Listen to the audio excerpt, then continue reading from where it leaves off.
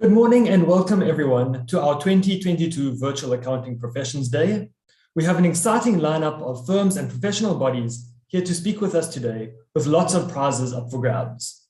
Before we get into the proceedings, I would like to welcome our Coordinator of Accounting Programs, Professor Suren Pillay, to present the welcome address. Thank you, Mr. Murray, for that, and welcome everybody. As you know, this Career Professions Day has been continuing for a long time, and of course, UKZN values the relationship between university and its partners, stakeholders, which include our audit firms very much. And of course, if it wasn't for you, our students would not have employment.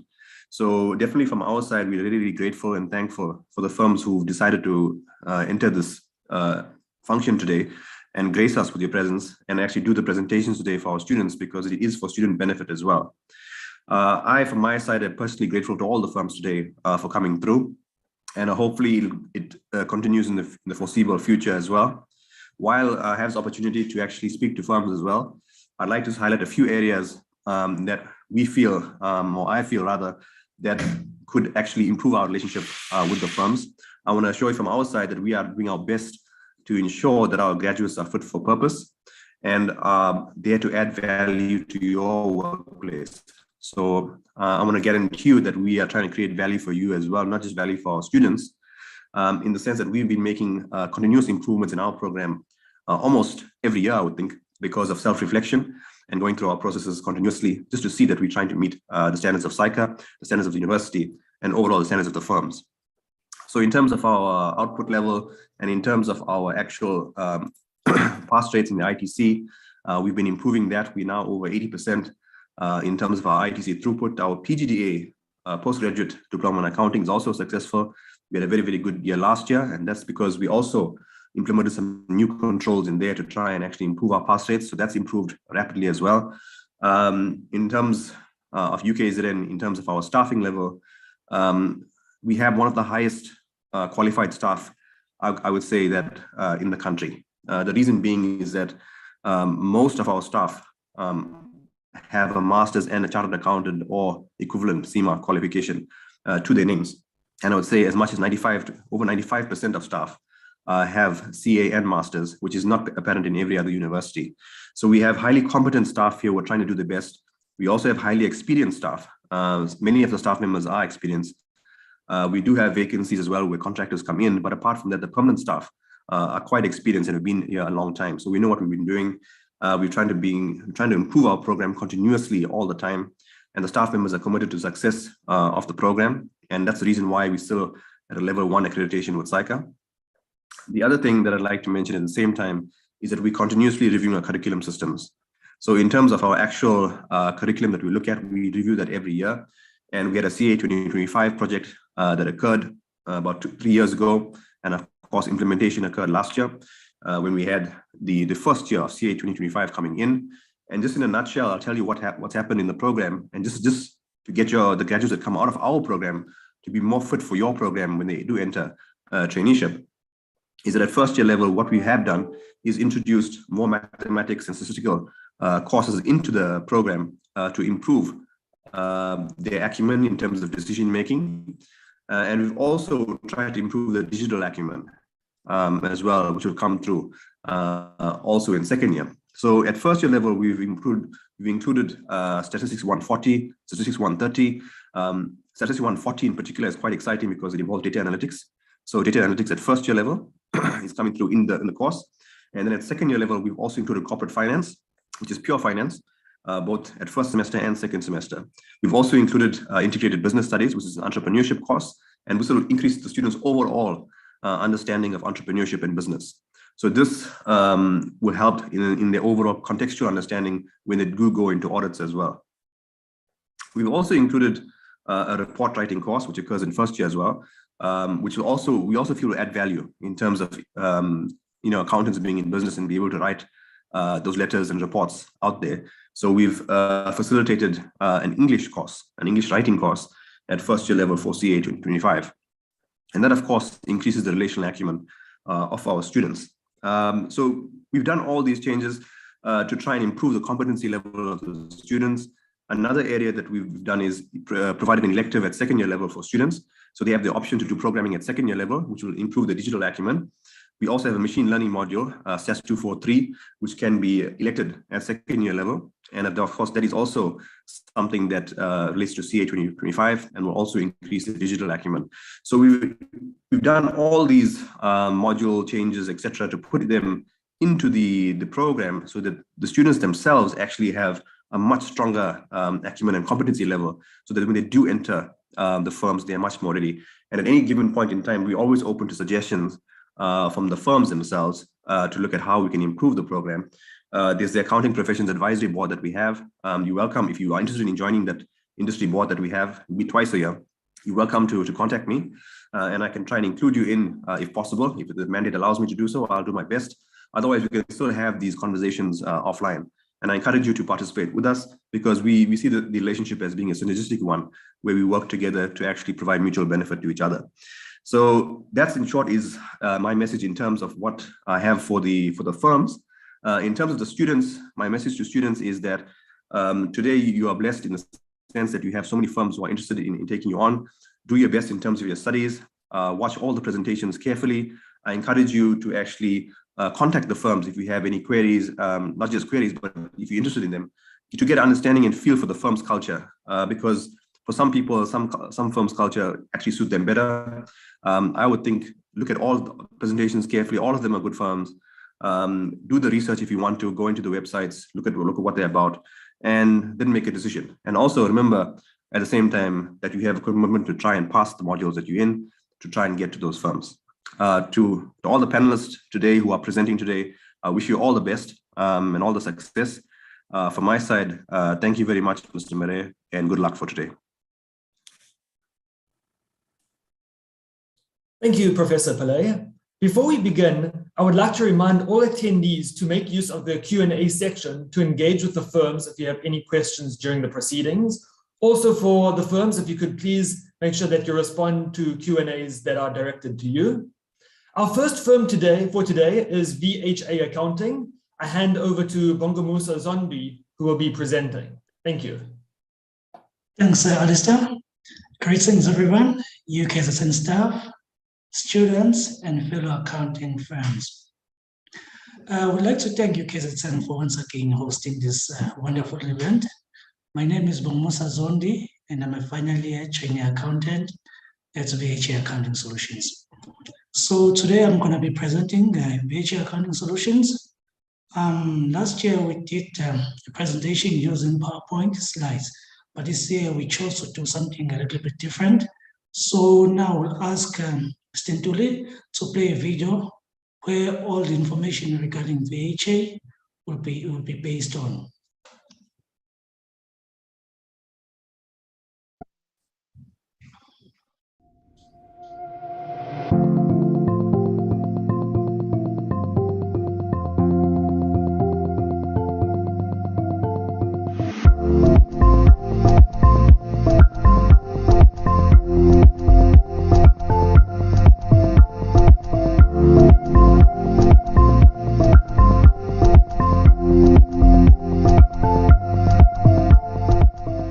Hello everybody, my name is Bongamusa Zondi. And my name is Ashley Gavanda, and today we're here to tell you a little bit more about VHA Accounting Solutions. VHA Accounting Solutions was founded in 2018 by three directors, Vidant Paula, Karishma Paula, and Alpha Dladla.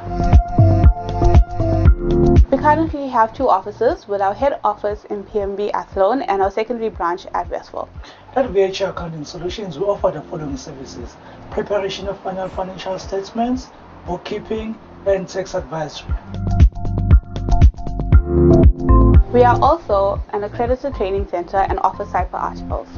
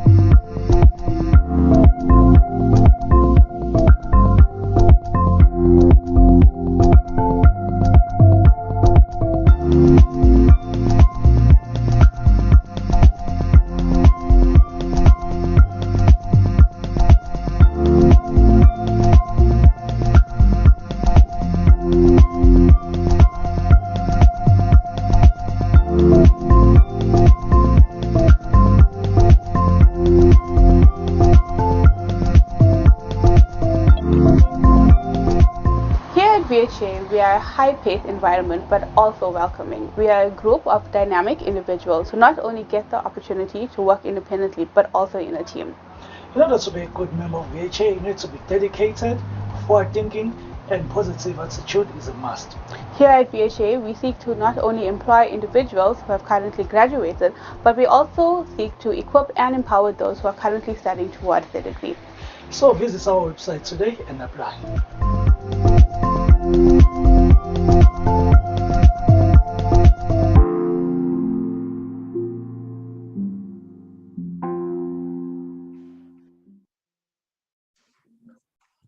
Thank you, Mr. Ntulu, for playing this video for us.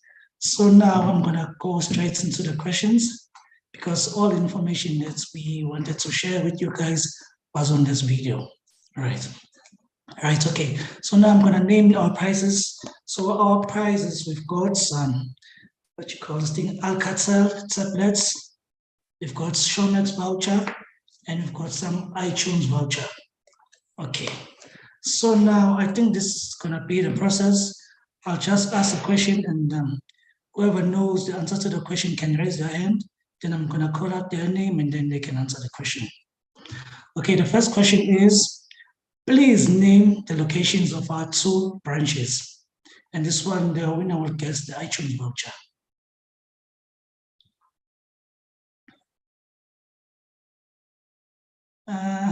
Mr. Hazelanga? Yes, Bomusa. Yes, I just want to confirm if the students are going to answer in the chat box, or I'm just gonna No. Raising hands is better because we don't want to clog the mailbox. Yeah. So can I pick one for you? Yes. Okay, we've got Trevan Chetty. Trevan, I want you to talk now, so you can open your mic. It's PMB, Athlone, and Westville. Thanks, Trevan. So you've won yourself an iTunes voucher. So Sasha Lekavenda will be in contact with you in the chat box. Okay. Let's so Mrs. Hazelanga, I would like you to choose all the people who are going to be answering for me, please. Okay. No problem. Yes. Okay, the next question is, what articles do we offer? And for this one, you're going to win a Showmax voucher.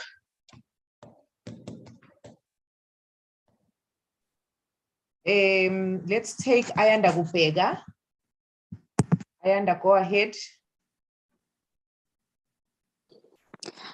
It's bookkeeping, financial statement preparation, and tax advisory, something like this. Thanks, Ayanda, for that answer. But those are actually the services that we offer. So the question was, what articles do we offer? Okay, so Ayanda, we move on. We will then take Studuzo Masondo. Okay. Yes, Go for it.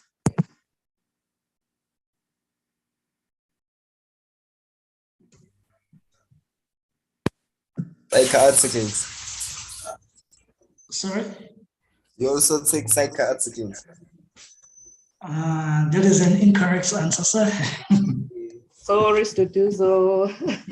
Let's go to Neosha Ganpad. Neosha. Sidebar articles. Brilliant, Yosha, you've won yourself the Showmax voucher. So please see our chat box below. Sasha will be in contact with you. Okay. So now the final question would be, so the winner gets himself a lovely Alcatel tablet. So the question is, please name 2 of our 3 directors.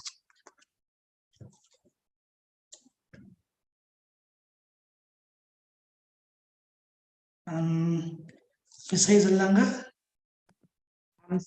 I'm searching. Okay. Let's go with Muhammad Vahed. Okay, go for it, Mohammed. Karishma Bola and Vidyant Bola. Brilliant. This is yours, my man. Well done.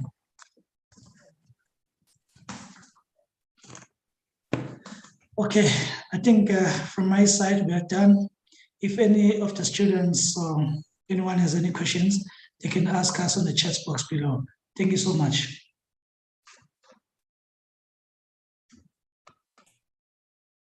Thank you, Bonga Musa.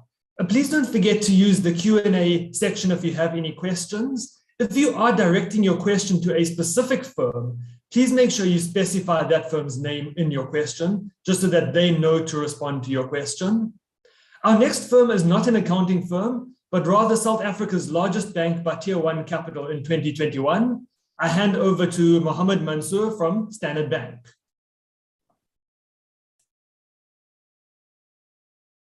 Hi, everybody.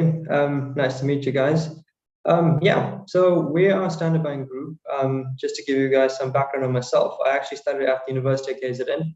Started my first year in 2016. Did both my postgrad and undergrad at the University of KZN. So undergrad 2019, and then joined the Standard Bank Group team in 2020, straight after the ITC exam. So currently I'm a third year in the program, having worked in various business units across the bank. And I think the biggest one has been the group reporting team, particularly where I assisted in actually preparing the actual annual financial statements for the group that was actually released last week, Friday. So some background on Standard Bank itself, if you don't really know us. Standard Bank is the largest bank in Africa, as we were introduced. We service clients across various business segments, so business and commercial clients, consumer high net worth, which is our wealth business, as well as our corporate investment banking business.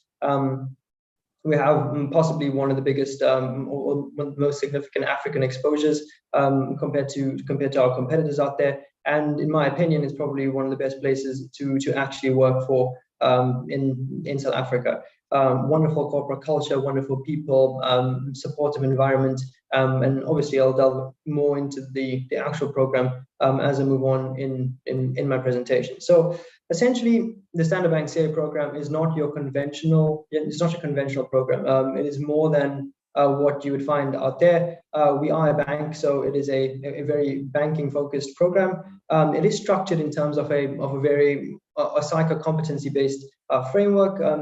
Essentially, in your first year of articles, should you join us, you'd be exposed to a lot of accounting and external reporting and competency-based rotations and tasks, where you would be working with various business units across the year to basically go on and deal with things like management accounting, core accounting concepts, etc. And as you build your experience, moving on to second year. Well, in your second year, you'll be working with more things such as like your taxation, auditing, as well as financial management, which is more towards third year, in addition to risk.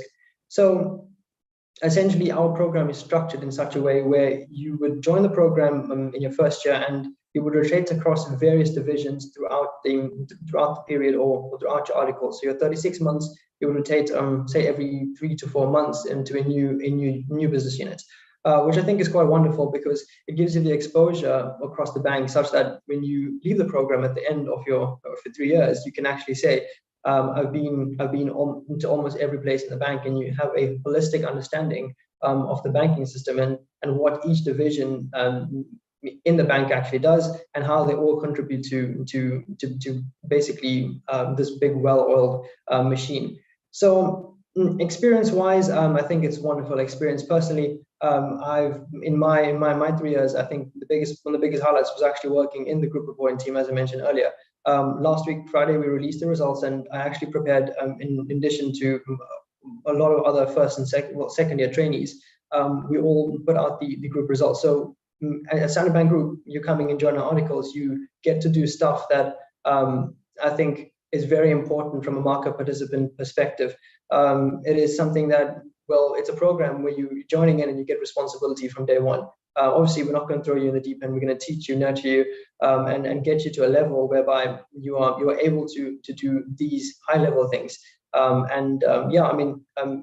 this program, you're never too small. You work with the biggest and the most senior people in the bank. Personally, I've worked with various CFOs and global heads and actually done work for them, which I think is quite important from a character building perspective, as well as in terms of experience. So yeah, we're basically a program whereby we believe in support, and you know, your managers are always there willing to help. You're learning on the job a lot of the time. It's not like other programs where you basically dealing with 1 or 2 clients or 3 clients across your 3-year period. Here you are rotating across various units, be it in corporate investment banking, be it in BCC, or even in wealth, which is, yeah. So essentially, you're not just stuck in one place, and you are gaining experience across the banking, across the entire bank. Yeah, and learning a lot on the job as you've done, such that when you're leaving your 3 years of articles, you can actually go out and say that you're one of the top business professionals in the industry. Yeah, so we're a program that we constantly looking to grow each other, constantly looking to grow you as a trainee. Probably one of the best places out there, again, in my opinion, to actually work from. And yeah, it's definitely a wonderful place to be. With regards to applications and steps to apply, I think go ahead, visit our website and apply online. Applications should be open soon, I think in April, so stay on the lookout for dates, etc. Regarding these applications, and apply as soon as possible, because the demand for our program is pretty high. Essentially, what we're looking for people who are in GDA at the moment, or honors in accounting. Either you have completed it or are completing it, but at the end of this year. And also, you need to be able to speak, read, write English proficiently. You need to be computer literate. So it would be really good if you. It would be a good pro if you're good at Microsoft Excel. So maybe go back to the ISTN 1 days and look back at the Excel notes that we've done. And have a look at those before coming in and applying here. And you also have to be a South African citizen.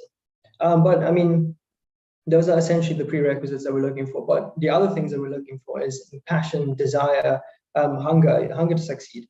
We don't want someone to come in here just to say that I've exhausted all the other options in terms of articles and I don't like them, so that's why I'm choosing banking. No, you've got to come here and you've got to have the hunger and desire to say, I'm going to succeed in banking, and I want to be a banking professional or banking CA. That's what we're looking for. We need to see people who are determined, willing to go, the extra mile to get stuff out. Because there are going to be days in the bank where you're going to be in some business units you work 8 a.m. to 1 a.m. in the morning. Some business units will work 8 a.m. to maybe 5 p.m. But depending where you're placed, you're going to have to dig deep, and you're going to have to, have that hunger to succeed, and show what you're made of.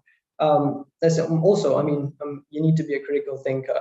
I think we're moving away from process-driven tasks, and especially in your first year towards your second, third year, where you join business units where critical thinking is an important skill. So you need to be able to be thinking out of the box at any given time. You will be involved in decisions that impact the bank at times, and you need to be able to be a critical thinker to ensure that the output that you're producing is one of is something that is required and something that is expected.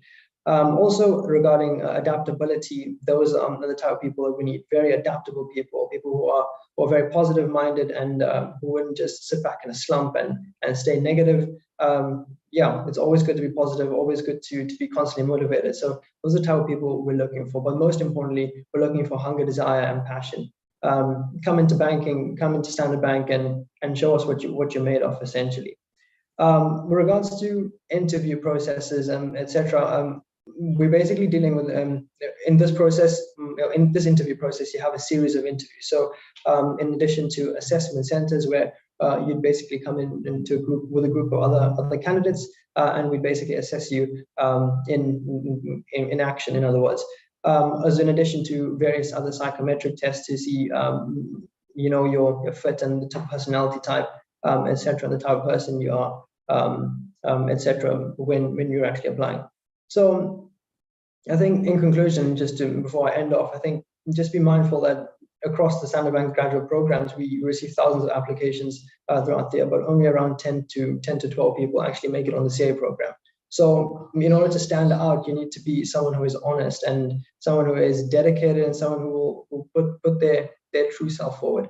When applying, I think the biggest thing, the most important thing that we look for is when you're applying and you're interviewing with us, you need to be someone who is you need to show us who you are. Don't think that we'd like to see a different type of personnel type or a different type of person. You come in as to who you are and you show us who you are, and that's how we'd be successful in the interview process. So yeah, I think last words. I know GDA is pretty hectic. I mean, having done that myself, but I think if you believe in yourself, anything is possible. So go ahead, really rock the year. And I hope to see a lot of you applying to our program and possibly maybe interviewing a few of you later this year. So good luck and thank you so much.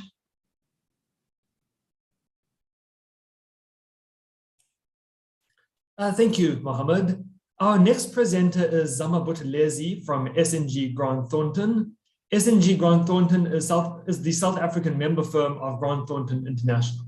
Over to you, Zama.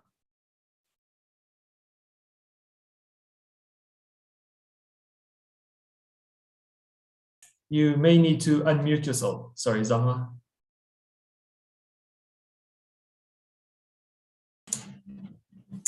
Thank you so much. Thank you so much for the opportunity. Hi, everyone. I would like to greet you all, the fellow firms and lecturers and UKZN students. Thank you so much for the opportunity. I would like to share my screen.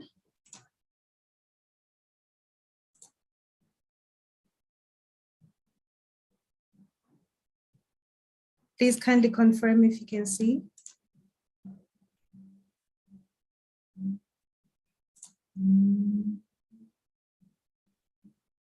We can't see yet, Zama.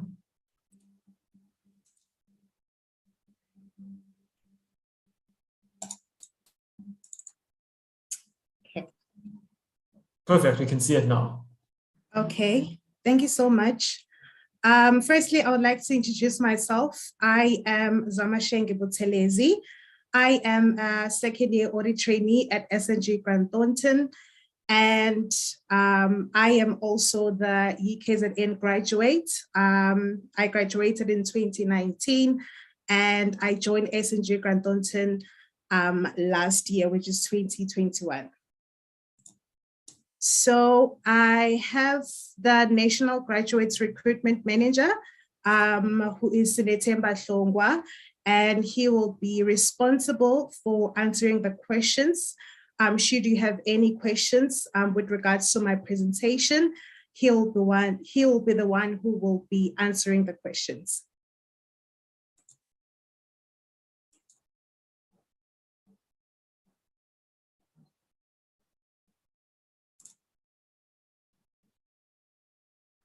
And I would like to play this video which is going to be representing the SNG Grant Thornton legacy.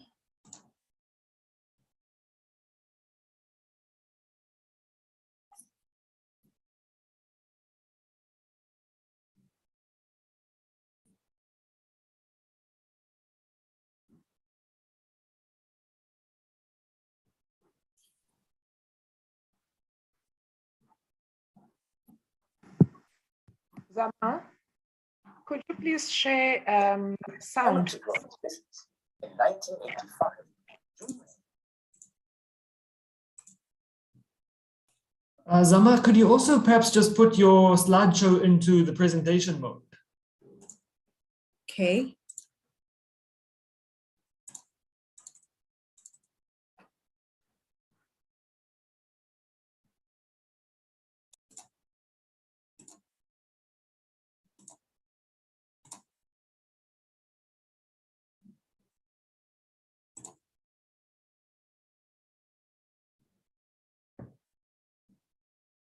Is it showing now?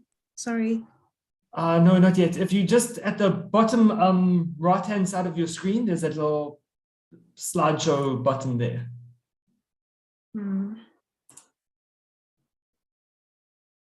So if you see the zoom in and out section, it's right next to that. I can't see it. Right at the bottom right.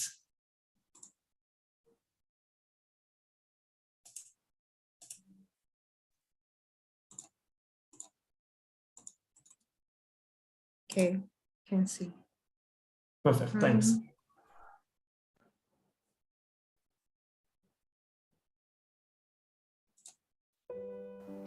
Can you see With now? a legacy set by our founders, shaped by our country's history, and inspired by our people, this is a story we are proud to tell, our legacy story.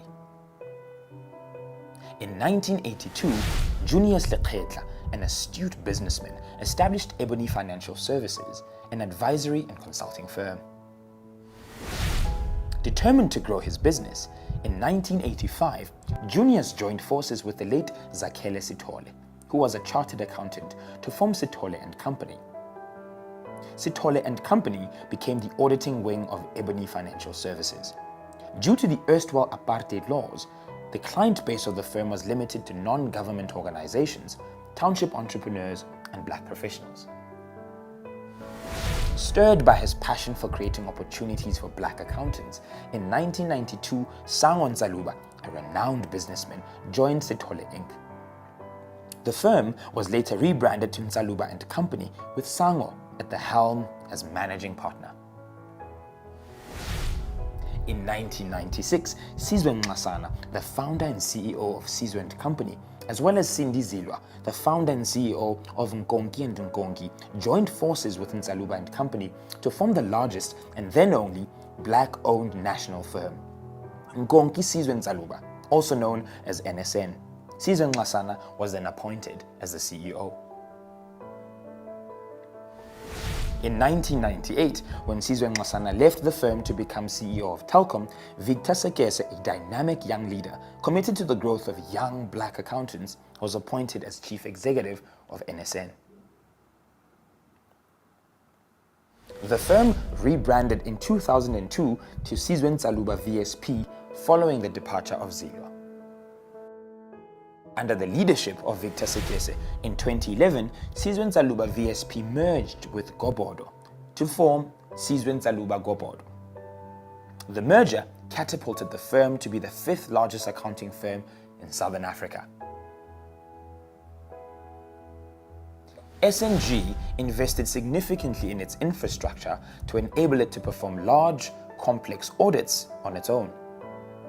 The appointment of SNG as sole auditors of Transnet in 2012 was a significant milestone in its journey to create a legacy.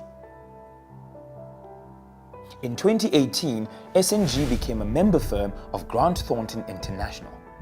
This move was inspired by the desire to grow the firm and continue to have a positive impact. The firm rebranded to SNG Grant Thornton to demonstrate its enhanced global reach and capability, whilst firmly rooted in South Africa. The firm is now able to offer a seamless global service to its international clients. Grant Thornton International is one of the world's leading organizations of independent audit, tax, and advisory firms. The network helps dynamic organizations unlock their potential for growth by providing meaningful, forward-looking advice. Proactive teams led by approachable partners in these firms use insights, experience, and instinct to understand complex issues faced by privately owned, publicly listed, and public sector clients and help them to find solutions. More than 56,000 Grant Thornton people across more than 143 countries are focused on making a difference to clients, colleagues, and the communities in which we live and work. We stand strong today because our exceptional business acumen, real success stories, talented people, and loyal clients who believe in our purpose. This is our legacy story. And I would like to describe the firm. SNG Grant Thornton is one of the largest Black empowered auditing firms in Africa, with 11 branches across the country.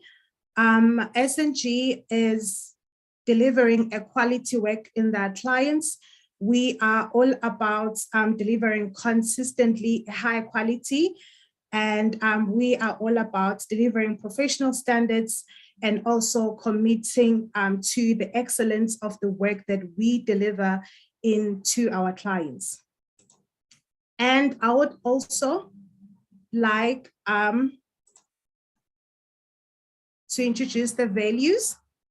So at SNG Grant Thornton, we have clear values. We have collaboration.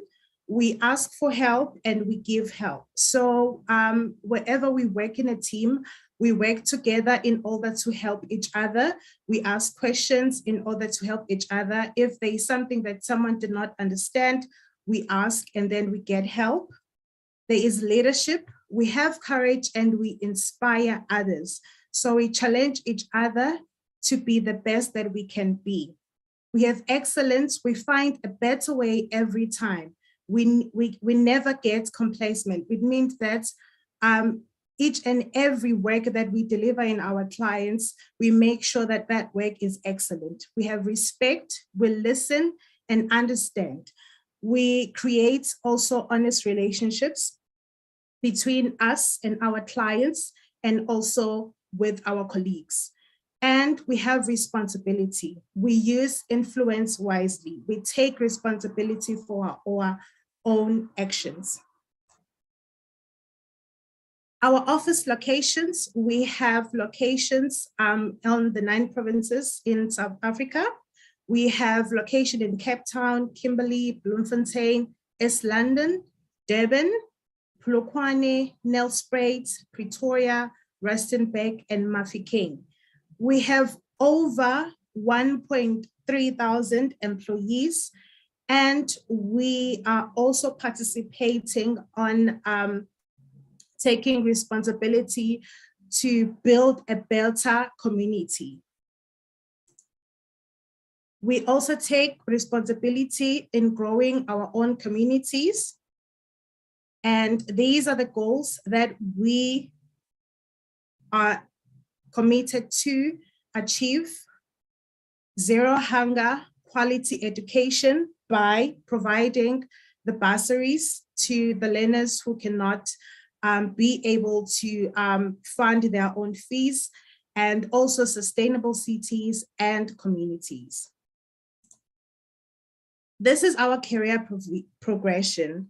So as a psych trainee, you first be a first year, and then you proceed to being a second year, and then you proceed to be a third year. Should you progress to be part of SNG Grant Thornton, you also, after your articles, you progress to be a senior consultant, where you focus on delivering the excellent client service, and then you get promoted to be a manager M1, where there is focus on the engagement or project management and delivering excellent client service.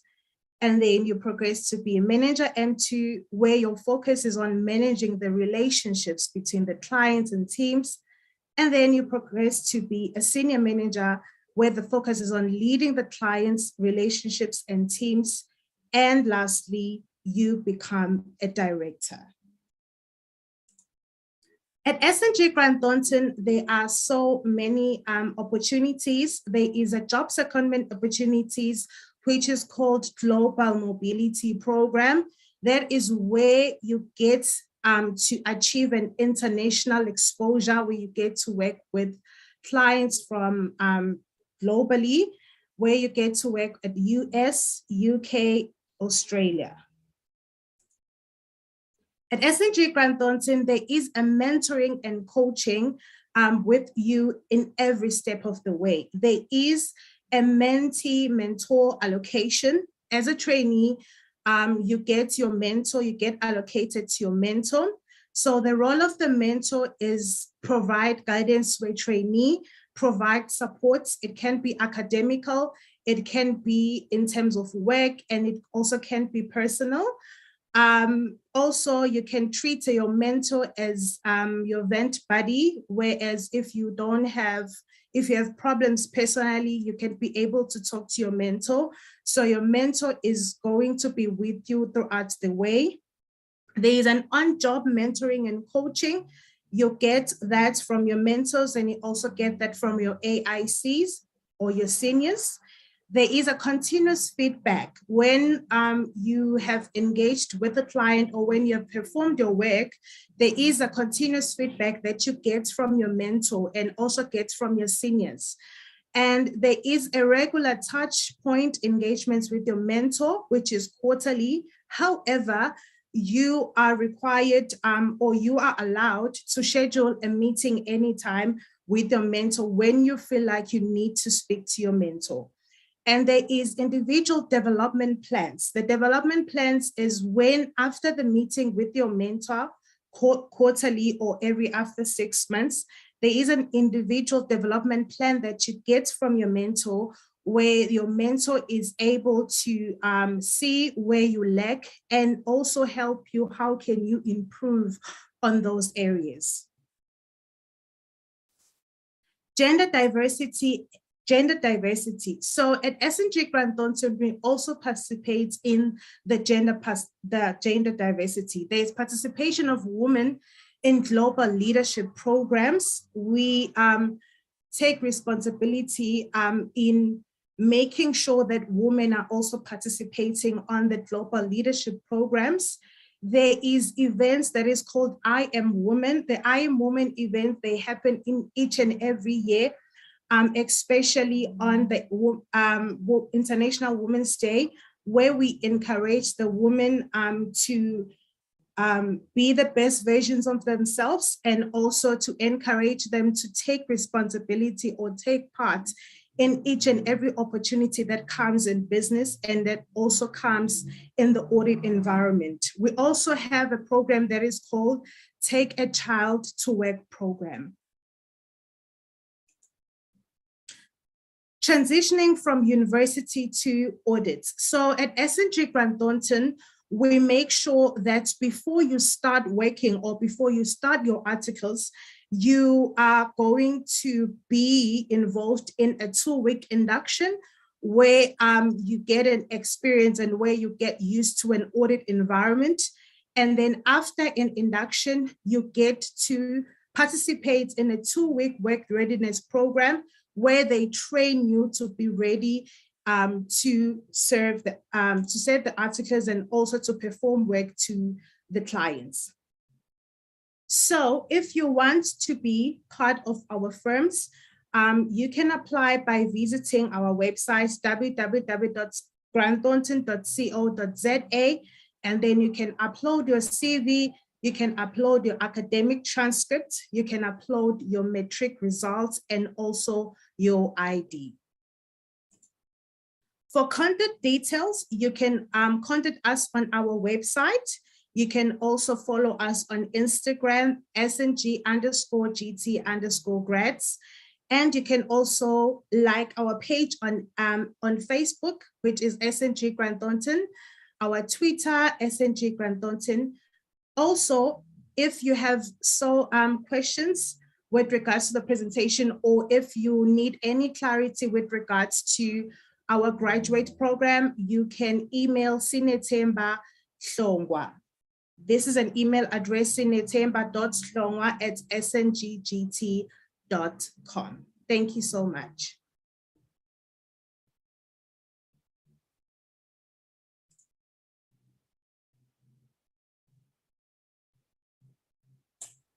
Thank you, Zama. If you could please stop sharing your screen, perhaps.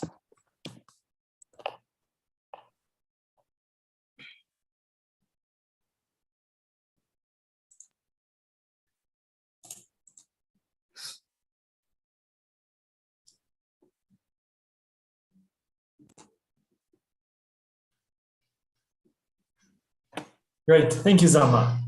I see in the question and answer section, someone has asked if there are any alternatives to being a chartered accountant. Our next presenter will be able to assist as they represent one of South Africa's leading accounting bodies. The South African Institute of Professional Accountants, or SAPA, represents qualified professional accountants in commerce, industry, academia, and the public sector. I hand over to Tina Mathilal. Thank you, Tina.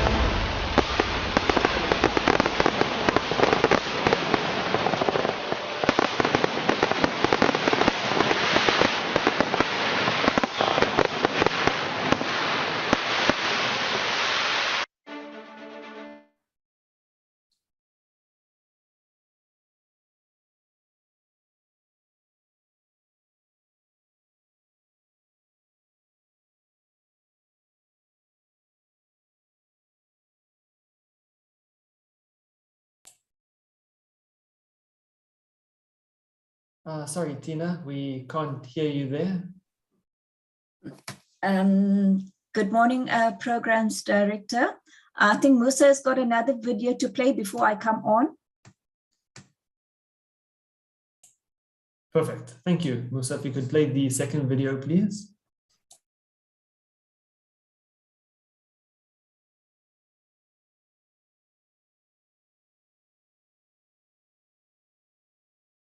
You know you want to become an accountant, but you're not sure which type of accountant, or that there are different types of accountants. Over the years, there's been a growing number of different types of accountants that are helping business manage their finances. One of these types of accountants is a professional accountant SA. Professional accountants play a key role in growing South Africa's economy and are critical in the financial success of every single business, large or small. Of course, being a professional accountant SA has its own financial rewards too, with a massive earning potential. But how do you go about becoming a professional accountant SA? There are certain crucial choices you have to make in order to become a professional accountant SA. Each one as important as the other. Miss any one of them and you won't be able to complete the journey. And they are all sanctioned by SAIPA, the South African Institute of Professional Accountants.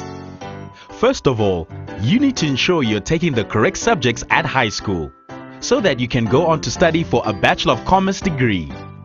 An alternative to the BCom is an equivalent degree with the required core subjects from a SAIPA accredited tertiary institution.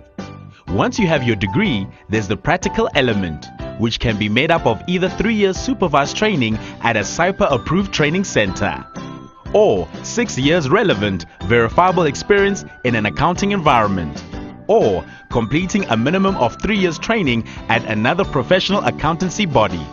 Following on from your practical experience is the SAIPA Professional Evaluation, which is a 4-hour written examination based on the core academic subjects and practical experience. Then, only once you've successfully completed the professional evaluation can you apply for membership to SAIPA. And once you're a SAIPA member, you are set as a member of one of the most rewarding, successful professions in the country, ready to reap the rewards you deserve. To find out more, go to the SAIPA website or call this number.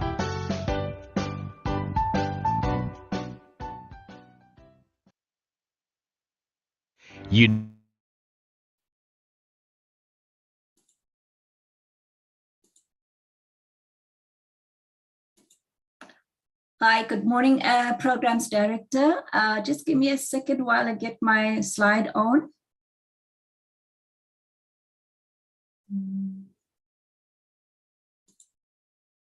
Trying to get this.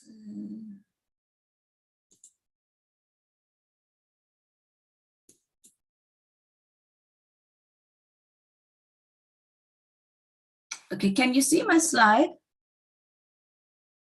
I can't seem to get it to... we can. If you just press the little button at the bottom to start your slideshow, or you can go to slideshow, the ribbon there. Yes, I can't get to the slideshow. Unfortunately, the link here is blocking it. Okay, let me just try again. Oh, can you get it now? Yes, it's perfect. Oh, great. Thank you. Thanks for that. Sorry about that technical glitch, but a very good morning to the UKZN team, students who are attending this morning, and fellow exhibitors. Sorry, let me just put on my video also. There we go. Okay. My name is Tina. I am the KZN representative for SAIPA based in Durban. And I have attended many of your career days on a face-to-face basis. So a few of your students might know me, but thank you for the opportunity today.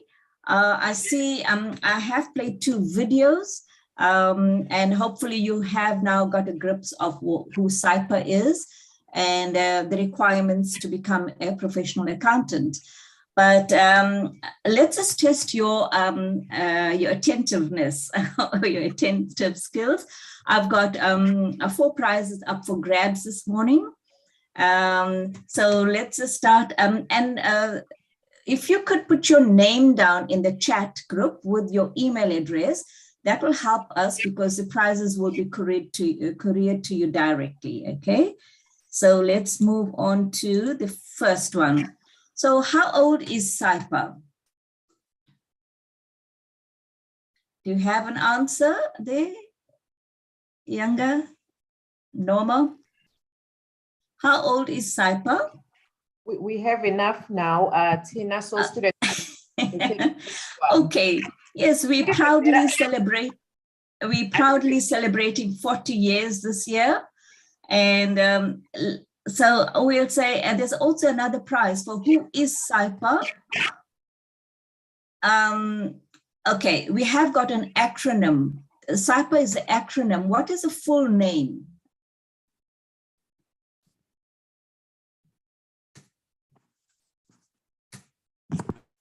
Okay, have you an answer already? We have the winner now, Tina. Oh, great, great. Okay, Saipa is a short or is an acronym for South African Institute of Professional Accountants, right? We are a professional accounting organization who represents qualified accountants at government level. We influence legislations and so forth. So there's quite a lot of information about who Saipa is. You can go onto our website and you will find more details. But a key important fact I'd like to mention is we belong to IFACT. Now that's also another acronym. When you're in the accounting industry, it's full of acronyms. So IFACT stands for International Federation of Accountants, right? Yes. So basically, we abide by their rules and regulations, and especially the ethics and so forth. So besides being a member of IFACT, we belong to various other bodies like PAFA, Pan-African Association, and we have memorandums with lots of other countries internationally. So for another prize, and the prizes are national, right? What are the requirements to become a professional accountant SA? And the clue I got here, there's 3 pillars that you need to know. Tina, can Yes. we to raise their hands so that we can get to hear their voice? Okay, yes. Yeah, okay. We have Studuzo Masondo, who is ready to answer. Okay, let's hear. You can go ahead, Studuzo. Can you hear me? Yes, yes. Yes, okay. Firstly, you have to complete your 3-year degree. Yes. Then do your PhDA, then complete your articles with the registered company by cycle. Yes, an accredited training center. Yes. Your 3-year articles, correct? Yes. And the third one? The third one, sorry? So you've given me your academic, you need to complete your BCom degree, yes. The second one is your learnership with an accredited training center. Yes. And the third one, there's 3. And you complete your articles for 3 years. Your articles is your learnership, right? With an accredited training center. So there is a third, a very important pillar. Sorry, I forgot it. Okay, let's give someone else a chance quickly. Let's take Sebase Mkunu. Go for it, Sebase.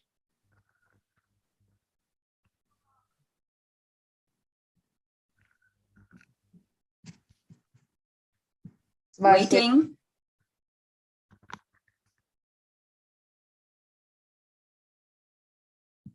Hello. Can you hear me? Can you hear me? Yes.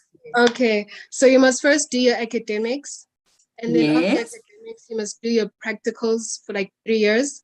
Yes. And then after that, you must have your professional evaluation. Examination.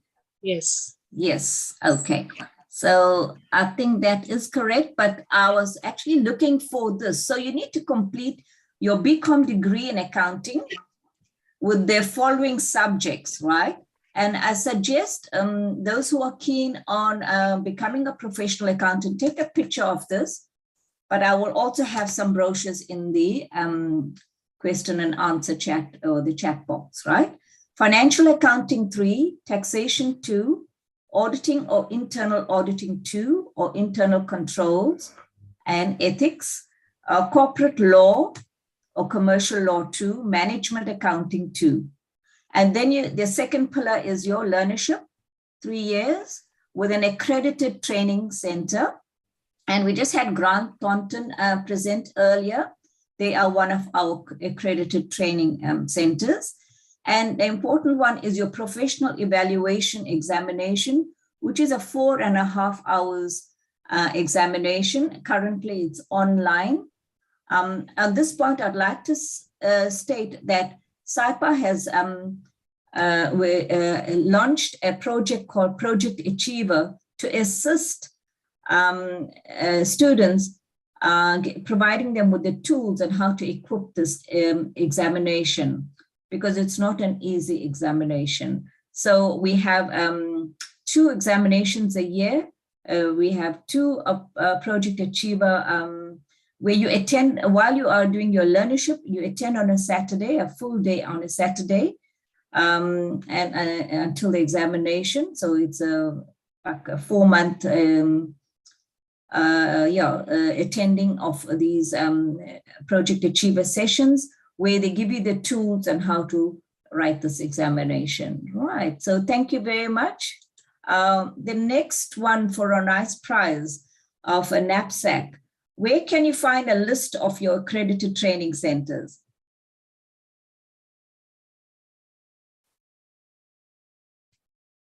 Anyone?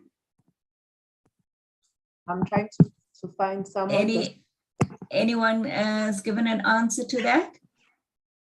Let's take Shaila Indruthi. Okay. Shalia. Hi. Yeah. Yes, on the SAIPA website. On the SAIPA website. Exactly, exactly. So there's so much of information, to know, and things changes constantly. As you all know, we're in a very fast-paced, technology-driven environment. So our website is updated daily. And therefore, if you need to know anything regarding membership, training, so forth, visit our website, www.saipa.co.za,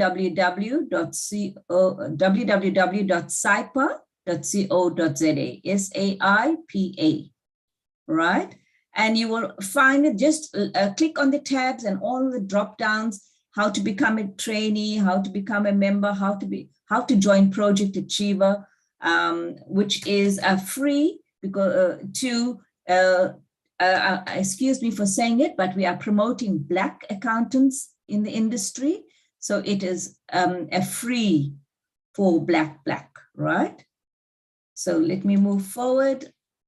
Okay, for another prize, what is SAQA grading or the NQF level for the professional accountant SA? So we have the different levels when you matriculate, and when you become a professional accountant SA, what is the NQF level? I'm trying to find someone to answer. Yes. Just one sec.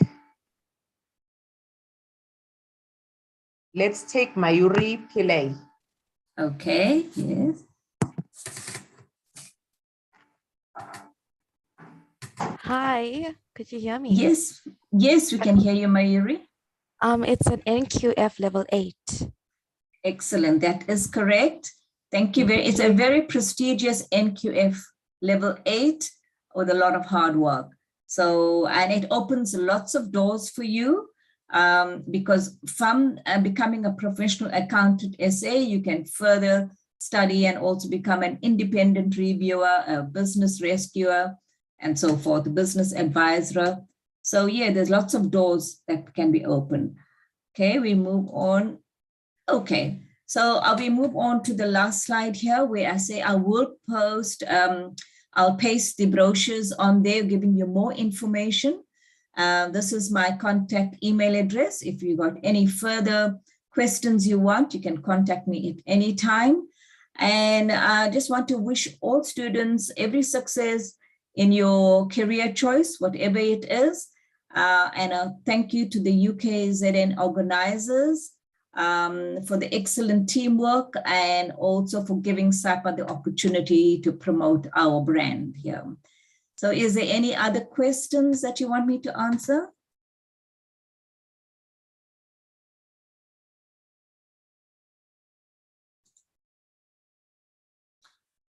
This is our head office is in Midrand. Sorry, I omitted that. And these are details of email addresses of the various departments at our head office, right? Can I stop sharing now? And is there any other questions? Thank you, Tina. Yes, you can stop sharing. I think any questions can be asked to the question and answers if they have any left. Okay. Thank you, Programs Director, and thank you, everyone. All the best. Bye-bye. Thank you, Tina. Just to the attendees, if there are any questions with prizes, please can you raise your hand rather than typing to the chat? There have been some people complaining that people are answering in the chat and then the people are just taking the answer from there. So please remember, raise your hand. Don't type your answer into the chat because it blocks up the chat for the uses of the chat. Our second professional body then to present is the South African Institute of Chartered Accountants, or SACA, who, according to their website, are the leading accountancy body in South Africa and one of the most prominent institutes globally. I hand over to Constance Mogagabe.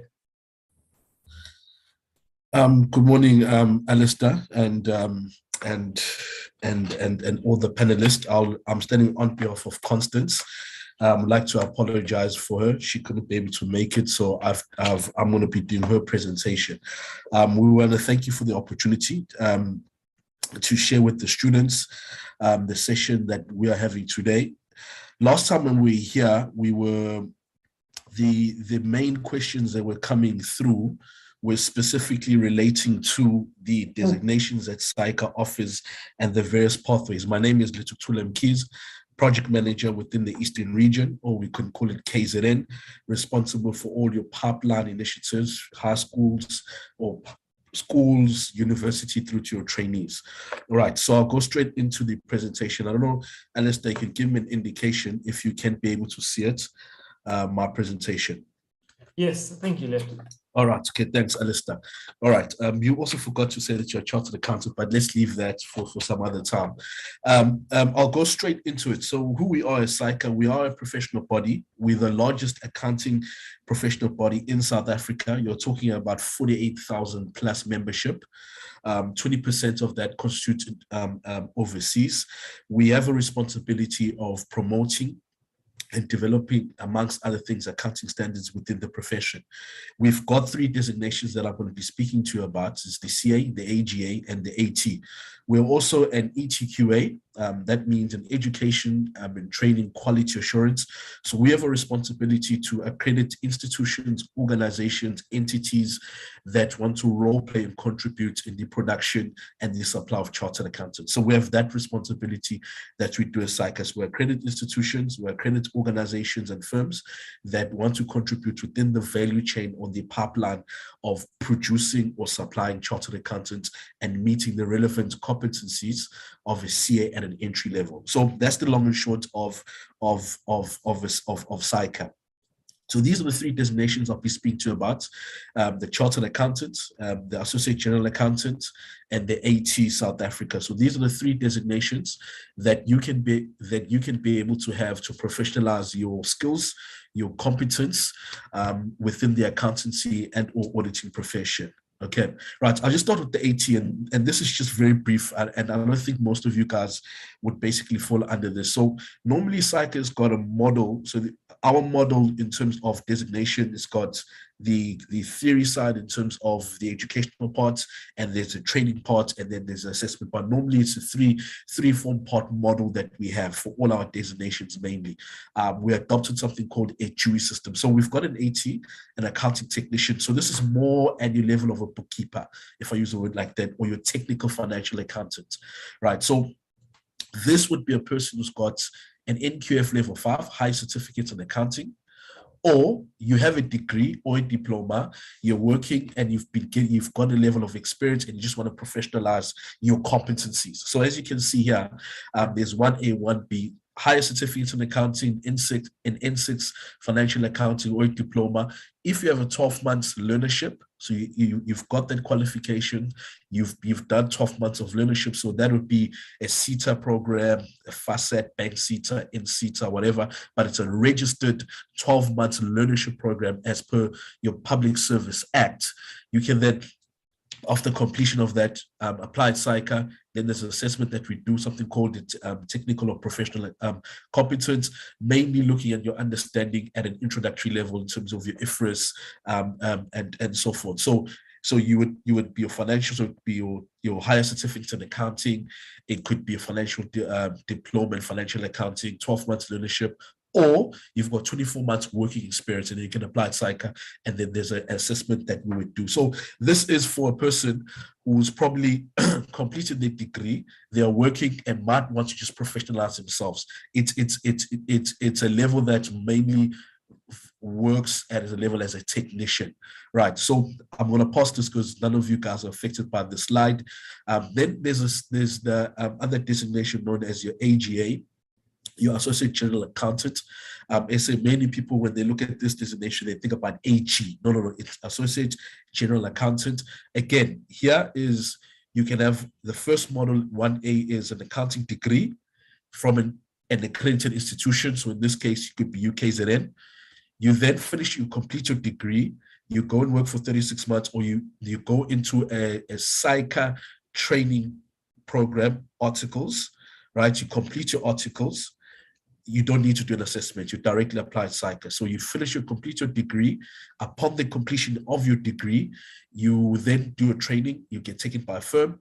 You complete the 36 months within that firm, and then basically you can apply SICA to become an AGA.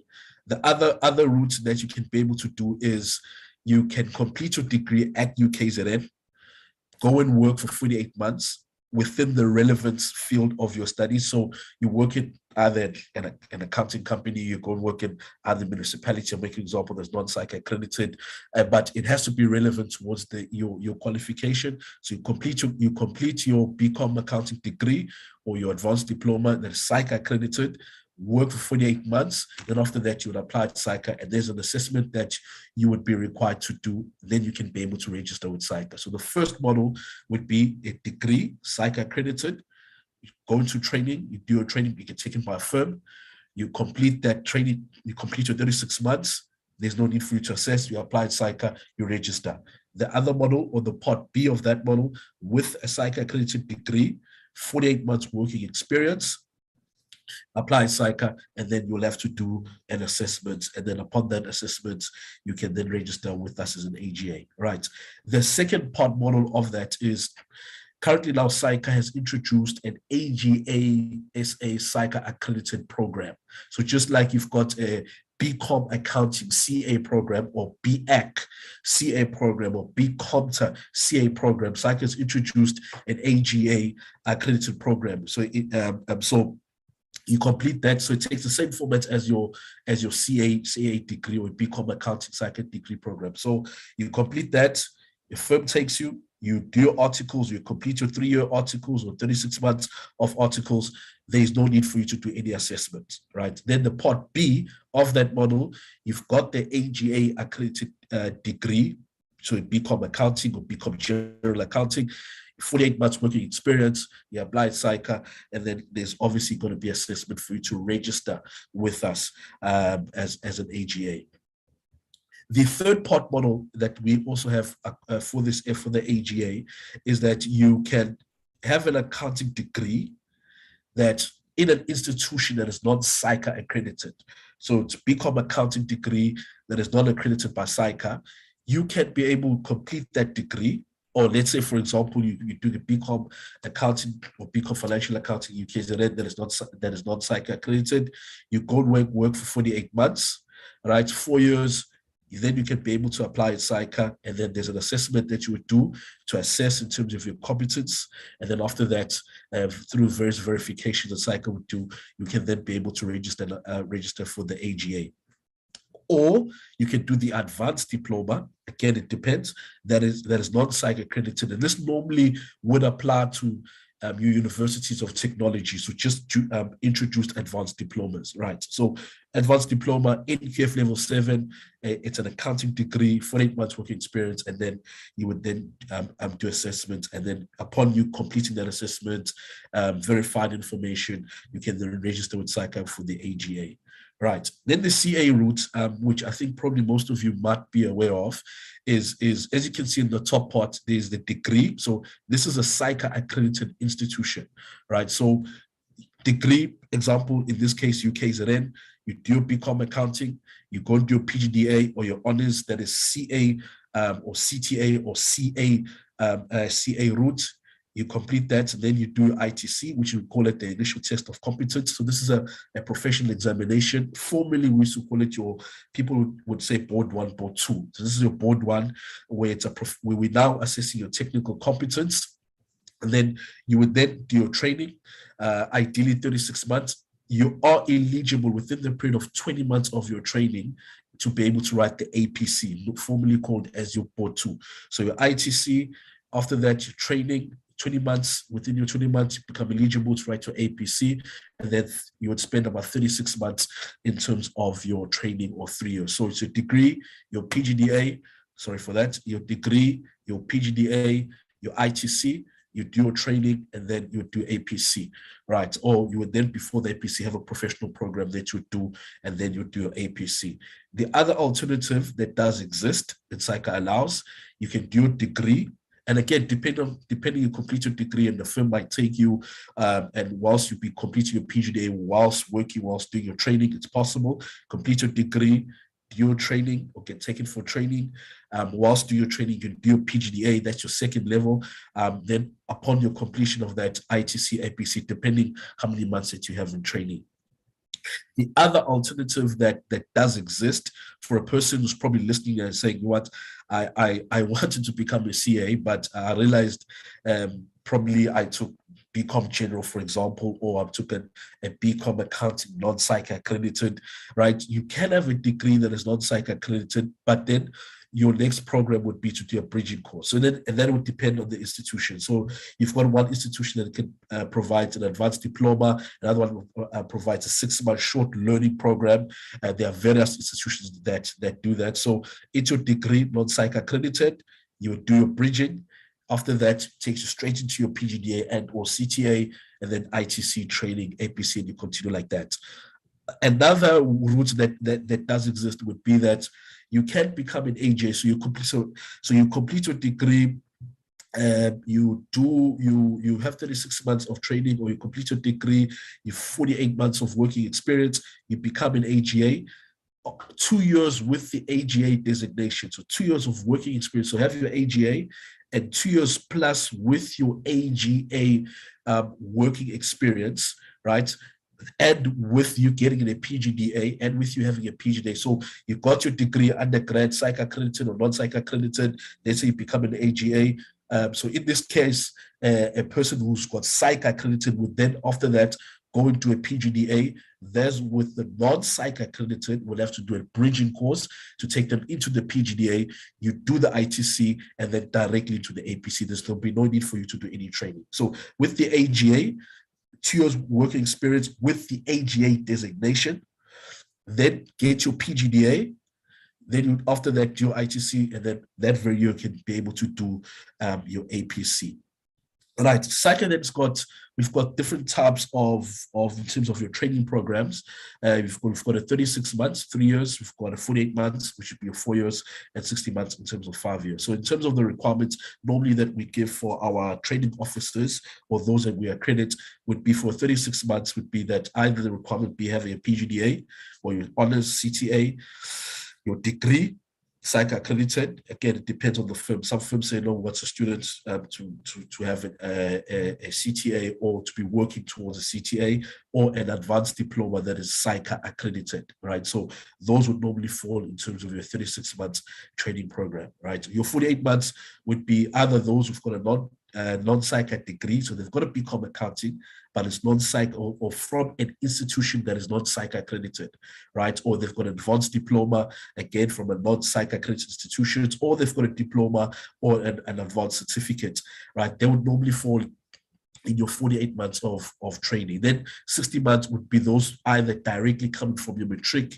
or those coming with the qualification of your NQF level 4. Normally for those in the period, those who take the 48, 60 months, in our training regulation, there is a section, if I'm not mistaken, section 14.1, where we will be required that you show evidence towards your training officer that you're working towards a PSYCA accredited program. So in this case, if it's a degree, non-PSYCA, you show that you're doing an advanced diploma or a short learning program towards into your PGDA and so forth. And within the period that you completed, before the 48 months, there is a 12 months of remission. So, but again, it depends on the conversations that you basically have with your firms, right? So there are large opportunities, but the key one that I want us to look at is specifically with the CA. So you guys are basically aware in terms of your Companies Act, what the requirements of Company Acts and the regulations that go with it. With the CA or with the AT, as I said, the AT is mainly based as a technician, right? So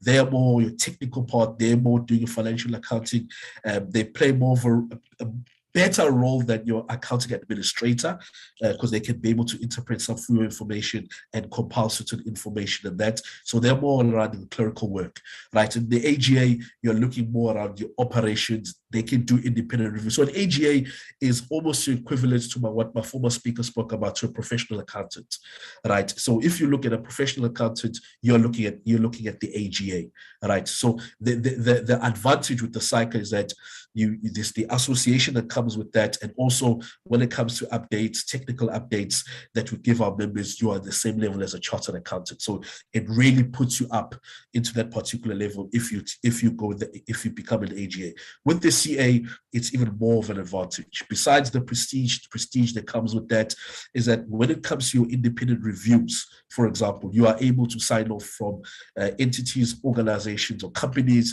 that have got a PI score of more than 100. And below 349, if not mistaken.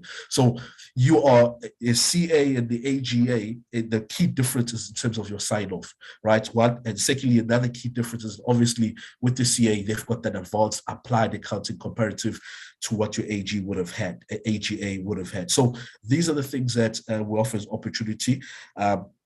And I can assure you, become a CA, become one of our members, you will be really highly sorted for. All right. So that is what I have for our presentation. But I've got two questions that I'd like to ask. The first question, we want to give out a power bank, right? It's a PSYCA power bank. I don't know if you can be able to see it. If you can't see it, forgive me, a PSYCA power bank, right? So the first question is to the student, Alistair or Hazel, you'll help me out, is what does EQTA stand for? Okay, ETQA stand for. What does ETQA stand for? That's the first question.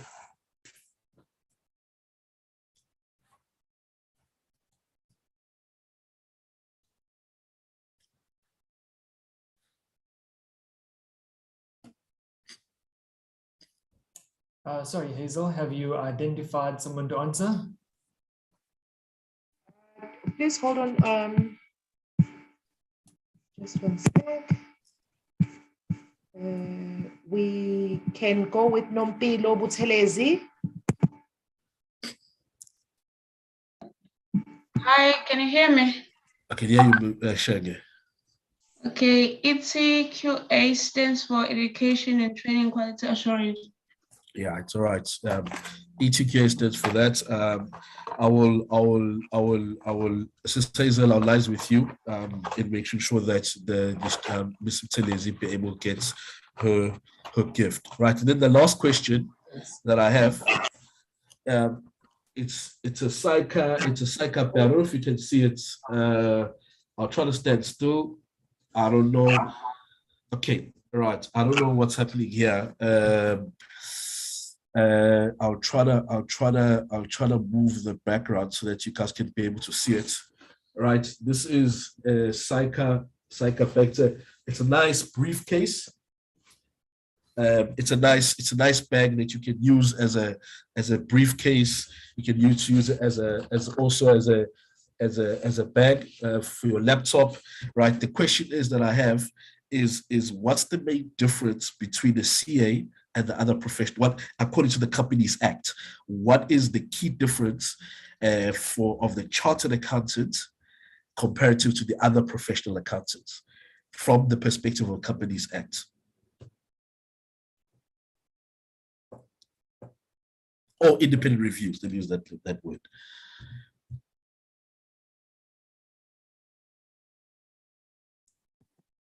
I am still here, Letu. All right. Like there's a hand that I saw. Okay. Let's go with Maharaj. Maharaj. Mishka. Yes. Let's go for it, Mishka.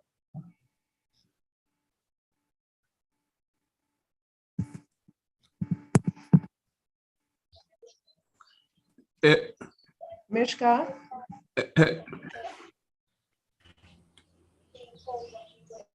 Can I speak? No, it's Mishka.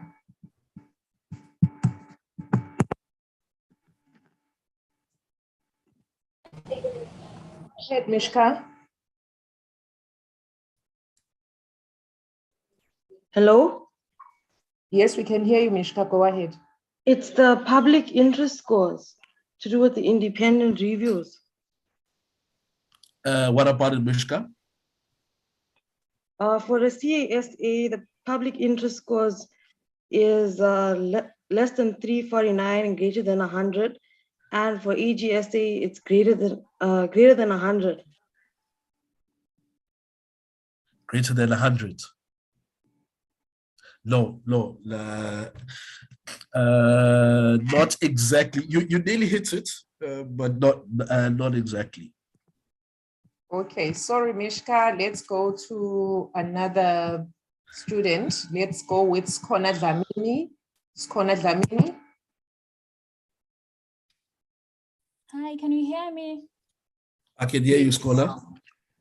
Okay, the ATSA doesn't do reviews because they just accounting technicians, and then AGASA has to have a PIS of less than 100, and then for a CSA, it's between 100 to 349.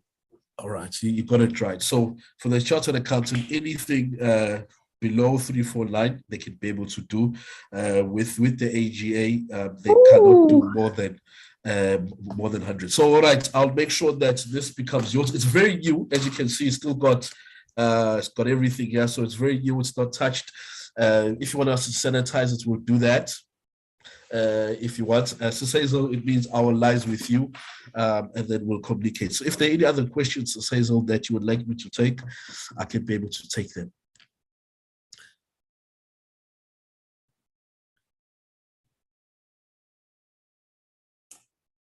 Thank you, Letu. I think All you right. should stop sharing your screen there. And I think any further questions, if you don't mind, just taking them in the Q&A question box. I think there's a couple for you already there. Thanks, Alistair. Great. Thank you, Letu, for your presentation. And thank you for also reminding me that I am a chartered accountant. It clearly is very easy to forget. Our next firm is PricewaterhouseCoopers, or PwC, one of the big four accounting firms. They are a network of firms in 156 countries, and offer assurance, advisory, and tax services. Interestingly, my wife served her articles at PwC. We have many debates about whether my firm that I did my articles at or PwC is better, but I always seem to win that debate. I hand over to Serena Stephen for her presentation. Hi, everyone. Can you hear me? Yes, we can. Okay. I just need to switch on my video. Hold on 1 second. Are you able to see me? Yes, we can. Okay. All right. Good story there, Alistair. So hi, everyone. And thank you very much for taking the time to join the PwC session. I'm Serena Stephen, and I'm part of the PwC National Graduate Talent Acquisition team. Sorry for the voice, I'm actually not well, so excuse me. Now, I know that we've been allocated a very short space of time, but I want to try and provide as much relevant information as I can. For those of you who are not familiar with PwC, we are a professional services firm offering assurance, tax, and advisory services. But my main goal here today is to share or talk to you about the psych articles or traineeship that we offer. However, before I get into that, I'm very excited to share that PwC has launched our new global strategy called the New Equation. We want to be the most trusted and relevant professional services business in the world. It is about being human-led and tech-powered. But I've got a video, so let me show you what I'm referring to. And let me just share sound.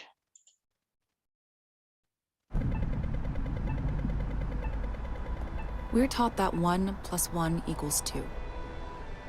Simple, right? But today's world isn't simple. So, what happens if we look at it from a new angle? Could we make something greater? If we bring together human ingenuity, passion, and experience with the latest technology, we start to make something more. Something we can see in people's lives and feel in the world around them.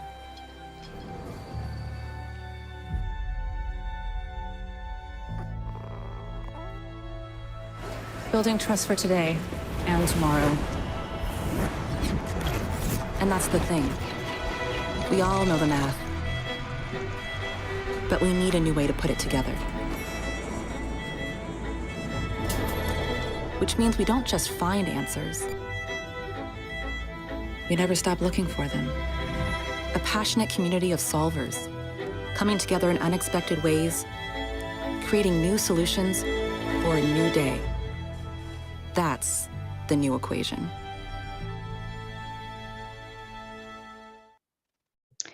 Okay, creating new solutions for a new day. How awesome.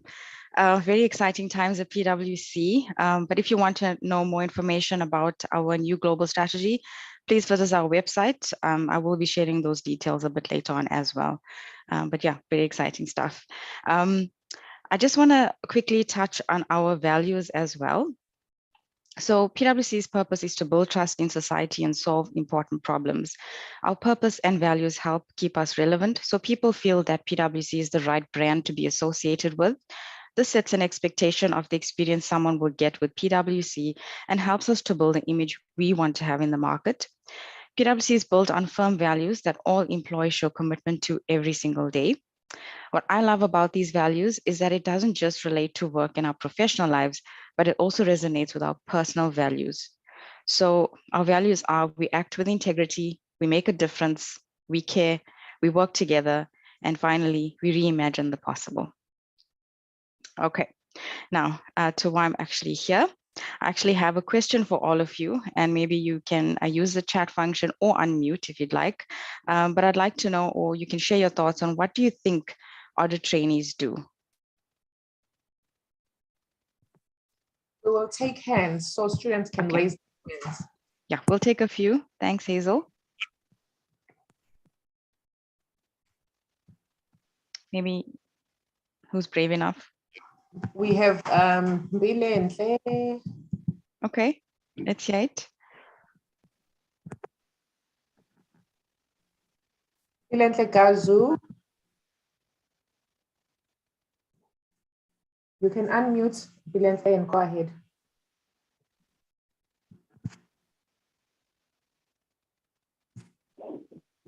I think what it is observe and learn. Sure. The sound quality is really bad. Sorry. Yeah, no, we did not get that. The sound quality was not that great. Sorry, Bilenhle. Let's go. Another hand. What was the question again, Surina? It's on the slide. What do other trainees do? Oh.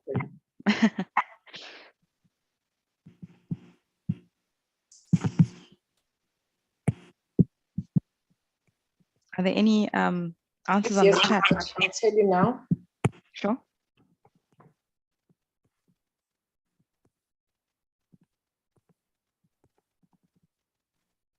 Okay, we have Siatemba Masego. Mm-hmm.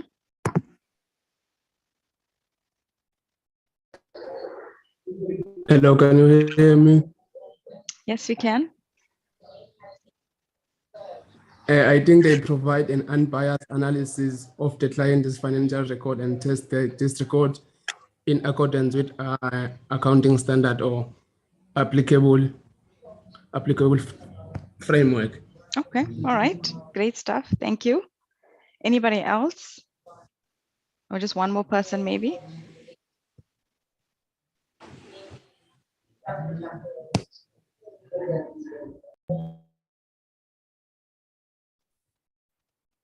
Good morning. Well, audit trainees spend time with the clients and they audit the financial statements. Mm-hmm. Okay. All right. They give an opinion on the financial statements as well. Okay, awesome. Thank you. Thanks for sharing. All right, so let's see what we have, or what I have. Okay, so just different perspectives. So what my mom thinks I do, I travel across the country and I live a very nice life. Okay, what society thinks I do, go to companies and catch corporate bad guys. Okay, what you think you actually do, you're like Superman, so you want to solve the world's problems. All right, and what you actually do is you work in a team to achieve a common goal, network and audit accounts, and provide trustworthy information about financial records. So yeah, that I'll let that sink in, and I hope that gives you a little bit of a sneak peek into what you will be doing if you're following this particular stream. And thanks for participating with that. All right, so we often get students asking us questions about our processes, our training contracts, etc. So I thought I would share a few frequently asked questions and the answers. And then obviously, if there's any more questions, we can answer that as well. So I'd like to kick off with that. And one of the most common questions we get asked is, what is PwC's training contract and bursary contract requirements? So for a training contract in grade 12, you'd need to have 65% or above in maths and English. And at university level, you must obtain at least a 60% overall average per semester. If you're applying for a bursary contract with us, in grade 12, your maths and English mark needs to be about 70% or above. And at university level, it will be the same as I mentioned previously. If you have not done well in school, but are actually doing better at university, you also will be considered because it shows us that you have grown and that you have made an improvement. Okay. Another common question that we get asked is, if my application was declined, can I reapply again? And the answer is yes. However, it will depend on the reason that you were declined in the first place. So if, for example, it was your academics that you were declined and you feel that you have made an improvement, then yes, you're more than welcome to reapply. All right. Another common question that we get asked is, do I need to do a pastel course? And it's absolutely not. You do not need to do anything unless you want to, for your own development. But, if you start with PwC, then you will be trained on our systems. So no need to stress there. Another important question that we get asked is, what assistance does PwC offer for SAICA board exams? So PwC covers the cost for board courses as well as your first attempt at each board exam, that is your ITC and APC. We accommodate students with study leave to prepare for these exams, and typically how this works, leave is given for all exams. So in your honors or CTA or PGDA year, you'll be provided with all the necessary information that will be relevant to your year of starting. Now, this can be subject to change. We know with COVID, there was a lot of movement around when exams will be written. So if there's any changes like that, then ITC will be written at a different time. But you know what, I know this can be overwhelming to understand. So don't worry, when you get to the point of, enrolling and writing these exams, you'll know exactly what I'm talking about. And then just one more question that we do actually get asked quite often is how to apply for our VAC program. So it's very simple. You need to go onto our website and apply for our vacation program. We usually advertise that closer to your breaks, so your term breaks. So you can have a look at that. If you are signed with us, if you have a contract with us, you do get an invite because we would really want for you to attend at least one vacation program during your studies. Okay, so I hope that was informative. If there's any other questions in the chat, Hazel, anything that we need to take right now, I can take that. And then I've just got a few more slides to go through.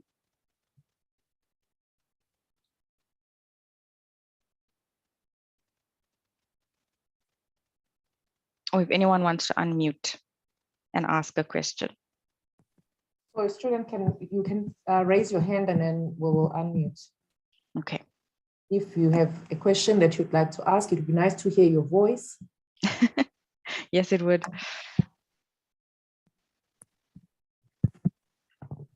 We have Masibulele Apiwevezi.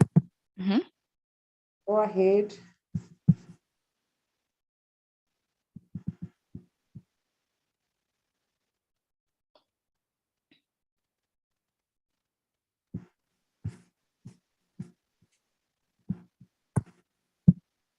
Unmute yourself, Masibulele.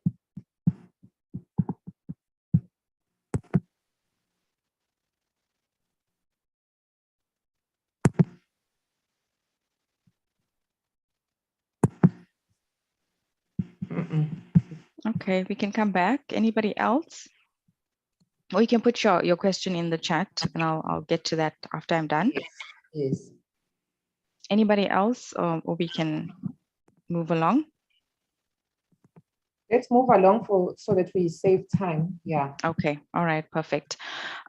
So I actually just want to quickly share my team's details with you all. So please feel free to take a picture of these slides or a screenshot. And if you need to get in touch with the relevant recruiter, you're more than welcome to do so. So on the screen, you'd see our graduate managers, Arthi and Yahu. Arthi is based in the Western Cape and Yahu is based in our Gauteng region. Then we have our Johannesburg team, so you can contact any one of these lovely ladies if you have a query or question about our Gauteng area. Okay, and then it's myself. I'm based in the KZN area, but I also recruit for the Northeast region. So yeah, you're welcome to get in touch with me and my colleague Liesel, who's based in the Eastern Cape. And then lastly is our Western Cape team. And our central recruiter, Busi. Okay, and then moving along, and I did say I was going to share these details, but this is how you can keep in touch with us. So if you want to make an application, if you want to find out more about our VAC program, our graduate programs, you can just go onto our website, www.pwc.co.za. But if you want to make an application, then you add on the /students to that and register your CV. We also have various social media platforms that you can reach us on because there's always exciting content that's being shared on there. So do follow us on Twitter, LinkedIn, Instagram, and Facebook. Okay, and I hope all of you were paying attention throughout the chat because I actually do have a quiz as well and some great prizes. So yeah, Hazel will do the raising the hand and the person can answer.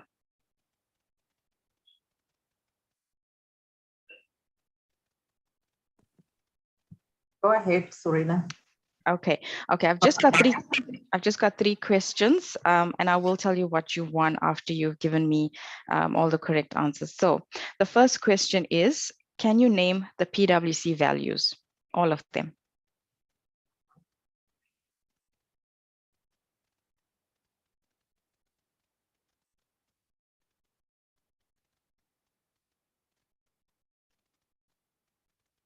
Has anyone raised their hand?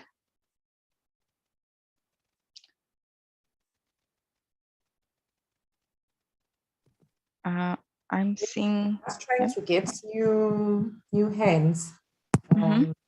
Okay. There is Shayuri Nathan. Shayuri. Okay. Shayuri, go ahead. Hi, ma'am. Hi. Ma'am, the values are to act with integrity, make a difference, to care, work together, and reimagine the possible. Great stuff. Well done. Congratulations. That is correct. Hazel, would you send me the contact details of the students? Yes. Okay, perfect. All right. The next question is, what is PwC's new global strategy called? This should be an easy one. Let's go with Betty Tobela. Okay, Betty.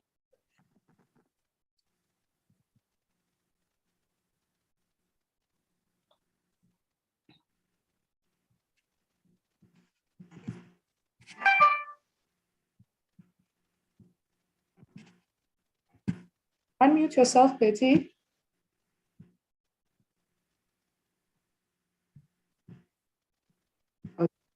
We are not winning. Let's Okay. to. Hello.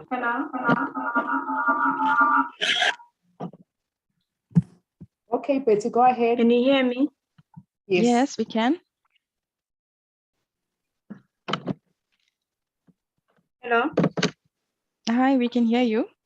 Oh, you I have think it's the new equation. Yes, that's absolutely correct, Betty. Thank you and congratulations. Okay, and then my last question is, can you name all of the PwC social media platforms?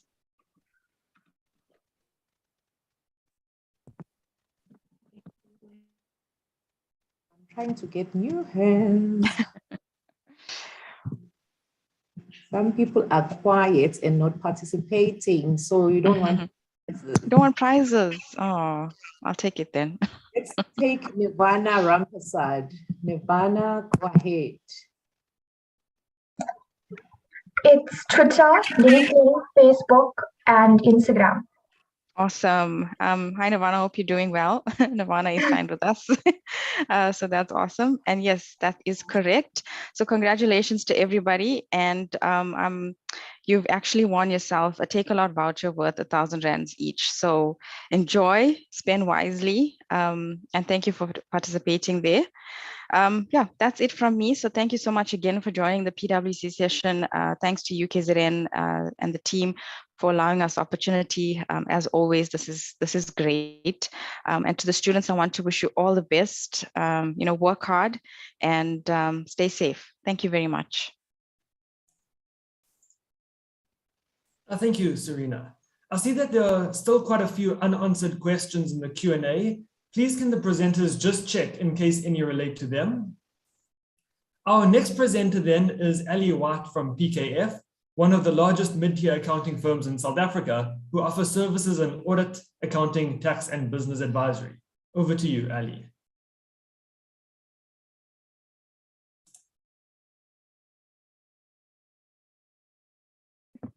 Awesome, thanks so much. I'm just starting up my video. Can everyone see my screen?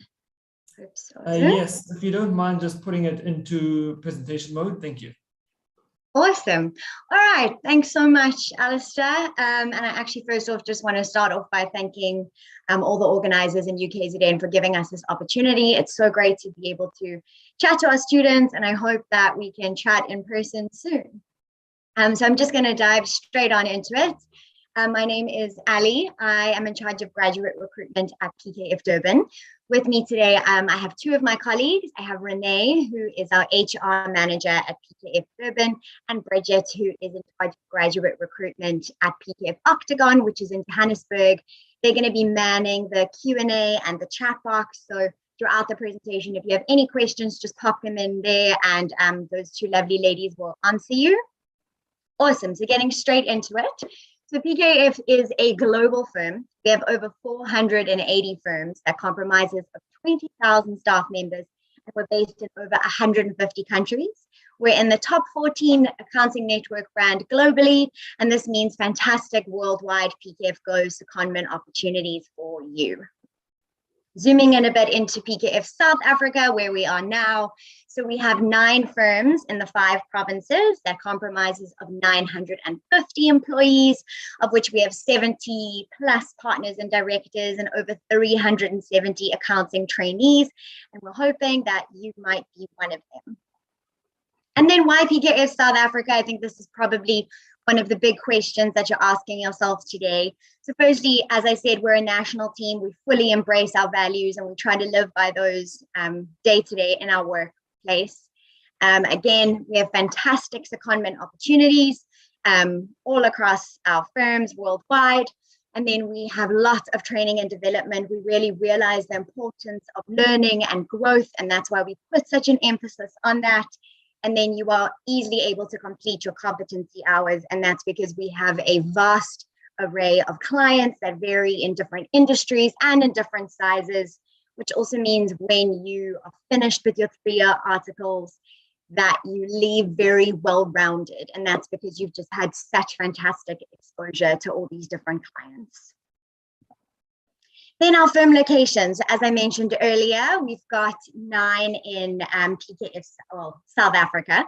So 2 in PKF Cape Town. So we have PKF Cape Town, which is based in the Tiger Valley, Bellville area, and then PKF Constantia Valley, Cape Town, which is more in the Deep River, Cape Town area. Then PKF Durban, so where we are now, we have 2 offices. We have one in Mhlanga and one in Amanzimtoti. We have PKF George, PKF Octagon, which I mentioned earlier. They are based in Waverley, Johannesburg. PKF Port Elizabeth, PKF Pretoria, PKF BGA, who are more in the Alberton East Rand area. And last but not least, our lovely PKF Welkom. So the different article types. So you heard actually from SAICA and SAIPA earlier. So if you would like to become a professional accountant, our PKF Durban, PE, VGA, and George firms all offer SAIPA articles, and all of our other firms offer SAICA articles if you're looking to go that CA route. Qualifications, so quite a big one. Luckily, because you're at UKZN, I think you'll be fine, but just to kind of elaborate, because it can sometimes cause a bit of problems later on when you are applying. So firstly, you need your 3-year degree, which is either your BCom or your BCom in accounting. You need that for your to do SAIPA or SAICA articles. Then to continue into SAICA, you need to do your honors, and that is either your PGDA, your CTA, or your BCom honors in accounting. Training contract. So you've probably heard this quite a lot, and maybe it's not really clear about what it is exactly. So this is your 3-year training contract that is accredited by SAICA, and it is your practical component to becoming CASA. So you've now spent your 4 years at UKZN studying your heart out, putting in all this hard work, gaining that theoretical knowledge, and now you're going to come and do your articles and you're going to put that into practice. So learning and development. I mentioned earlier about how important this is to us, about growth and development. So straight away, as soon as you enter PKF, you get put straight into our freshers course. We don't just throw you in the deep end and ask you to swim. And then, of course, there's constant training throughout your 3 years, including 2 weeks audit training. And then on all the jobs that you go on, and throughout your 3 years, you will have so many people to learn from. So obviously when you're a first year, you will have a second year, a third year, a supervisor and a manager to learn from. And it really just gives you that opportunity to ask the questions that you need and to have the support that you maybe need as well, so that you can learn and grow continuously. And then I am just going to jump the gun here. These are just a few questions that often pop up in our career days. So I'm just going to get into them, and hopefully this is one of your questions. I'm actually going to ask my two colleagues to put their cameras on and answer some of these. So Bridget and Renee, I hope you can put on cameras and sound, please. Hi. Hello, Ellie. Hey. Awesome. So the first question that I'm gonna ask Bridget, which is, what happens if I fail a year? So we understand at PKF that life happens, right? So a lot has happened over these past 2 years. So maybe you have struggled a bit due to personal circumstance, due to whatever it is. So it would be a case-by-case situation. So we would obviously have a chat with you. We maybe would give you a telephonic call, and then we'd find out what it is that actually happened within your first, second, or third year, or even your honors, just to understand where your mind was at. So we wouldn't just decline you because you have failed a one year. Awesome. Thanks, Bridget. And Renee, can you work and study at PKF? Thanks, Ellie. Yes, most definitely. We are, but obviously that is only once you've completed your degree. It also depends on the firm that you're going to be working at. So our different firms have different options. For example, with us at PKF Durban, if you have attempted your CTA or you've attempted your PGDA, we would be more than happy to allow you to do that whilst you work. But as well, I think very similar to what Bridget says, is we take each individual's circumstances into consideration. We really don't want to set you up for further failure. So if you failed full time and you've been studying full time, we would really look at your marks to see what that looked like and what your circumstances were. So it's not a no, but it's not guaranteed. It all depends on your personal situations, but we are more than happy. So once you do your ITC, your board, that will obviously be whilst you are with us. However, with your honors degree, we are happy to engage you guys, but it's all very dependent on each individual circumstance. Awesome, thank you. And Bridget, the next two questions, if you don't mind. Okay. So in terms of courses, you're not obliged to take up any course, but if you really want to get a head start and really understand the nitty-gritty before you start, you're welcome to. A lot of people would take on like an Excel course because you use Excel quite a lot. So you're welcome to do so, but you're not obliged to. You will definitely get training. As Ali mentioned earlier, there's a freshers course that you go through before you actually start your articles. So you would be guided through all the steps. Assistance in terms of your psycho exams, definitely. We do give you your annual study leave, and you do get a pass. We do offer a pass and payback scheme as well. So should you pass, then we pay you back for that. So definitely we do support you in that regard. Thanks, Ali. Great. Thanks, Bridget. And Renee, last two questions there, please. Fantastic. Okay, so what do we look for in a CV? I think it's very important that we receive a lot of CVs. So Bridget, myself, Ellie, we obviously get mounds and mounds of CVs. So the very first thing we want you guys to do is keep it simple. Maximum 2 pages, nothing more than a 2-page CV. Have your basic details on. We don't need to know the full detail and extent. We will find that out in the interview. So obviously where you've qualified, what qualifications you have. We don't need to know every single subject and every single mark on your CV. That would come from your academic transcripts that will come with your CV. Very important. So if you've done a little bit of part-time work, that's not a problem. You can mention it in there, but you don't need to say, I waitressed, I poured Coca-Cola, and then I served I then ran and swept the broom and whatever. We don't need those details. Just a simple, I worked as a waitress at Mug and Bean for 2 years. That's all we need to know. So keep it very simple. Very neat. And then a big hint and tip that we always say is just check your spelling. It is such an off-put if you have a very condensed CV, make sure that your CV doesn't have any errors. But we're really looking for your qualifications. We're looking for where you reside. We're looking for your contact details. Make sure your contact details is easy for us to find. And obviously just if you've had any prior experience, volunteer work, anything along those lines. Okay. So those, I think, are key things with your CV. I know, Ellie, I'm sure you have one or two things you could add there. And then the last question is, do you appoint foreigners? We won't not appoint foreigners.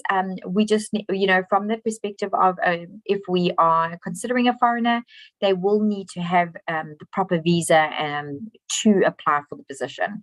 So that is quite a difficult thing to obtain. So we as a firm won't make the application on your behalf. You need to have that visa sorted out before we will even consider your application.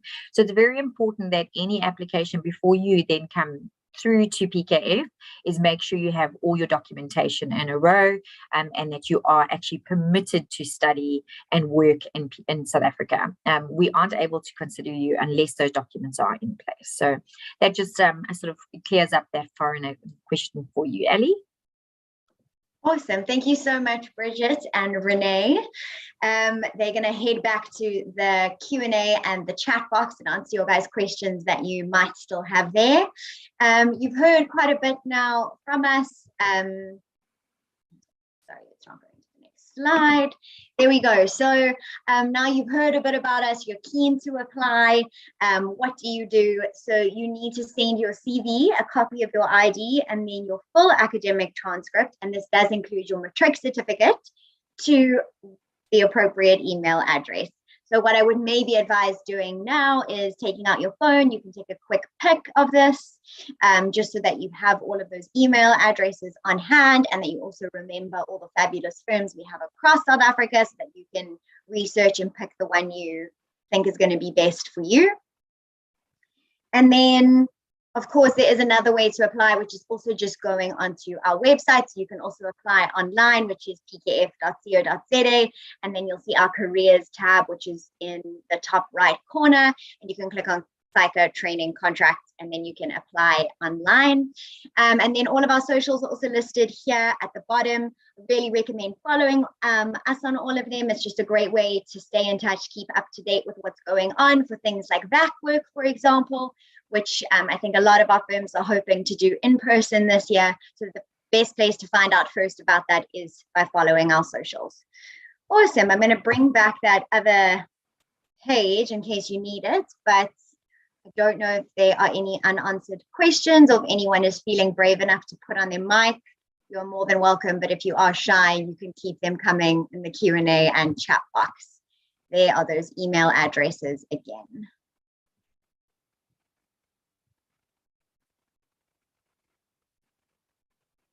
Awesome. Young, I don't know if there are any hands up. I can't see with my screen being shared. No, Ellie, there's nothing at the moment. Perfect. No worries, guys. We will stay on for another 5-10 minutes, maybe even longer. So if you need to just keep those chat questions coming, please do that. But otherwise, thank you so much for listening, and I hope we get to see you in person. All right, Ellie, it's Renee here. I'm going to assist you. There's a question in the question answers, and it says, when does CYPA programs open at PKF and which offices offer it? CYPA. Yes, CYPA. So yes, I know that. Yes. Okay. So I just wanted to, I thought that would be a nice one to answer for everyone. Yes, of course. So they're the 4 firms that offer CYPA. So it is our Durban. So here, George, VGA, and the last one escapes me. I might have to go back to that slide. But what you can do again is if you go onto our website, pkf.co.za, and the careers page, and you say current vacancies, all of the CYPA ones are listed there as well. And that is also how you can apply. Otherwise, these email addresses that are shared here now are also for CYPA for those various firms. And I'm very sure that they are all open at the moment. I know that we are.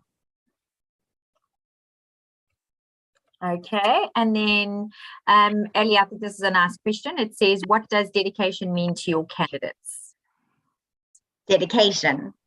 Yes. I think dedication means just being willing to go the extra mile. I think it means putting up your hand and saying, yes, I will try this. Yes, I will do it.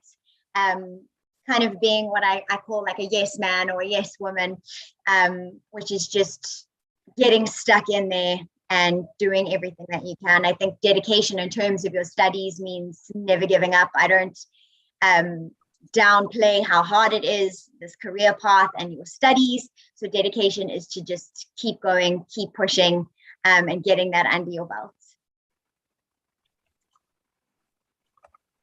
Thanks, Ellie. Awesome. Thanks, Alistair. Thank you, Ali, and your team for your presentation. I think any further questions can perhaps be dealt with in the Q&A box. Our next presenter then is Arisha Saju from MOOR. Arisha is an associate director at the Pietermaritzburg office and will be presenting on behalf of the MOOR network. Thank you so much, Alistair. Good day, everyone. Thank you to the staff of UKZN for all their efforts towards hosting this virtual Accounting Professions Day. During these uncharted times, it's excellent to see that the university is still going beyond to assist graduates to reach their goals, which will help us result in a stronger economy for us all. To all the students online today, well done on taking the first steps towards a brighter future for yourself. I'm sure that you've all been captivated by the speakers before me, and I hope to do the same and provide you with some insight into our firm called MOOR.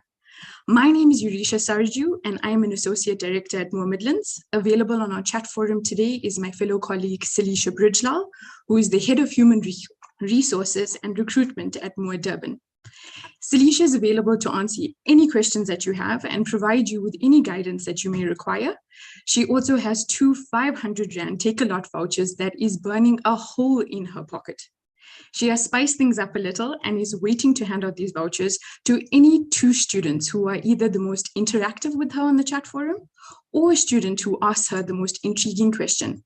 So keep that in mind as I start our presentation today.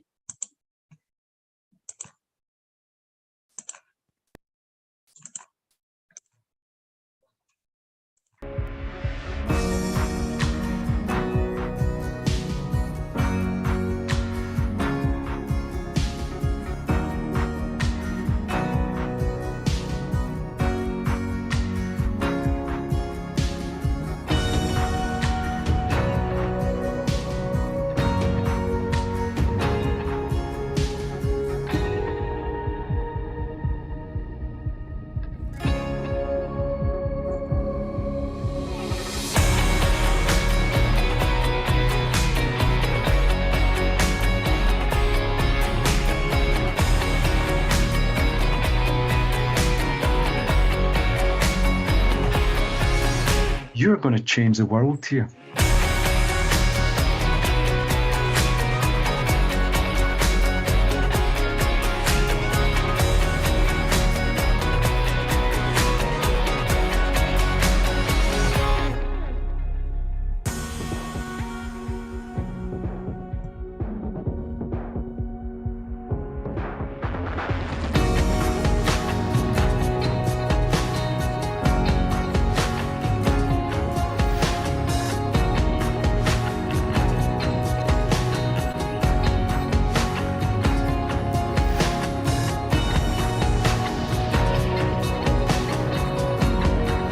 I think the biggest value that you're delivering is a relationship.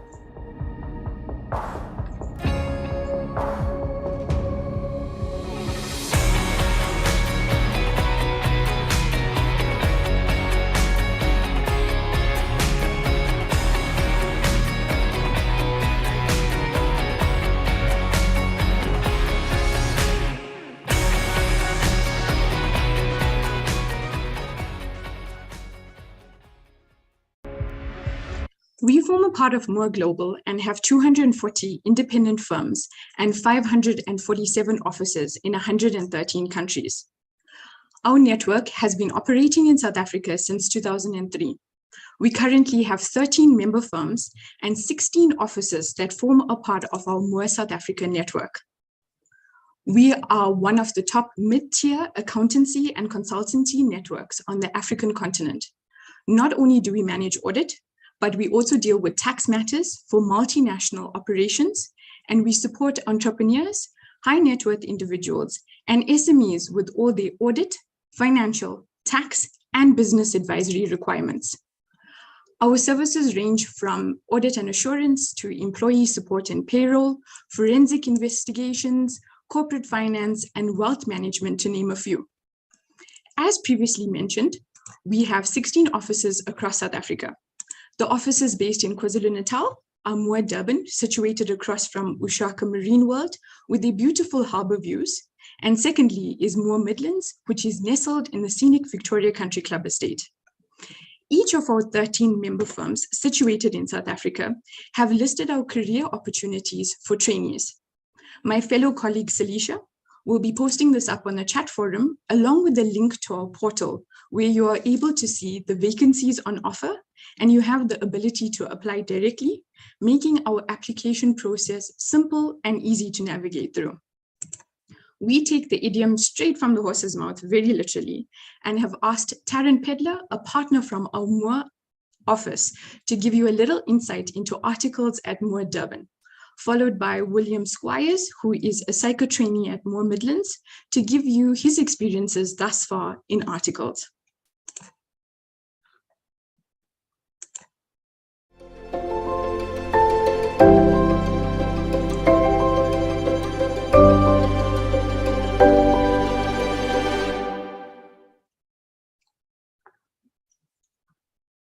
Welcome to Moore Durban. I'm Taryn Wright, the Training and Technical Partner. I'd like to introduce you to our firm. Our firm started in 1981 as CJ Lowe and Company and joined the Moore Network in 2006. We have an awesome location. We're situated down near the Durban Harbour, which is a busy and happening place. We have the Ushaka across the road from us and the harbour mouth on the other side, so we get to see the ships coming and going. We have a great bunch of people. We have 5 partners and over 60 staff who will guide you along your path to becoming a chartered accountant or a SAPA. The industries that we have specialized in include manufacturing, timeshare, non-profit organizations, attorneys, and my favorite, across the road, Ushaka Marine World.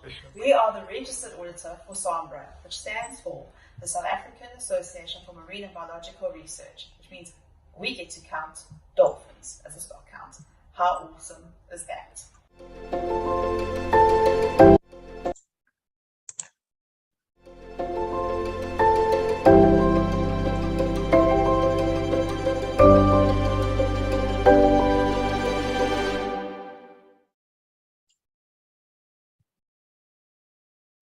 Hi guys, my name's William. I'm from Moore Midlands. I'm a first year trainee. So guys, I'm in audit. I audit companies. Our companies range from investment property to manufacturing.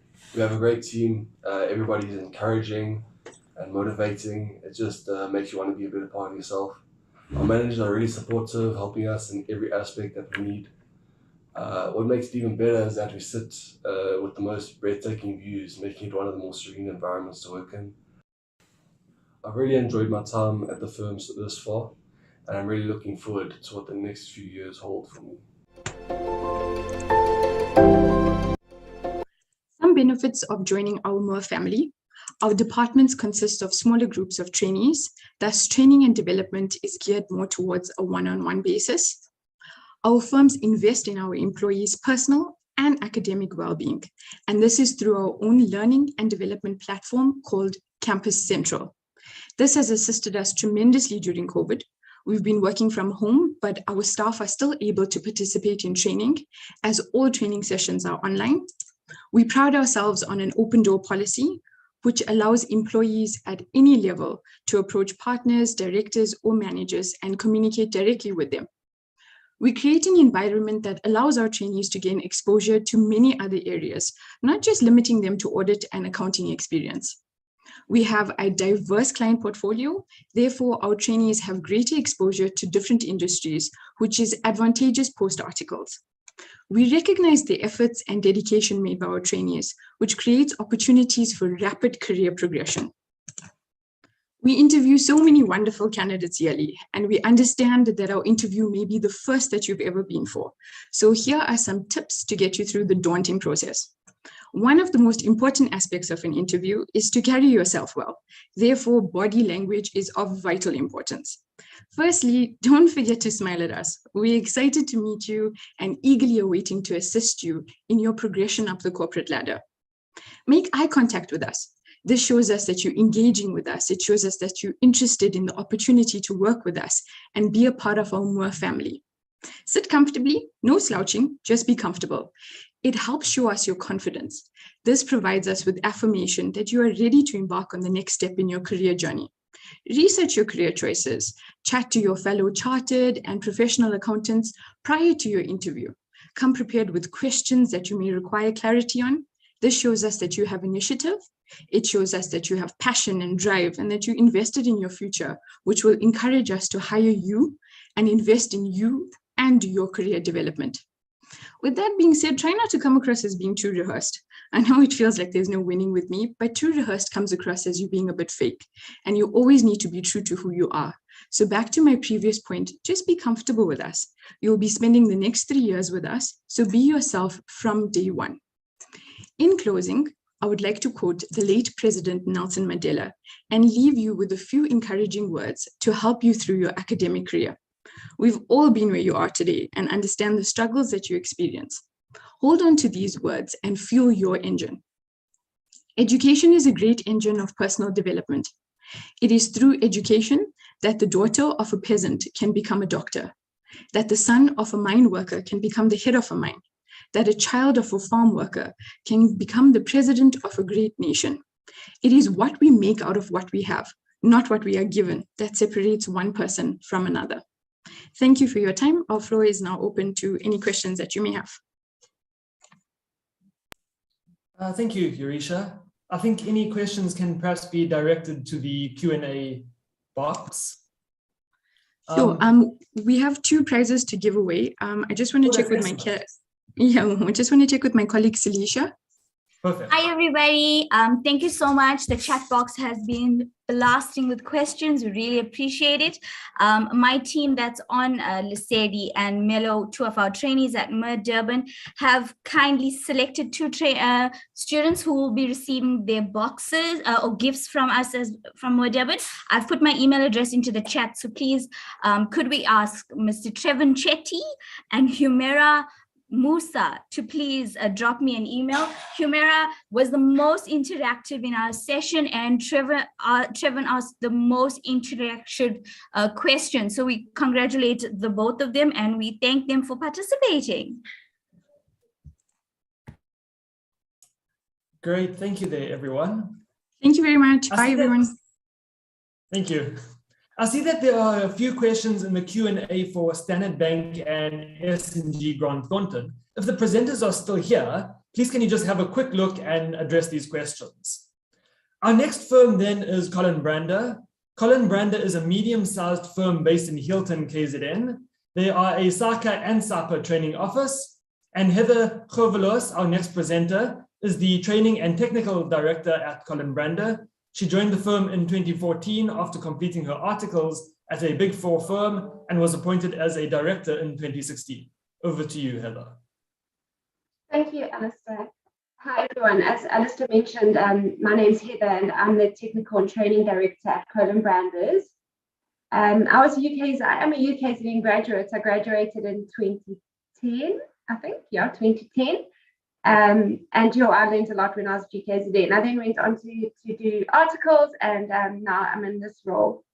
I have a video that I'd like to share with you before I chat any further. If I can ask Musi to please play it.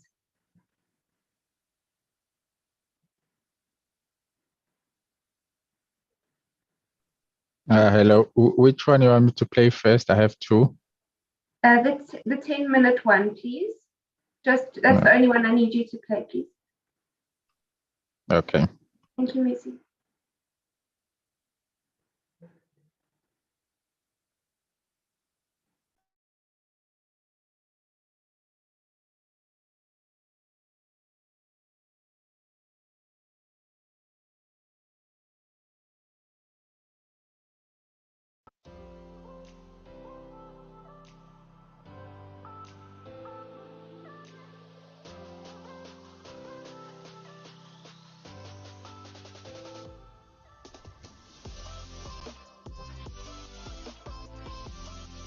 Hi, I'm Genevieve Chubb.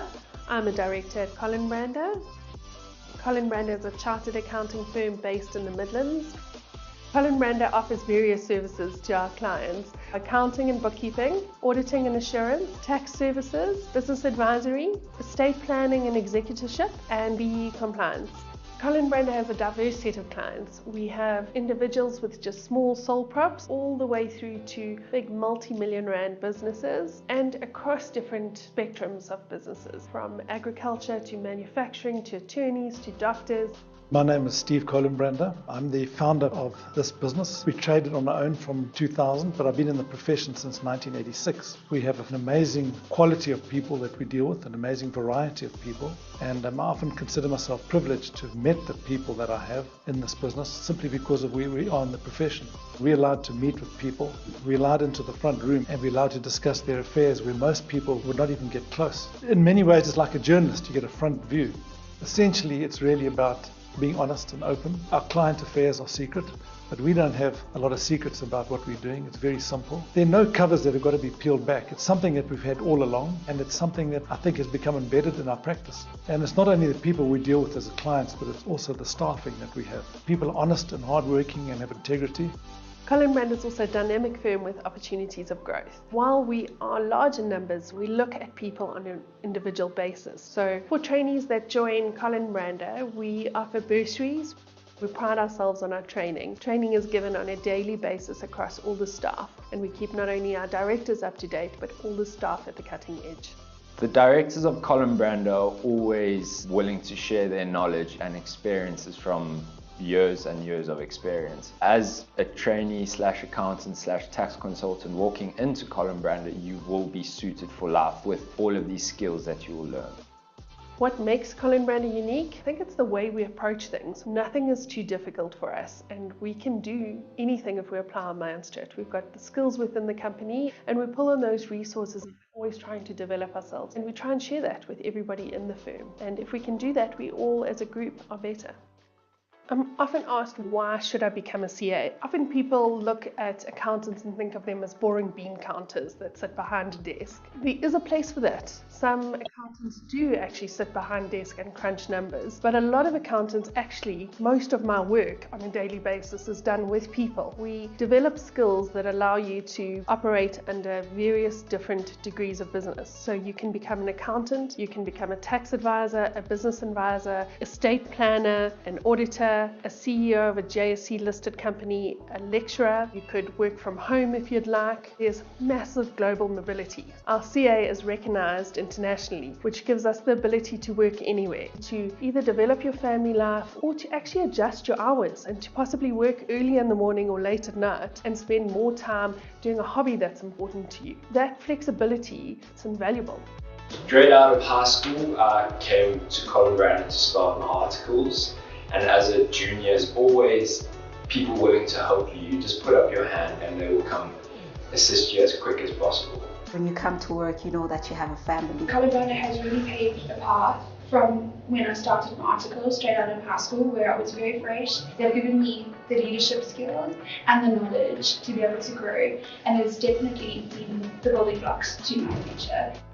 Colin Brander has their offices based in Hilton. The traffic is minimal. We are within an hour's distance to the beach in Durban, within an hour's distance to the Berg, so we are centrally situated in the Midlands. Half our staff do a lot of mountain biking and trail running, and the sports here is fantastic. Some of the best coffee shops in KZN are within walking distance of our offices. For after work activities, there's Midmar for a day at the dam, there is kayaking, there is mountain biking, cycling, Doozy Canoe Marathon, Midlands Meander, there's some wine tasting, some craft beer stands, there's the canopy tours. There's some incredible stuff that we can do in the Midlands.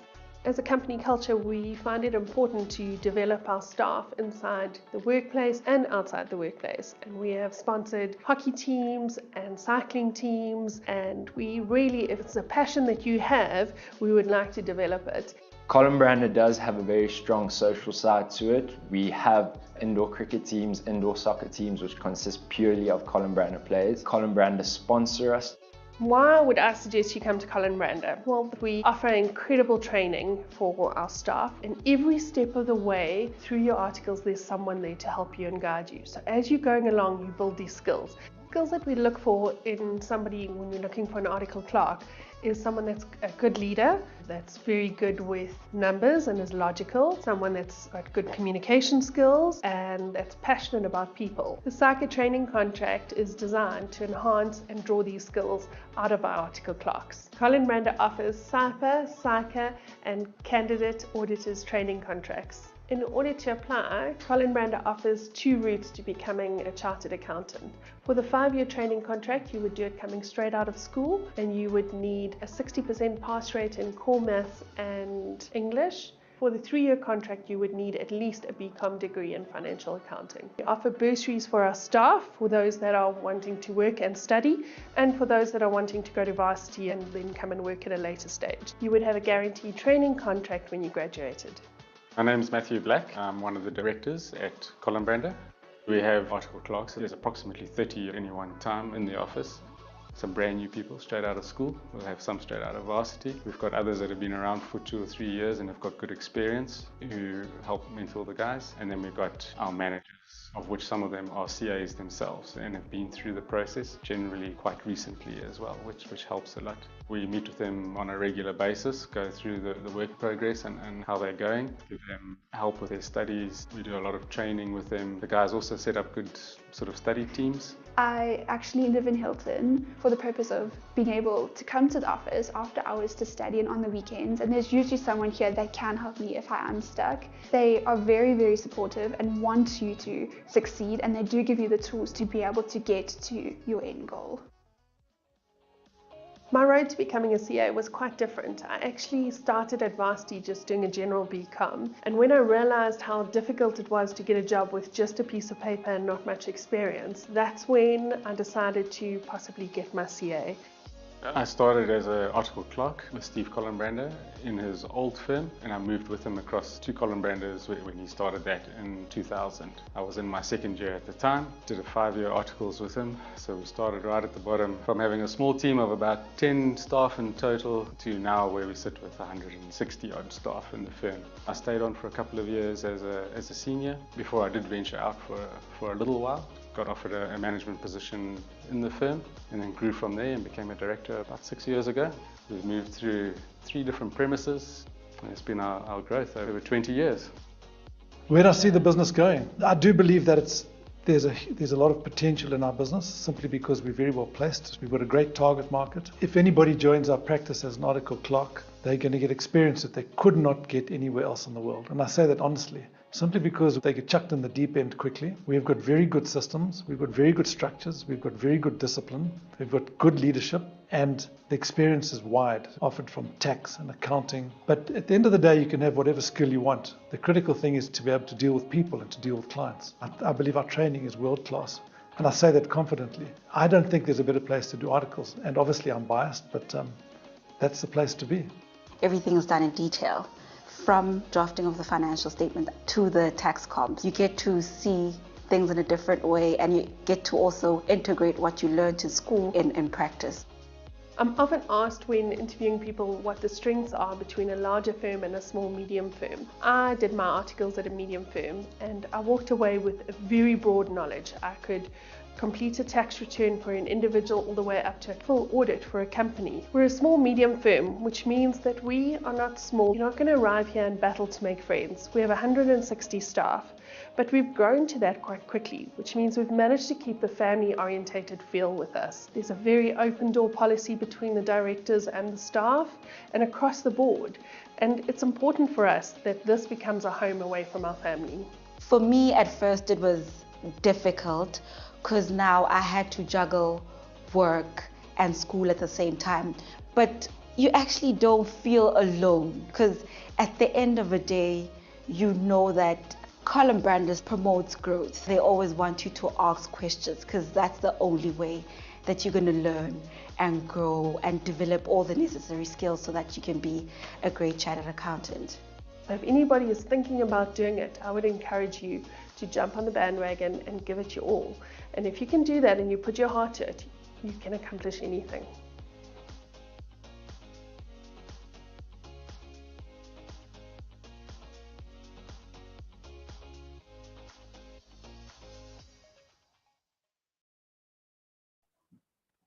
I hope that video gives you guys a good look into what we as Colin Brander can offer. We are often asked what makes Colin Brander different to other accounting practices, and what would make your articles experience different. And I think a key thing is that we offer our trainees an immense amount of support in terms of extensive study leave. If you're studying, there's loads of training. It's what I head up in the business. We are always sitting with trainees, helping them, and not only us, it's at various levels in the organization, and that training is offered. We really have like a family environment. Genevieve in that video mentioned an open door policy, and that is really true. Everyone from all levels of the organization are interacting all the time, and that creates a great learning environment. There's always peer group studying together during lunchtime and after hours, and that's great because it creates a great support. And of course, your range of experience, you really will be exposed to so many different spheres. You're not going to be purely audit focused or purely accounting focused or tax focused. You really are going to get a wide range of experience. I've been keeping an eye on the chat, and I will answer questions then. If I can just, I see a few, if I can just answer them live. Does Colin Brander offer VAC work? Yes, we do offer VAC work. I'm just going to share screen for our contact details. We do offer VAC work. If you could just write to us at cv@colinbrander. Just want to check if you guys can you see that presentation. It's cv@colinbrander. I think you are on your presenter view, Heather. Oh, that's not good. Thank you, Alistair. Thank you, Alistair. Can you see that now? Yeah, that should be fine. Okay. I don't know what, I think it's because I've got two screens open. Yeah, cv@colinbrander, you can write to us. You can also go find out all more information on our website. We do offer VAC work, and obviously we also offer bursaries. That's obviously there's quite a good screening process that happens there, but we invite you to apply. We also invite you to follow us on Facebook and on Instagram. If there are any other questions, would you pop them in the chat or ask? We do have a few prizes, which I will grab your names, and then if you could just write in the chat who the winners are, and then if you could just be in touch with us at cv@colinbrander, and we will send you your prize.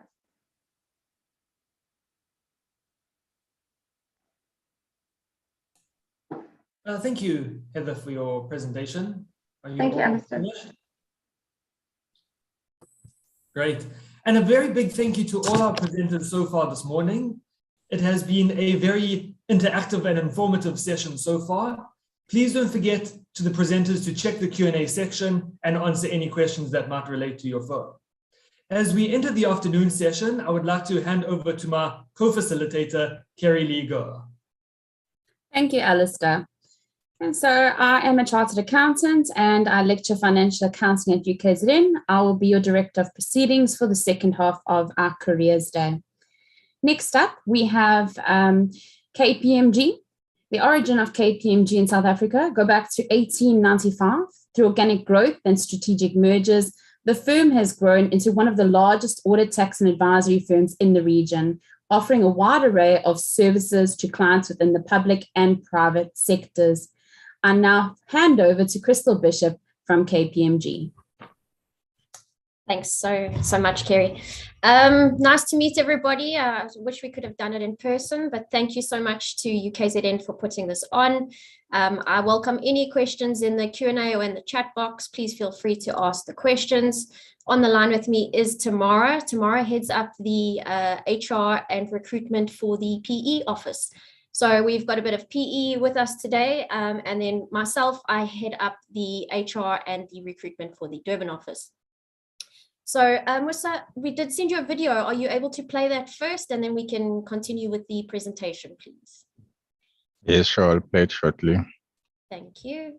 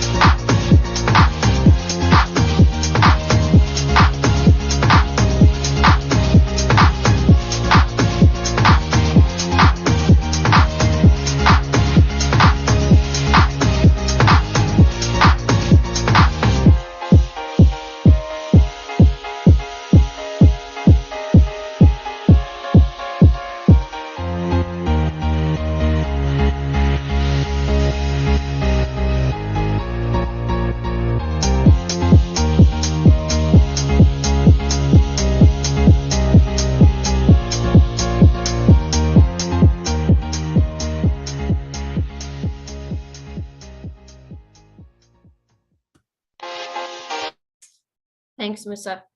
Okay, so I'm sure you're all aware that KPMG is part of the Big Four firms.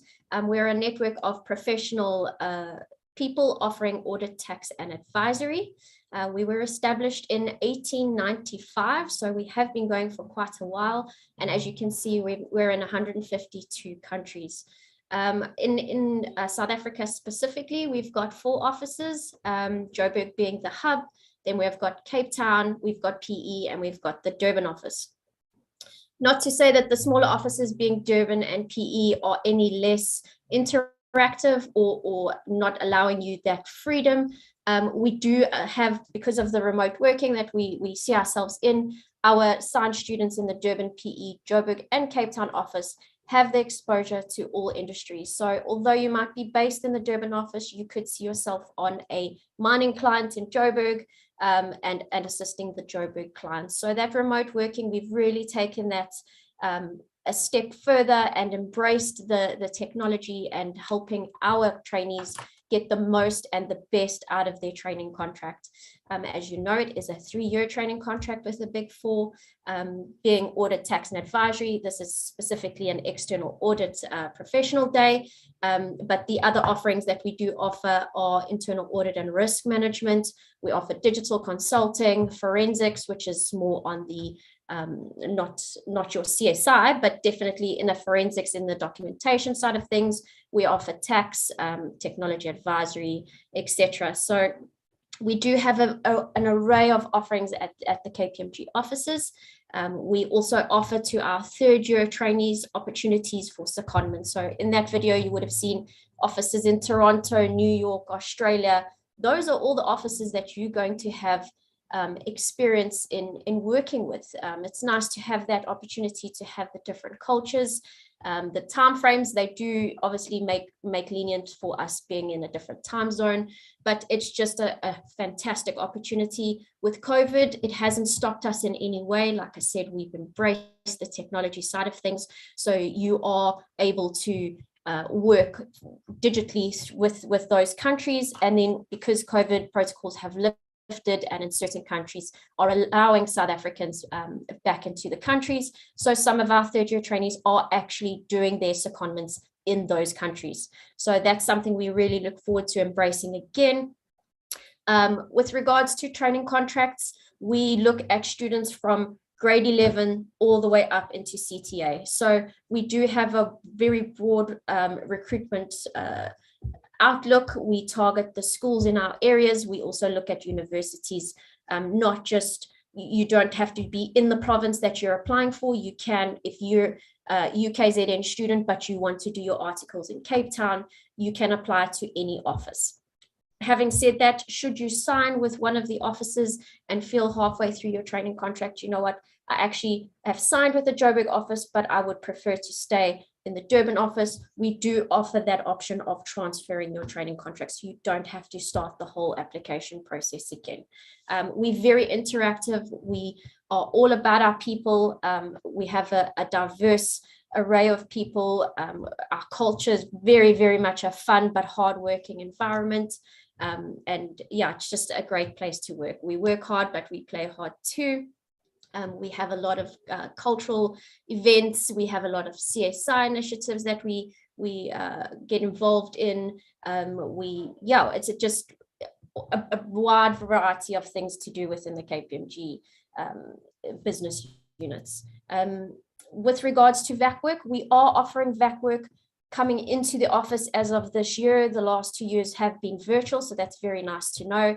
And we're offering VAC work from your first time of VAC work up to what we call a super VACie, which is having had 2 or 3 years VAC work experience. You're not limited to just doing VAC work once with us. You can do VAC work a number of times, and it is paid VAC work. So please feel free to apply online. Our VAC work requisitions are open on our portal, so that is at joinkpmg.co.za, and you can apply with whichever office you might be in. So for instance, if you're visiting family in Joburg and you'd like to do the VAC work program up in Joburg, you're more than welcome to do so. You do not need to be signed with the firm in order to do VAC work either, so that's really nice to know as well. Tam, is there anything that I might have missed that you think we should cover? Hi, good afternoon all. No, not that I think of. You have given quite a bit of information to the students. I've only had like 2 questions regarding the hiring of the smaller offices. The one that just asked, is it difficult to get hired in the smaller KPMG office? Example for Durban or PE, and then what makes KPMG different from the other big 4 firms. So other than that, keep the questions coming, guys. If you need to know more about KPMG, more about us as a whole, our people, our culture, what we offer, what the benefits are, how we go about with the recruiting online, feel free to just pop some questions. Thanks so much, Tam. One thing that I did forget to mention is that we do offer bursaries to students. You do need to have a signed contract with the firm, but I'm happy to discuss that with you via email. But we do offer bursaries to students that are signed with the KPMG office. And yeah, I'd love to give some free gifts away. So Tam, keep an eye on those chat box and the Q&A. I've got 3 gift vouchers that I'd like to give away to the student who answers the question correctly in the fastest time. So my first question being, how many offices are in South Africa? Okay, fantastic. So we had quite a few come through. I see some jump the gun there, not worldwide, but in South Africa specific. So I'm glad you guys have been listening to me. That's great to know.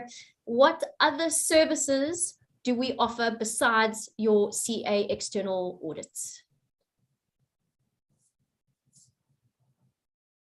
Okay, I've seen quite a few come through, Tam. I'm going to leave all of those to your decision. No pressure there, Tam. And my last question. Okay, it's popped up on the video right at the end. I've already said it, but what is the link that you need to, or what is the web page that you need to visit in order to apply for a bursary or training contract? Aha, okay. Tam, again, I'm going to leave it to you. I see the guys have been listening. They've been listening. That's so great. We are recruiting, like I said, throughout the regions. We will accommodate as most of you as we can. We are taking on more and more with the amount of clients that we are bringing on. So our numbers are increasing for all regions. So please feel free to reach out to myself, to Tam, to any one of the recruiters. Otherwise, we will catch you on our social media. We are on Facebook, we are on Instagram, we are on Twitter, and we are on LinkedIn, as well as our own webpage. So please, I look forward to meeting a couple of you, and hopefully in the future it will be in person, should I say. So thank you so much for taking part. I really appreciate your time, and I hope you guys have a lovely day. Thanks, Kerry Lee. Thank you so much, Crystal and Tamara. I do see there have been a few questions coming through for you in the Q&A chat box. So if you wouldn't mind just answering those as we move on to our next presentation. No problem. Thanks so much. All good, will do. Thank you. Through deep client relationships built on mutual trust, Investec helps to make the extraordinary possible. This approach has defined them ever since their founding in Johannesburg, South Africa in 1974. Here to take us through the Investec philosophy and ways is Anthony Ferrand. Over to you, Anthony. Hi there, can you hear me? Yes, we can hear you. Awesome. First of all, I must apologize for the James Bond circle around me. For some reason, I got some useless laptop that wasn't able to do it, but I got to know Musa very well. Shame, we've been WhatsApping and we're big mates. But yeah, no, it's sure. I'm actually sitting in the dark here. I'm very James Bond. I should have worn my number ones as well. So yeah, look, about Investec, let me just explain first. I'm hard ADD. So if you distract me, I might just go down another tangent, but please bring me back to the conversation afterwards. First of all, well done. I'm so glad I logged on first thing in the morning because I got to hear everything you were saying while I was trying to work out how to get rid of the circle. But it's been really interesting. The best thing about being a banker, you're talking to the right person. I'm a career banker. My mom was a banker. My dad was a banker. My stepmother was a banker. My stepfather was a banker. If you were to ask me at school what you want to do, and I said a banker, you probably thought I was going to be a teller. Look, I have watched a lot of movies, Wall Street, all that sort of stuff, but it's such a big world, and it's a lot of information. You're not going to remember it all, and I talk incredibly fast, and I've got 10 minutes to download as much as I can. I've got no videos, which I'm quite grateful for, because you might have just got the zebra's legs or something in there. But yeah, we've got all that stuff if you want. I've got a lot of information. But yeah, I'm 45, believe it or not. I am a man-child. I've been a banker for 24 years, which is older than some of you guys are. I worked back in NBS Bank, starting at the bottom, earning 1,750 as my first salary. I studied through UNISA while I worked. I actually started with accounts. I got up to accounts 3. Please understand, I'm a co-ed Hillcrest High boy. Investec's not a bunch of Ivy League Hillcrest, Ivy League private schools. I did home economics. I got the home ec prize. I didn't do accounts at school at all. But when I got to the bank, the first thing I realized is, why did my dad tell me to be a CA? You're studying the right thing.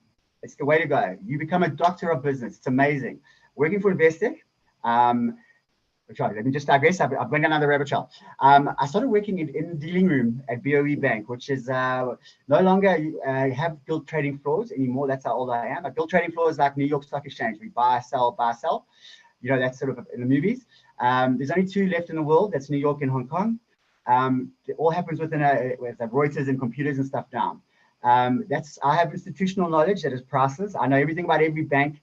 I'm passionate about what I do. I'm a banker. I drank the Kool-Aid. And I've landed in what I believe is the best company to work for. Investec has taught me not just about all sorts of business. I'm a fetcher. Investec has enabled me to be this personality. It's a great place to work. It doesn't necessarily have to be a quiet person or a loud, crazy guy, a hyperactive white guy. It takes a team to work together. You bat together. I'm a free child personality. I bat well with a caring parent personality. I don't like confrontations. I'm a bit cheeky, but I'm there to entertain you and make you laugh. That's what you get from Ant for Ant. But someone else has to do that other stuff as well. You work as a team. Confidence and personality are priceless. And to work in a company that is an enabling culture. Sorry, I might go off center now and again. I do move around. You can just speak to me if you want, or just, I don't know, phone me. It's an enabling culture. You can be academic. You can work hard. And I'm a huge Kobe Bryant fan. Mamba mentality. It's all about the hustle and the hard work. But confidence and personality are priceless. It's important to be yourself and to bring your own flavor. I'm certainly not a bowl of brown rice. I'm a very rich dish, but you got to have a goodness. Clients phoning me. Sorry, I'm entertaining. Hopefully you enjoy me. I'm not a classic banker, I guess, how you would expect it. But you won't forget me and my little black circle. Hey, how am I doing? All good? With me. It's a great place to work. Finish your CA. Finish it. Do it. Go all the way. I tell all my friends to do that. The exposure that you get being in your career is priceless. I've got to see all sorts of businesses all over the place and how they make their money. Blood service, import little glass bottles. If you can find someone that can make those, there's an opportunity for you. One of the largest rice suppliers in South Africa. Just bring rice in from China, repackage it, and sell it. You get exposure to so many things. It's not just auditing. Just like a banker is not just home loans or not just a teller. There's wealth and investments. Investec has a life offering now. Basically, I enjoy meeting people. I enjoy presenting. The fact that I can stand up there, represent a bank that's taught me so much about my own country. The Jewish community, for example, and what they did through the struggle. Realized I grew up in censored South Africa. I only watched Craft Freedom in Standard 9. I know who Bram Fischer is. Most of my age-appropriate friends don't know who Bram Fischer is and what he did. Investec has taken me to Robben Island. They took me to Vlakplaas. They took me to all sorts of places just to teach me about the country and the person I sit next to. It's all about people. It's all about team. And people are priceless. Through that, you get to meet so much and learn so much. The biggest accounts I ever acquired was a multinational, a German multinational, because I stood behind a lady and we at the South African Reserve Bank and we both enjoyed their chicken wings. All sorts of people. Passion is priceless. As you can see, I'm very passionate about what I do and the way I work. What they've done for me on a personal level, I'll go to war for them. These become your people. I'm a citizen of Investec. Yeah, sorry, it's a lot of information and I'm probably going all over the place, but finish what you're doing. It's an amazing thing to do. but it's not just about auditing. It's about what you see and what you learn. Have your ear to the ground. As much as you can be the best surgeon in South Africa, you've got to be good with people. You've got to run a business. And you guys are always going to be there, always going to be at the top. Investec has a long history. How am I doing with time? Investec has a long history with accountants. I think we bank about 70% of you, doctors and lawyers.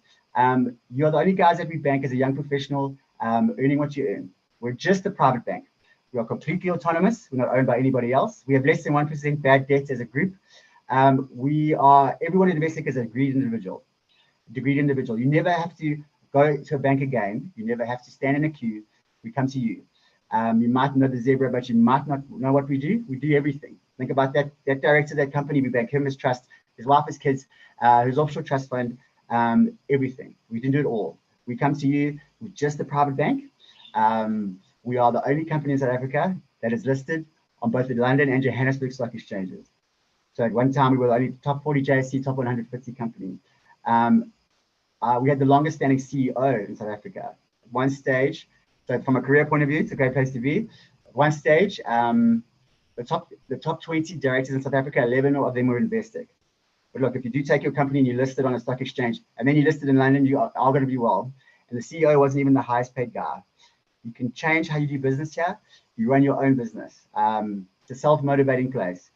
You work hard, play hard, and so do you guys. Actually, I've been to a few accounting functions, and they're much better than doctors. Much easier to talk to as well. But you learn very interesting people. Jeez, I've just rattled off a whole bunch of stuff. I probably went all over the place. I don't know, guys. I'm gonna try my best to get to any questions that you have. But I love a good bouncer. I've got institutional knowledge going way back. You want to know the DI 900s of all the banks? We're the 4th largest bank in South Africa by asset class. We are 10 times larger than Capitec from the size of our balance sheet. We're the 8th largest bank in the UK. HSBC, Barclays, and Investec were the only company that didn't need support from the Crown in the UK in the 2008 crisis. Speaking of that, do you know what happened? I can explain everything about it, how it happened, how it works. Look, bankers are like kind of the new lawyers, like where we want to populate that stage. Yes, that's an interesting discussion. I enjoy it. Bitcoin, what's the future? I will come from a highly regulated industry. Is it a bubble? Is it just an asset that you have to buy and sell at a higher price? Is blockchain the future? Probably, but it's an interesting place. It's Investec is there's only 9,000 staff globally, with our primary geographies being London, the UK, South Africa, and Australia. I think the next smallest bank is Nedbank, and they've got 30,000 staff, and they're only in South Africa. So we're a small elite business, but not an elitist bank, and not an expensive fancy bank. We don't have ATMs everywhere because you can use your card at anywhere in the world. It's the same price. It's actually cheaper to use an Investec card at another bank's ATM than their own card. It's a great place to work. It's very fun, and I'm a career banker. I'm here to stay. I'm a Durban boy. Best place in the world to live, but you do have to travel. We are a bespoke bank. Everything is personal, and also I'm a salaried employee, so I'm not going to give you a ridiculous car when you're a young professional. I'd rather give you a house in Umhlanga at the same price and have something to show for it. Property grows at 10 to 30% per annum. Car is not an asset. It's the biggest expense you'll ever have. So I'm not going to give it to you because I'm not getting paid for it. I'm here to grow your wealth. We present you, even as a young professional, to our credit, and we'll be with you right through your whole business. I've seen guys work from doctors, for example, right through the whole system. Sure. How's that, eh? Signing off. You got any questions? You can email me, phone me. I'm on WhatsApp all the time. I'm the banker that replies to your WhatsApp at 11 at night on a Sunday when you're going away next day. Ale, are you still with me? Yes, we are. Thank you, Anthony. Cool. Sorry, there's a lot of information. I'm very excitable. And also, you guys have been sitting for a whole long day, and 132 of you that are still here. Thank goodness. I didn't get rid of everyone. Awesome. Thank you so much for that passionate presentation, Anthony. We really appreciate it. I do see there are some chats, questions, and some Q&As. If you or I'm not sure if Swasti is around, able to answer those questions for us, but we'd really appreciate it if you would just respond to those in the chat. I will. Thank you for your time and well done. It's very interesting. It's yeah, you guys are good. I love when I come to your films and stuff like that. It's really cool. And you'll probably see me around. Thank you. Appreciate your time. Bye. Cool, man. Bye. Next up, we have Ernst & Young. Ernst & Young's purpose is building a better working world. The insights and quality services they provide help build trust and confidence in the capital markets and in economics the world over. They develop outstanding leaders who deliver on their promises to all stakeholders. I would like to make a special mention. I have seen as one of the representatives is Shlingiwe Ndlela, who is one of our UKZN lecturer auditing alums. We miss you, Shlingiwe. Thank you so much, Amy Naidu. I'm handing over to you.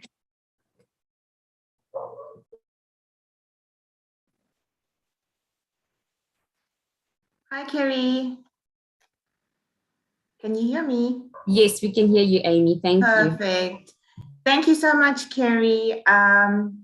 Welcome, everybody. And thank you to yourself, Kerry, to Younger and Hazel for the opportunity to present to our students today.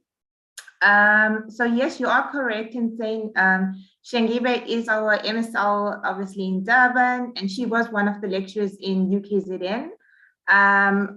She's not going to be joining us today, unfortunately, client commitments, but I do have with me Jean Grief, who's a first year as well, who's joining me. And Jean, if you're on the call, if you could come off mute and video just to introduce yourself.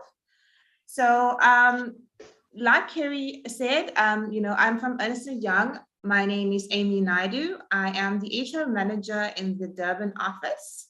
And with me, I have Jean. And Jean, I will give you an opportunity to introduce yourself.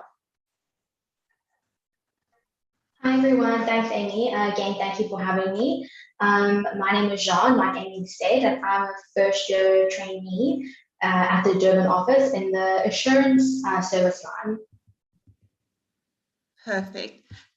So seeing that we have 15 minutes, I'm going to do a quick presentation for our students, and then I'm going to actually hand over to Jean to share some interesting facts and onboarding experiences for our students. Give me a second. I just want to share my screen.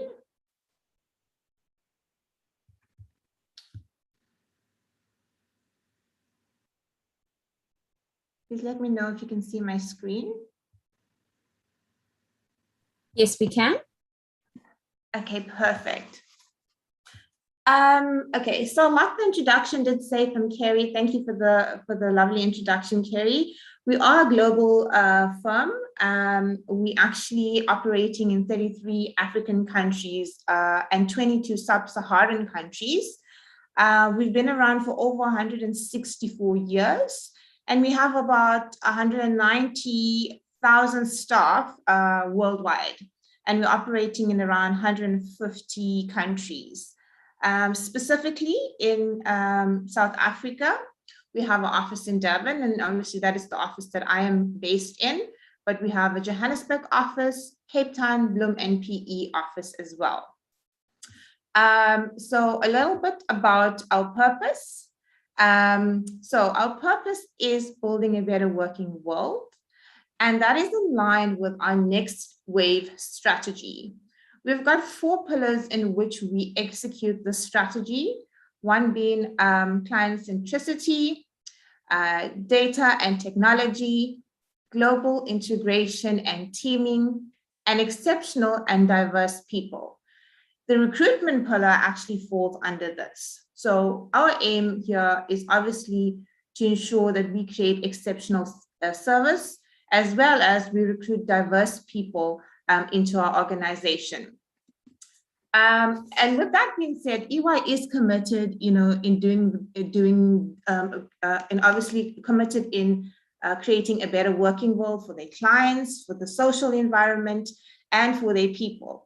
We've got a lot of social CSI programs, one being our Next Gen program, specifically targeted to schools. And that being said, there's a host of CSI programs that we run as well. Moving ahead in terms of the CA program, and most of you might already know this platform, so I'm not going to spend too much time on it. You know, obviously getting to university, you need to be a SAICA accredited university, and obviously the road that you've taken. And when you join us after finishing your PGDA, there's a 3-year training contract in which you get into with EY. When you join us, we will pay for your first board exams, and that is your I2C and your APC. We'll obviously assist you with the 3-year program and help you to achieve your competencies by exposing you to training, mentorship programs, and a host of support that will help you at the end of your 3 years. Actually, at the end of your 3 years, our trainees are exposed to opportunities globally.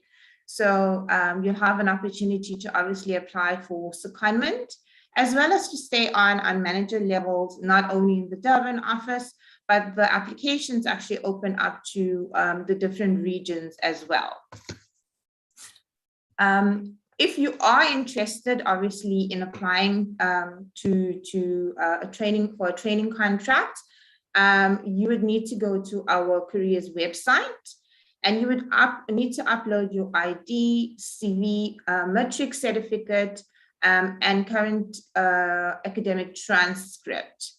I've also put in, I do understand sometimes, you know, in terms of loading your stuff, they might have issues, or you might experience questions that you want to have.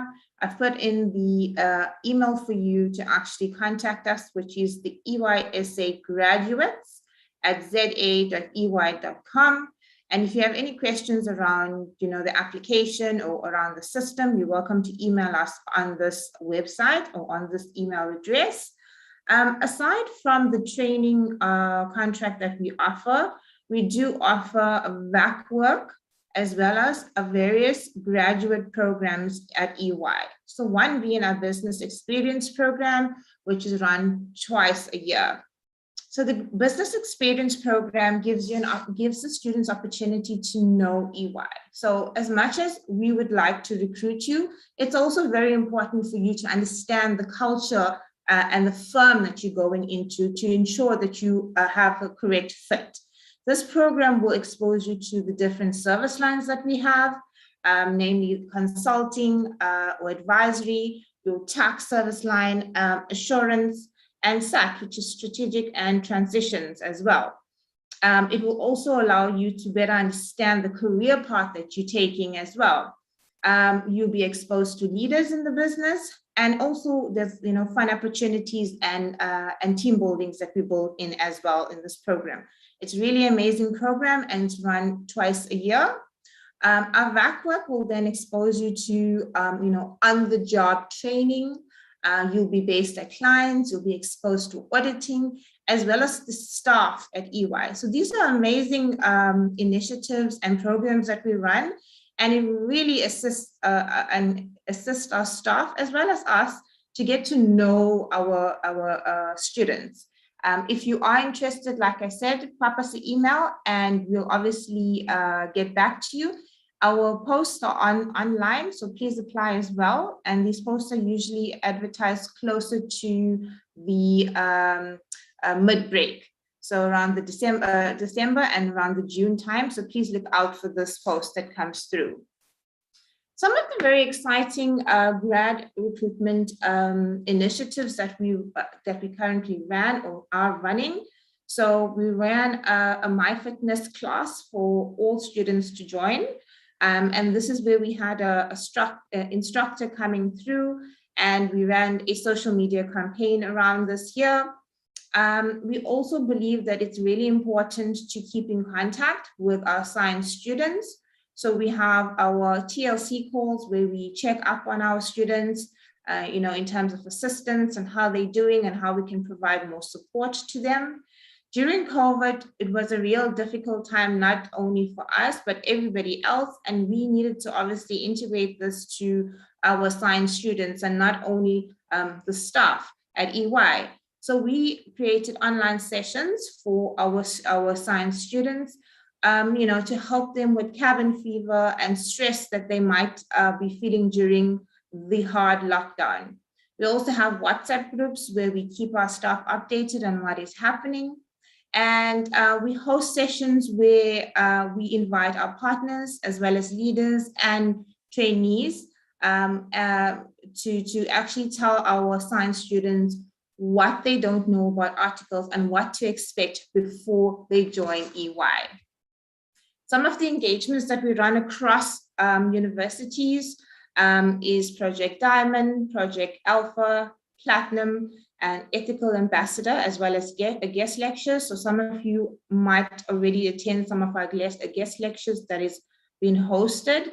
And these are also just around more ethical topics.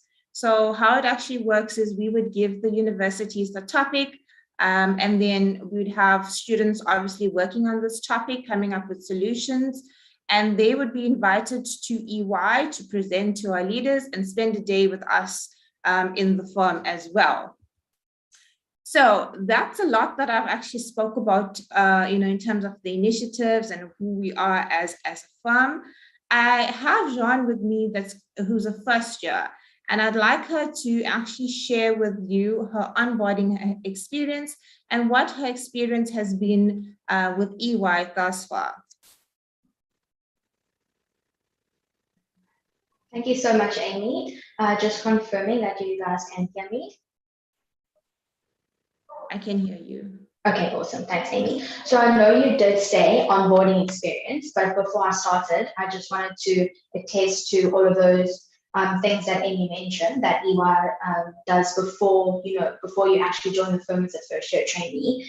Check-ins closer to exam times, the support that they offer you. I did attend some of those Building a Better You seminars, which are all really nice things to get involved with. And like Amy said, that will also give you an idea about the culture of the firm. So you know what to expect when you come in.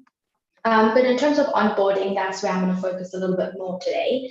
So obviously it can be very overwhelming coming straight out of university and joining your articles. Obviously it's a completely different environment and you're going from being a student to now working. So at EY in our onboarding, we had about 10 days of onboarding, maybe just a little bit less. And so in our onboarding, it was comprised of a lot of training,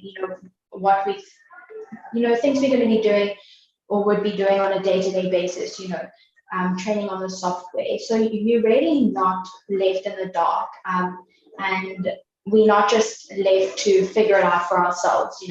Obviously coming with, being the first year, there are going to be things that you can only learn on the job, but EY really do their best through in that week or so to kind of just give you a little bit of everything so that when you walk onto your first client, you really are, you have a little bit of information and you know where to start. So our training comprised not only of theoretical, but also a little bit of fun stuff, like icebreakers. And we had HR come and present to us, and we did some fun games, and we got into groups and the managers got involved, and it was very competitive. I won't lie, my group didn't win, but we still did have a lot of fun. So like I said, managers come and get involved. And that's also a nice opportunity to meet some of the other staff within the firm, So from my personal experience, one of the managers who presented to us during our onboarding was actually my manager on our first client. So it was a nice experience just to kind of know a face when you do start on your first client. Another thing that EY does when you first start as a first year is you get assigned a buddy, which is a really nice way to just have a person who's already been through what you've been through. So the purpose of the buddy is could potentially be a second year or third year article clerk, but they are basically there to, if you have any question, from the smallest question to the biggest question, anything, they are there to help you. Which is, it's a really nice thing to have, because I remember thinking there's probably not that much that I'll need, but like when it comes to the smaller admin things that we have to submit on a daily or a weekly basis, when you're first walking in, there's so much to do and it's so overwhelming. And just having that one person who you can ask, it's really nice. We also have counselors. That's a little bit more of a formal process, but a counselor is someone who's a bit higher up, who you can also communicate with and interact with, just to kind of, if you have any issues or if you're needing advice in a, in the more business setting, on your clients, you can also reach out to them and do that. But we often have check-ins with Amy and some of the HR people even further along the line. So like I said, our training was only about 8 days, 9 days. But post that, after we started on our clients, Amy has checked in on us, and we have had some meetings with partners where they've checked in on us as well. So that's kind of like that's not just only a first year, that's a regular going forward to make sure that we're all working towards that, building a better working world, so that everybody's in contact with one another and we're always seeing where we can do better. Perfect, thanks, Jean. And Jean, can you share your experience on the first event that we did as well? Oh yes, that's very exciting. I did actually forget about that. I don't know how I could have. But so us first years were actually very lucky to be involved in this event. So a national campaign that EY is running is the Energy campaign. And so in our Durban office, we had an event that was just after we had finished our training. And it was basically just to boost the energy levels within the firm. Obviously December and Jan being busy season, everybody's burnt out and tired. And we had an event at the office called the Energy event. And like I said, we were lucky to be involved as first years. Obviously we had an experienced busy season, having just only come in at the end of Jan after finishing postgrad and writing ITC. But there was so much at the office.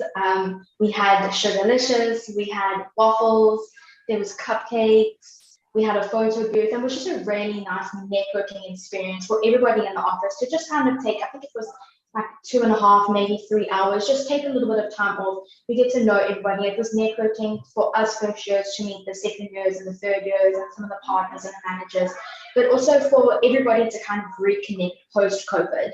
I do actually recall someone saying that it was the first time everybody had been in the office together all at the same time, post-COVID. So it was a really nice experience to meet everybody. And like I said, very lucky as first years to be involved in that because we hadn't actually experienced busy season. Perfect, thanks, John. So yeah, just to add to that as well, EY was awarded a top employer. So EY is the only professional service firm in Africa certified as top employer in 8 countries. So that speaks a lot to our purpose and building a better working world for our staff, client, and social as well. A little bit which I actually missed out is the bursaries. So if you are keen to apply for bursaries as well, please join our website. These are our websites. We do offer bursaries as well. But yeah, I'm happy to take any questions and answers. I do have 2 prizes to give away. So I'm hoping that our students did listen to us attentively. So I've got 2 take-a-lot vouchers valued at 500 Rand to give away. The first question I have, and John and I emphasized quite a bit on this, and Kerry, maybe you could help me. And I'd like the students to actually go off mute if possible, Kerry. Okay, sure. Okay, so the first question I have for the student would be, and maybe we can go by raising hands, so you'll be able to call out the student for us and they can go off mute, is what is EY's purpose?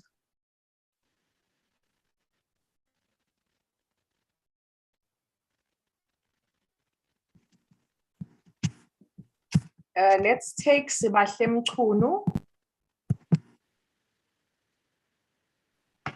Can you hear me? Sorry, Sibahle. Can you give another person a chance because you have answered before? I'm so sorry. That's fine. That's fine. Yeah, let's give it to Aishwari Govender.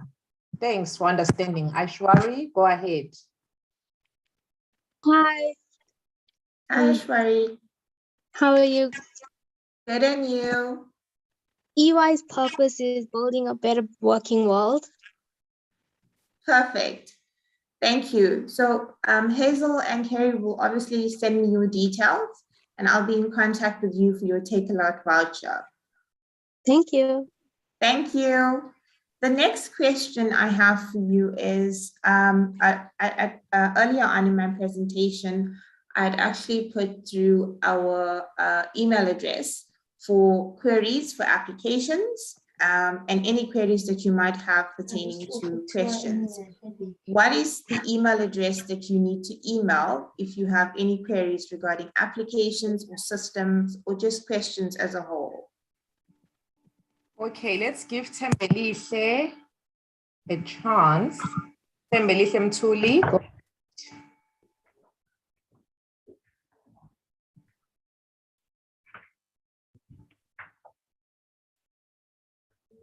Hello.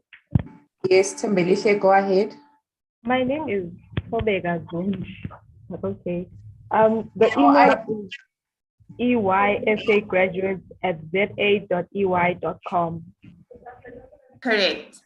Thank you so much. That is correct. So you have a Takealot voucher that will be coming your way, and Hazel will obviously provide me with the details. Thank you very much. Thank you. But guys, is there any questions on the chat that that I need to answer, Carrie? There are a couple of questions. If you don't mind just typing your responses, that would be wonderful. Okay, perfect. We'll do so. So that's a wrap for me. On the screen, we do have our website, so please stay connected with us. Follow our posts, follow our competitions that we run, and looking forward to hearing and meeting with the rest of the students really soon. Thank you to Carrie, Hazel, and Ayanga for this opportunity, and I hope the students enjoy the rest of the program. Thank you so much, ladies. We really appreciate your time. Thank you. Bye. Thank you. Thank you. Next up, we have DNKA with international exposure, both in the private and public sector. Caroline, our next presenter, is an expert project manager who oversees all of DNKA's operations. Over to you, Caroline. Perfect. Thank you so much, Kerry Lee. Musa, we had a video. Is it possible to start with that? And then I'll bring up our presentation.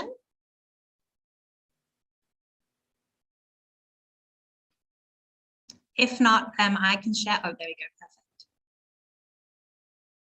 They say we're in the business of numbers, of zeros and ones. But for us, these are just the foundations before the real work has begun. Because numbers don't make success. They don't dream or lead.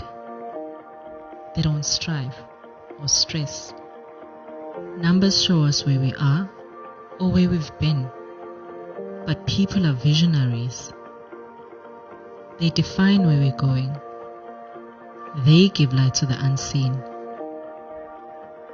So what does it mean? It means understanding people gives numbers their value.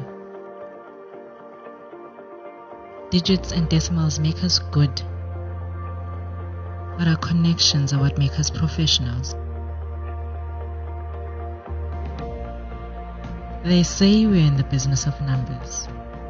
We say we're in the business of people.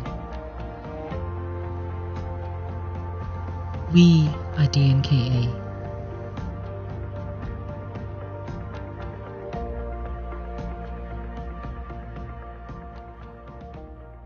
They say we're in the business of numbers.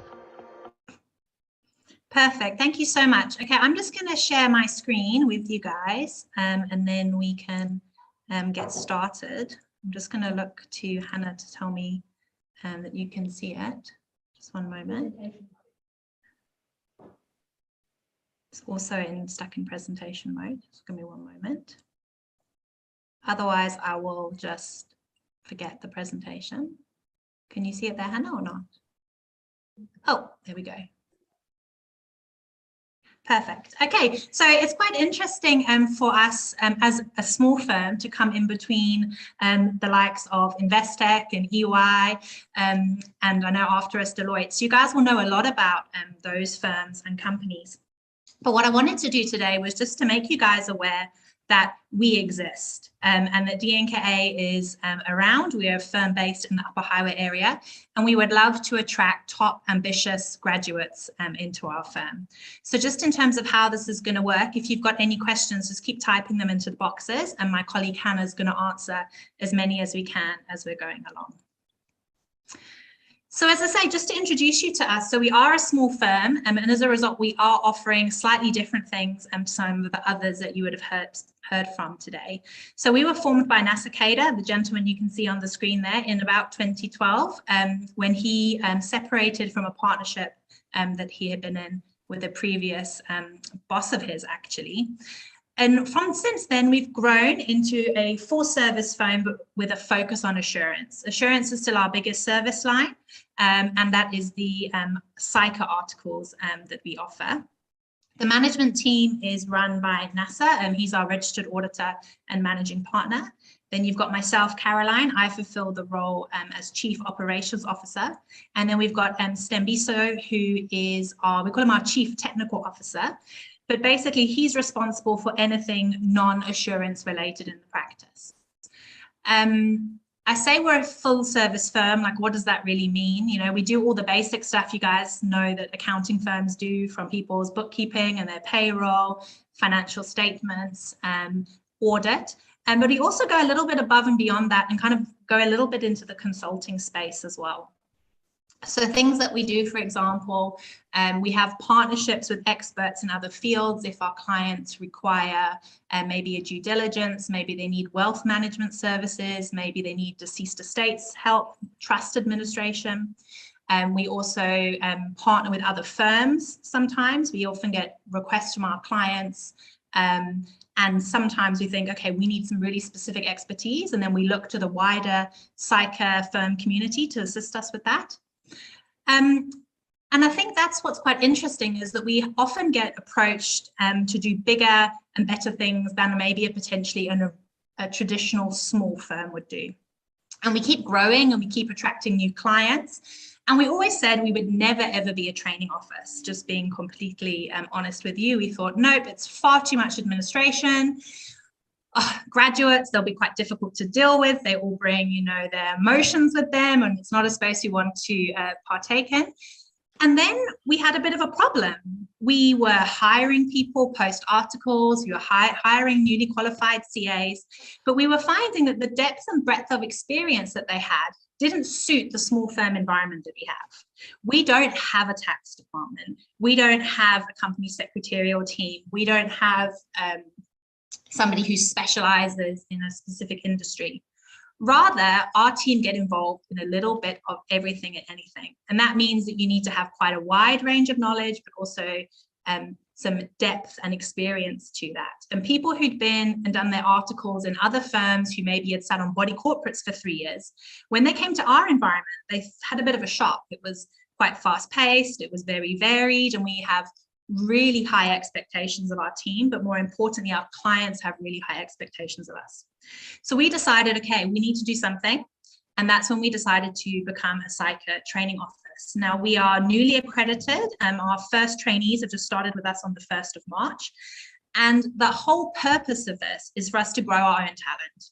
We need a succession plan. We need future partners. And we think the best way to grow those is to mold them ourselves.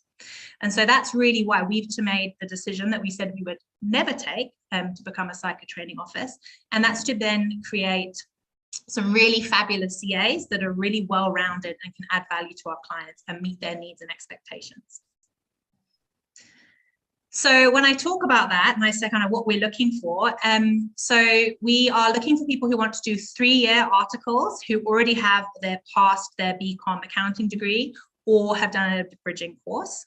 It is not a requirement for you to have completed your honours when you join DNKA. But more importantly than sort of the academic tick box that you guys need to do to be able to enter your contract, it really matters to us more about who you are as an individual. And I know you've had lots of presentations today when people say, no, it's an open door policy and we've got a running club and we've got a gym and all these different things, and they are all very, very important. But what we really, really want is ambitious people who want to be really, really fantastic chartered accountants.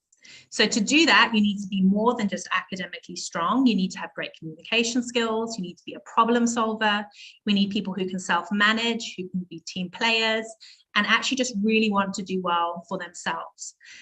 Our psycha trainees that have just started with us here, they completed a 2 to 3 day induction, and now they're already working, communicating with clients, solving problems. And I think that's really important, that we need people who are ready to kind of hit the ground running and apply yourselves from the offset. It doesn't really match the slide, but maybe just to also give you some context about what the experience would be like to be a trainee here.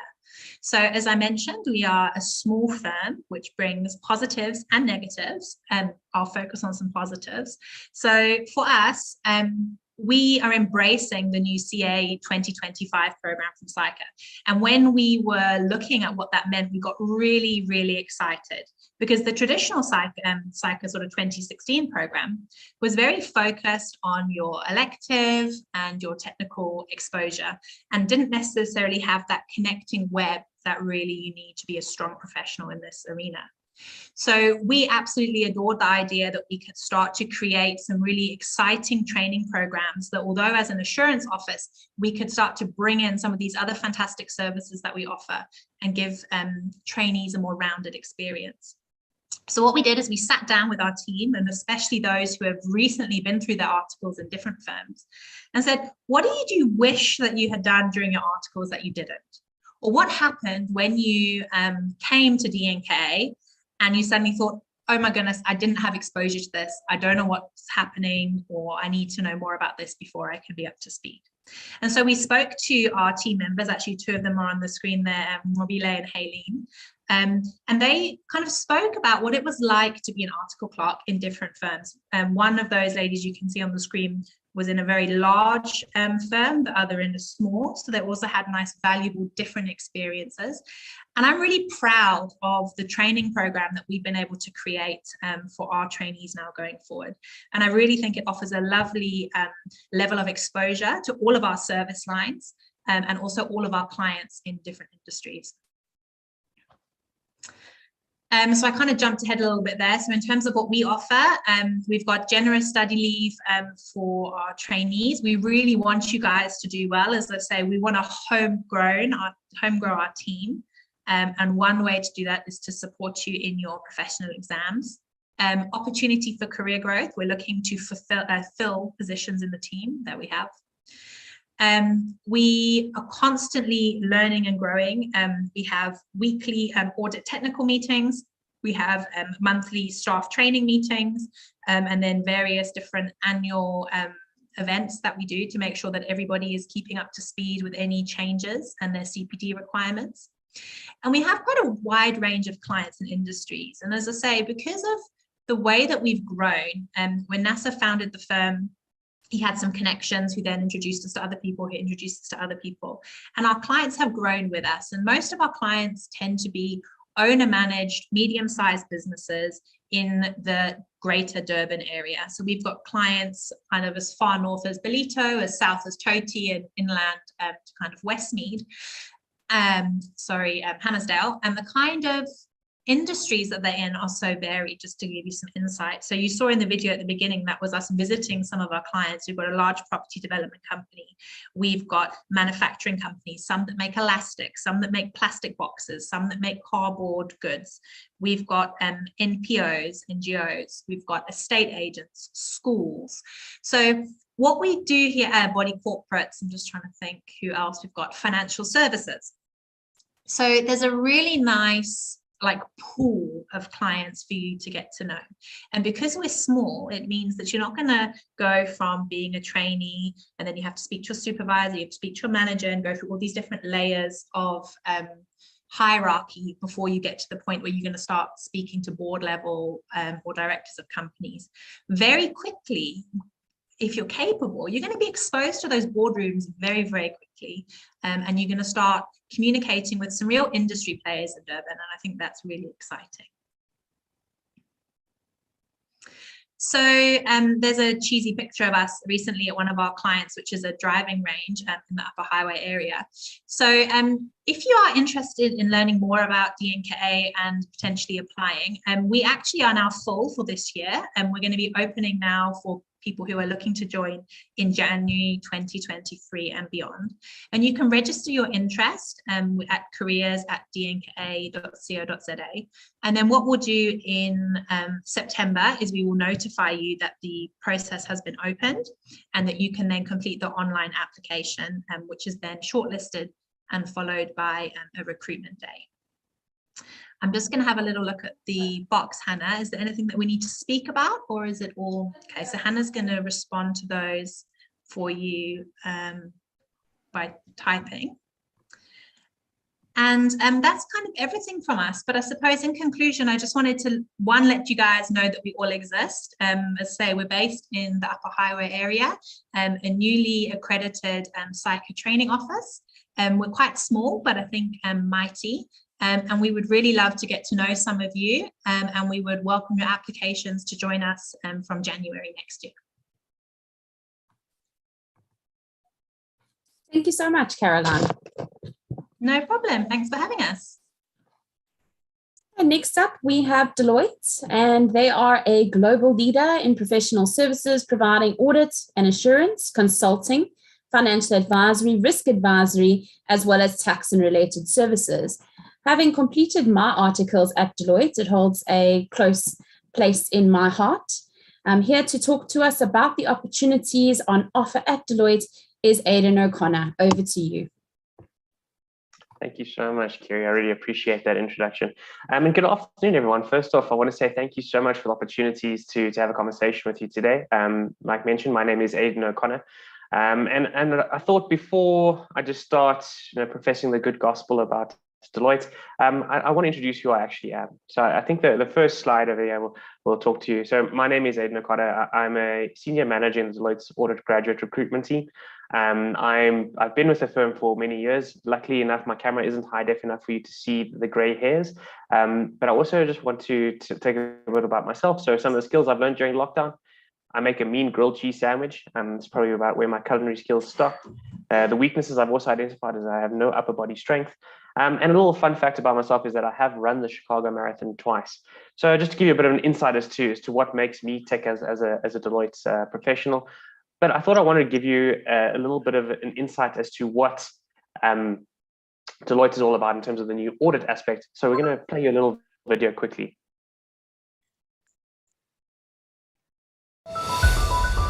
The future is change. It's disruption. It's coming faster than you might think.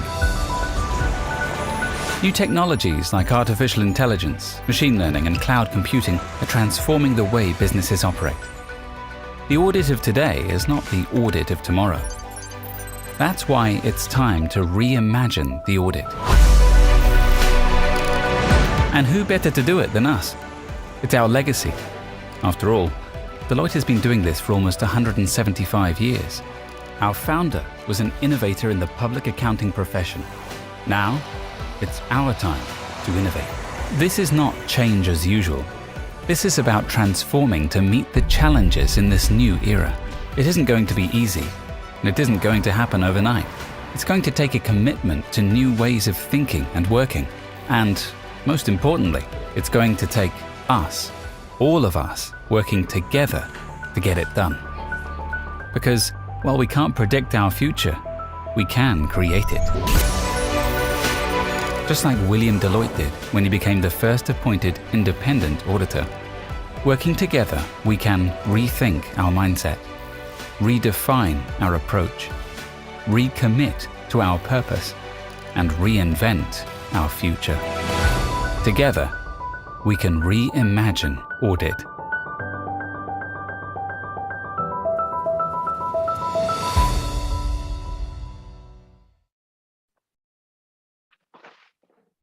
So I put that video up there just for a second there, and before we even get to this lovely little QR code aspect here. The reason that I put that up there is I wanted to give an insight as to the fact that where you guys are now in your career. You're at university, you're trying to understand well, what am I studying and how am I going to practically apply this? And one thing I always want to say is that this is an opportunity for you to be proactive. The fact that you're on a call today on a Thursday afternoon, understanding the professions that are out there shows that you are proactive in your career development. And the one question that comes out is, well, I'm in this and I am studying, but where is it actually going to take me? Deloitte is a professional services firm. And I know we talked about audit there, but we have various different aspects to who we are as a firm.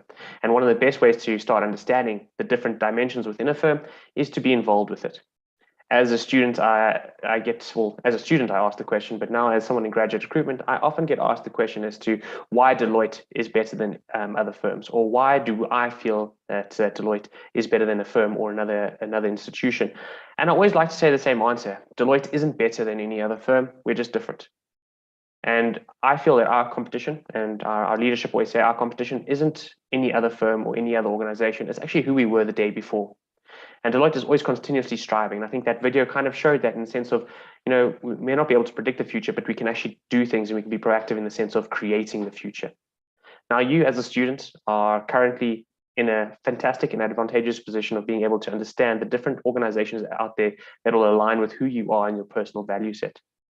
The best thing that you can do as a student is to start understanding the different organizations and what they have to offer for you to ensure that you can become the best version of yourself. I think this is a great opportunity for you as a student to understand, well, what is available to me? And that's where I think a place like Deloitte and what we offer comes into that equation while you are a student. We offer various vacation programs that allow you to start understanding what being a CA at Deloitte is all about, always understanding what a trainee at Deloitte is all about, what the route to different career paths within the firm is.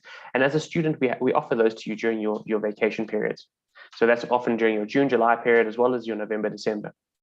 If having, gone on one of these dates with us and through these vacation programs, you know that Deloitte is a place that you'd like to be, there's a great opportunity for you to actually understand it and to apply for a training contract.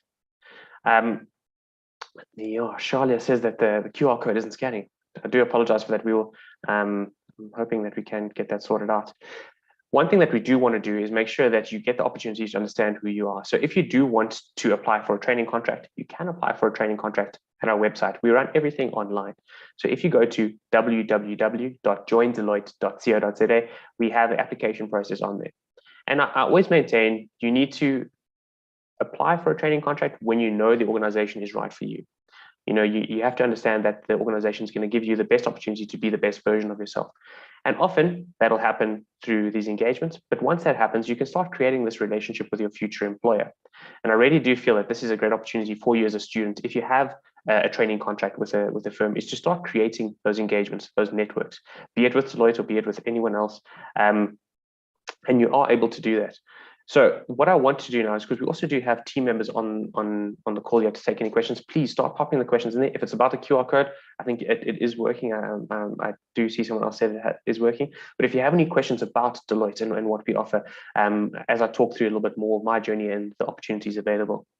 So at Deloitte, like I said, we are a professional services firm, and we do offer the psycho training contract to candidates who have completed their CTA. The anticipated joining is during the January of each year, but we've actually launched something new this year. We actually have 2 intakes for our psycho trainees. So we have an intake in January of each year, as well as now in April of each year. So we will have an opportunity for you to join in January and in April. The prerequisite for joining in our firm is having completed your CTA or your certificate in the theory of accounting, and being eligible to write your ITC exam. We have offices around the country. Our main office is based in Gauteng. We have an office in KwaZulu-Natal, and we have an office in Cape Town.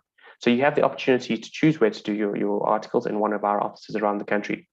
In your 3 years of your articles at Deloitte, you would be in one of our audit business units, so namely our private, public, or our financial services business unit. And again, you'll be able to put through a preference for which business unit you would like to be placed in. So obviously our financial services business unit is based in terms of auditing our financial services clients. So clients that are based in the financial sector, so dealing with banks, pension funds, insurance companies, medical aid. Our private business unit is based in sense of auditing our clients who aren't listed on any stock exchanges. So it's not just small companies, I promise. These are big companies that just haven't publicly listed any of their shareholding. And then we have our public business unit, which is where we audit our JSE or many listed clients around South Africa as well as the globe. In your 3 years of your auditing, Deloitte is a professional services firm. So the opportunities for you to engage with other different business units within the firm, from tax, risk advisory, financial advisory, to get an insight as to what makes Deloitte actually who it is, and what makes this massive professional service firm actually operate effectively, and to be able to offer value to our clients. So you will be able to engage with different business units to be able to get exposure in their journey of 3 years of your articles. One of the other great aspects of Deloitte in terms of what we offer is that we have a dedicated, what we refer to as our JIT program, the just in time, but it's actually our secondment process. So I was lucky enough at the end of my 3 years of my articles to be able to be given an opportunity to go and live and work in the United States. And it was fantastically facilitated by our JIT division, our just in time, our secondment division, that allowed me to go and gain the exposure and to, again, weigh my experience and my competencies up against the best in the world in the US. So that was my opportunities and my exposure there. I do want to now, I'm going to leave that QR code up there. And as you can see, you can scan the code, you can enter your details and follow us on Instagram at MyDeloitte. And the winner of a lucky draw will be announced tomorrow on our Instagram page at 12 o'clock. But I want to open up any questions that you may have for me. I see some questions have come through there. So the question came from Nadia about Deloitte offers an online onboarding tool. What exactly is this about? So our online onboarding is essentially how we have adapted to the new situation that we have in terms of from a pandemic, as well as a hybrid working environment. So our online onboarding tool is, again, we have an opportunity for you to start if you are looking at starting a career at Deloitte. It is the part of engaging with Deloitte in terms of once you have signed a contract to get onboarded, and that's coming through from our trainees who have just started, who will be going on training. And we also do have quite a few of our trainings now, in terms of have adapted to the new process, have gone online. Can you explain how the VIBE program is different from normal VAC work, or is this the same thing at Deloitte? So our VIBE program falls in line with our consulting division. So that falls outside of the audit graduate recruitment division. And again, that is different from our the VAC programs that we offer. So the VIBE program does fall in line with our other careers aspect, and the opportunities available there are more towards I think, our consulting and corporate finance aspect.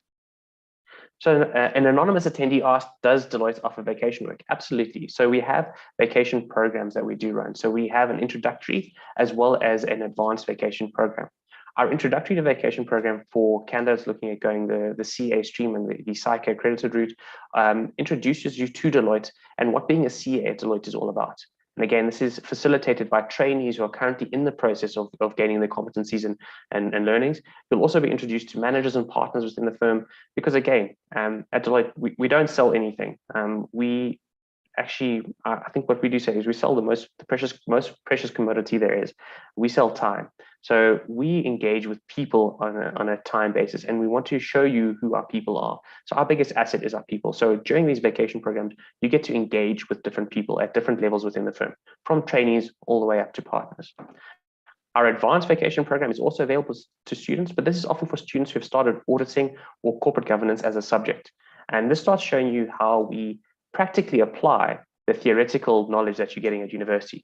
So your universities are doing a fantastic job of giving you the knowledge and the theoretics behind what we do. But often the question is, well, how do I practically apply this?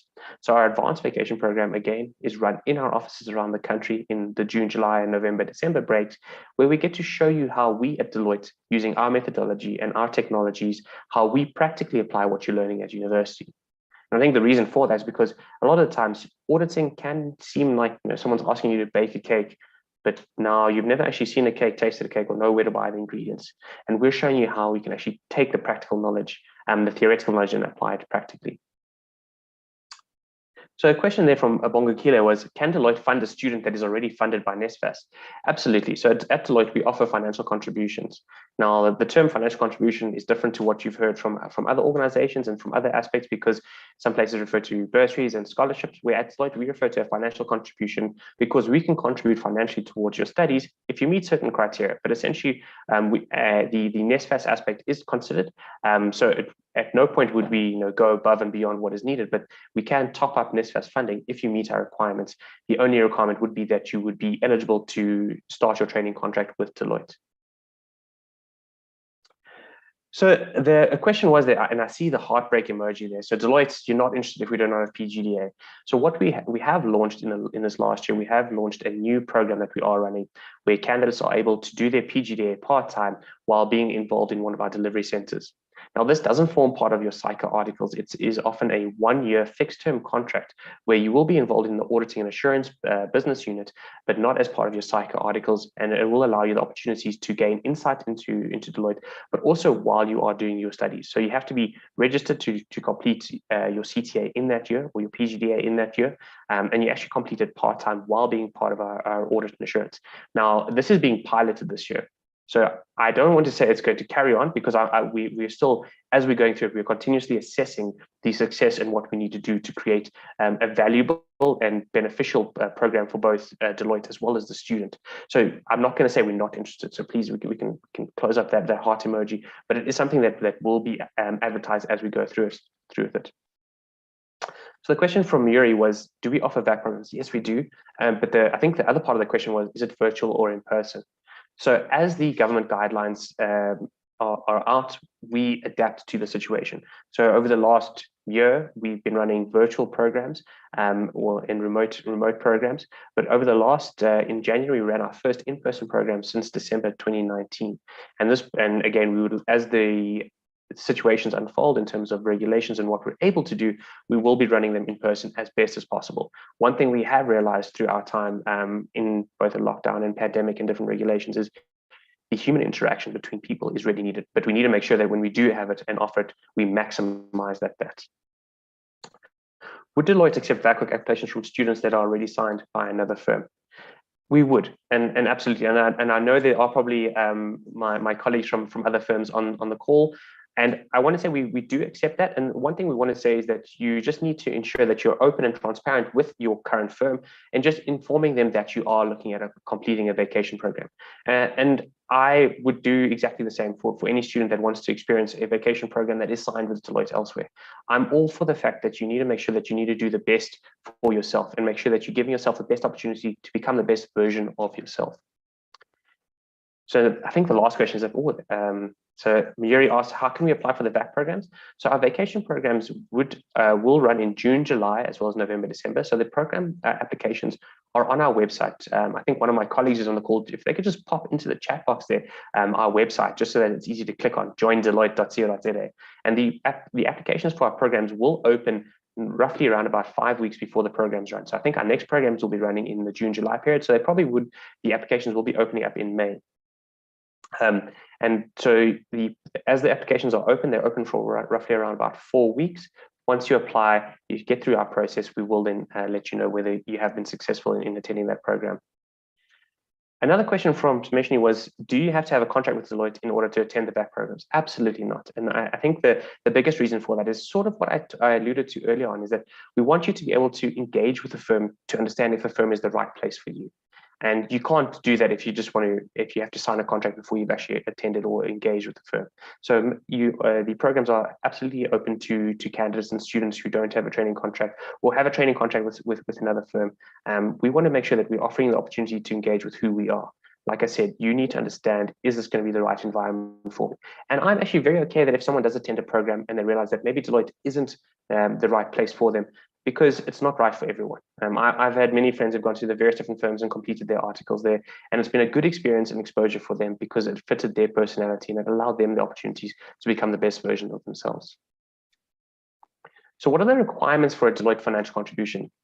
So we do look at and the other question was also requirements on the vacation program. I'll go on the vacation program one first. The requirements for a vacation program are just that you are studying the CA stream course, either in your undergrad or your postgraduate year. And that is essentially it. You just need to be registered to a psycho accredited university in a psycho course for that time. The other question was, what are the requirements for a Deloitte financial contribution? So the requirements and what we look at, the first thing that we do look at for a student applying for a financial contribution is that they actually apply for a training contract. And the reason for that is if I came to you with a blank check, essentially you would take that check without considering whether the environment is right for you. So you need to apply for a training contract first. If you apply for a training contract and you're successful, that shows us that you want Deloitte and that Deloitte thinks that you'll be a great asset to the firm. Once that happens, we then look at other aspects of the financial contribution application, and that revolves around academics. Obviously, people always think that you only want to fund the candidates who are doing really well, but also the academics are an indicator of the investment in yourself. Academic achievement also shows us how much you're willing to invest in yourself. So if you're willing to invest in yourself academically, it does show how Deloitte can invest in you financially to ensure that you achieve your goals. The other aspect we look at is a motivation. So what is the motivation for you to want this financial contribution that is going to allow you to achieve your goals? And another aspect, as we look at, is the financial need of a student. And the reason for that, as we've seen throughout many years of the funding crisis that we have had in tertiary education in South Africa, we want to assist as many people as possible to achieve their goal of becoming CEAs. And I think one of the last questions here is around, how does the JIT program work? So towards the end of your third year of your articles at Deloitte, you are given an opportunity to apply for the JIT program, and you can apply to go to one of our member firm offices around the world. So we have member offices in the United States, Canada, Australia, New Zealand, the United Kingdom, Europe. And at those places, you can apply to go on to one of those offices. If you are successful, we will then give you the opportunity to go and spend on a contract basis between 3 to 7 months in one of our offices around the world. And we will pay for your flight there. We will give you accommodation for the time that you are there. And at the same time, we will allow you to obviously work for the member firm. At the end of those 3 months, there is no contract condition that you have to come back to South Africa. There's no contract condition that you have to come back to Deloitte South Africa, or whatever the case may be. At the end of those 3 months, you're then sort of essentially free to do what you want. And there are a lot of candidates that will land up actually working permanently at the member firm office that they have been. I see Kerry's come back on camera, so I know that's probably my cue there. I want to say thank you so much, guys. Please do jump onto there is a little description of what's up for grabs, but please do jump onto My Deloitte tomorrow. If that QR code, we will be taking from the prize, will be a lucky draw. Kerry, thank you so much. I'm sorry I jumped over my time. I do apologize profusely, but thank you so much for the opportunity. It's always fantastic being able to share my story and a bit about Deloitte. So thank you so much. Thank you so much for coming and sharing your time with us, Aidan. We really appreciate it.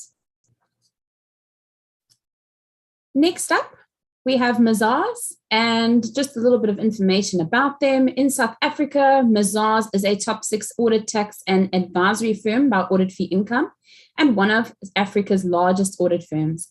They work with a wide range of clients, from private clients and local businesses to large corporate companies and global organizations. I'll now hand over to our next presenter, Ezevani Munsami. Hi, everyone. I just would like to start off by saying thank you to the team at UKZN for giving us this opportunity to showcase Mazars, and thank you to the students for joining us. Today, I'm joined by 2 of my colleagues. It's Kiru Pillay, who's an assistant audit manager, as well as Aneza, who's in her 2nd year of her training contract. I'm just going to start off our presentation sharing a short video with you. Please bear with me.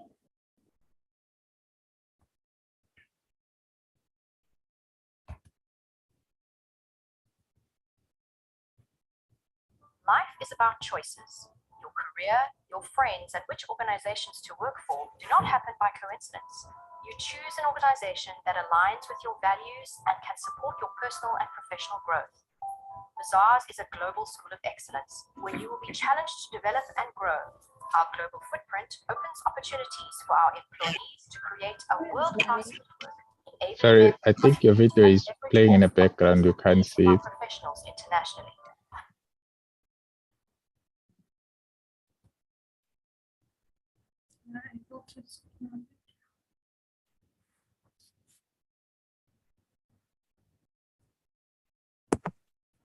Musa, do you have Mazar's video? Yeah, sure, I'll share it now. Okay, it's running. Thank you. Okay.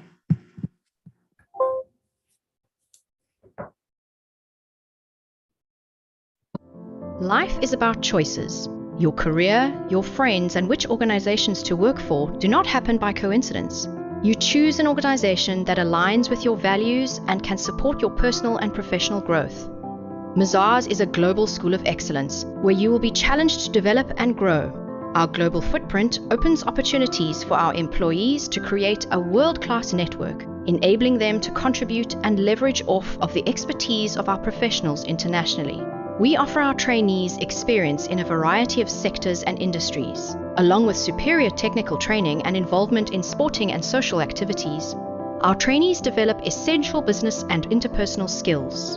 To contribute towards the growth of our graduates, we offer leadership development programs which aim to develop the future leaders of our firm. At Mazars, you make friends for life.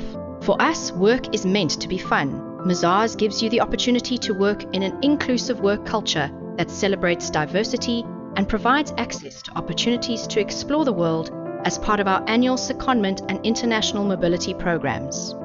Thanks to our accessible management style and coaching, you will experience a truly refreshing work environment and international adventure. Now, doesn't that sound like the smart choice?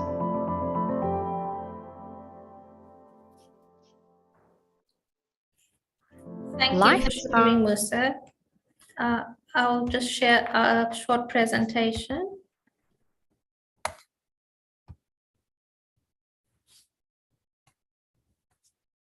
Okay. So Mazars is a global leader in auditing, accounting, tax, financial services, and consulting services.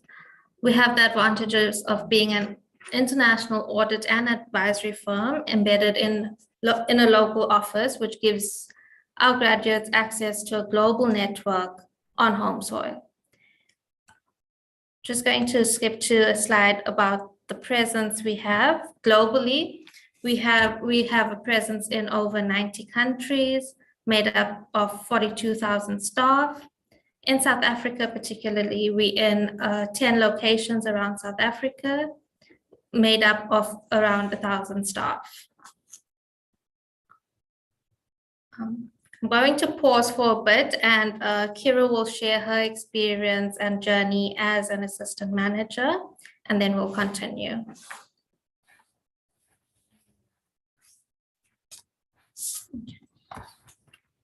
Hi, everybody. I'm Kiru Pillay, and I'm currently an assistant audit manager at Mazars. I did my undergrad at UKZN, and then I thereon went on to do my postgrad at UNISA. So I joined Mazars in 2019, and I finished articles last year in November. Thereafter, I joined MIS, which is something we recently got into. It's Mazars International Services, whereby they allow you to do secondment virtually. I worked for our London office for 2 months, and it was good in the sense that it brought up a job opportunity whereby I got offered a job, a permanent job at our London office. Unfortunately, I still chose to stay in Durban. Thereafter, I got promoted to assistant audit manager in March. So in terms of growth, you can see that there's definitely a lot to do. And in terms of my studies, joining Mazars without my postgrad was a bit challenging, but they really accommodated when it came to leave and doing my tests and stuff like that. So it was really good. In terms of our client industry,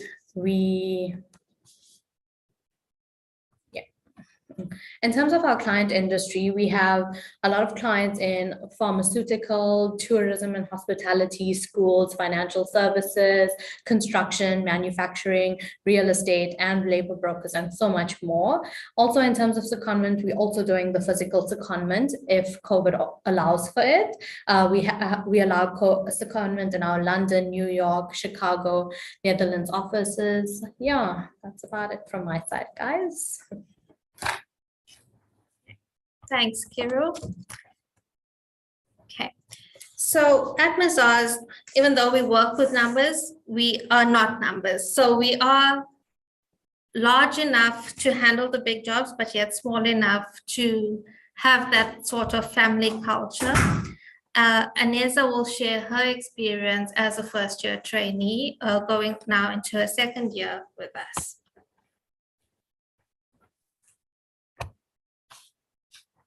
Good afternoon, I'm Aneza, and I'm currently doing my second year at Mazars in Durban. I'm from East London, so I took the big step to relocate to Durban for my articles.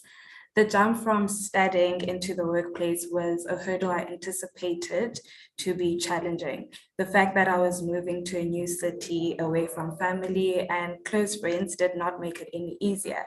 But because of the mentorship and support I have received from Mazars, I was able to navigate and face the new environment and changes in my life. Mazars is a learning place. I'm actually in awe of what I've learned over the past year. We have a strong technical division, which assists with audit-related issues. Our office is open plan, which makes it easier to communicate, especially because we work in teams, and there's an open door policy with partners. Everyone is really just approachable, and you can go to whoever with whatever issues you had, regardless of the positions they hold. At times, we are put under pressure, but we receive sufficient guidance and support to alleviate the pressure.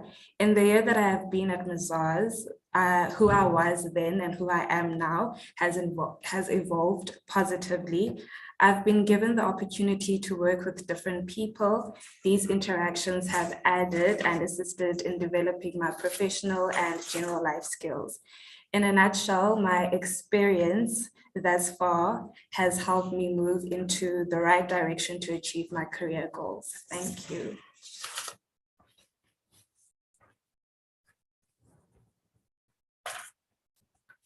Just want to go back to a slide on our one team behavioral charter. So we are governed by our behaviors and values, and we enforce that strongly in the business, and you'll see it during your training contract. In terms, we are very client-centric with a focus on our people. So we ensure wellness, a work-life balance. We have a support program, which we use as ICAS. We also encourage social events and activities.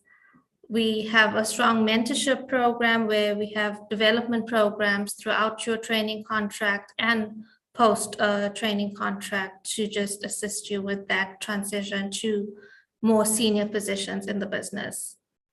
In terms of our values, we have integrity, responsibility, diversity and respect, technical excellence, independence, and stewardship.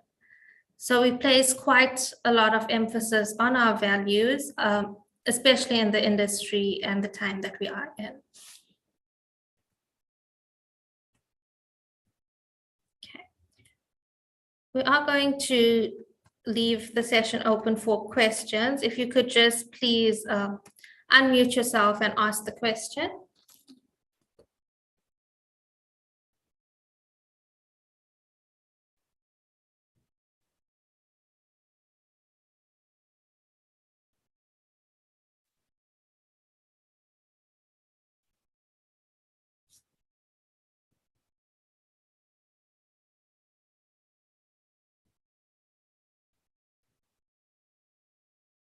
Okay.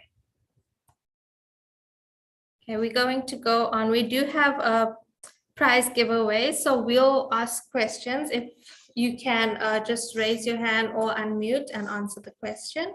And we do have some Mazars hampers to give away.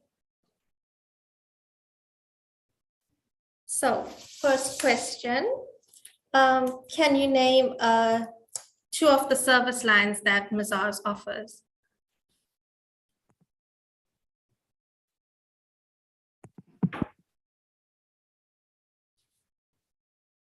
Let's take Nonkulu Lego. Nonkulu Lego Kumete. Hey, Miss, can you hear me? Yes, we can. The Mazari has the succession and the adversary section. Okay, well done. Thank you. I will put my email address in the chat box, and you can contact me and we'll arrange for your prize to be sent to you. Thank you. Next. The next question, name 2 values at Mazars. Let's give an opportunity to Presley. I'm not sure if I'm pronouncing it correctly. Suit the groom.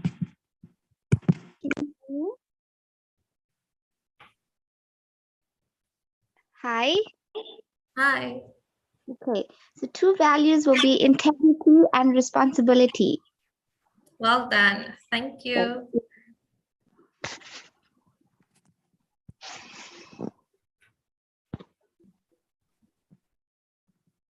Okay.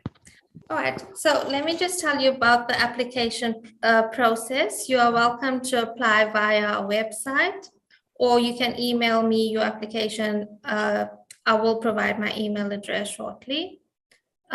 In terms of VAC work, we will be offering VAC work in June, July, as well as the end of the year. And applications will be opening soon on our website.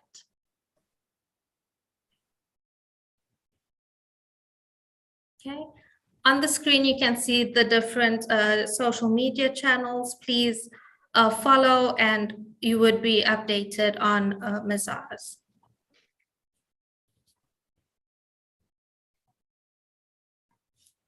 Is there any further questions for us? I think you'll be able to take those via the Q&A box. Yes, we will be available to answer more questions on the chat box. Thanks. Thank you so much. Thank you to all the ladies at Mazars. Thanks, Carrie. And next up, BDO has more than 1,900 people providing clarity in audit, tax, advisory, and business outsourcing to companies across numerous industries. Something wrong at the end.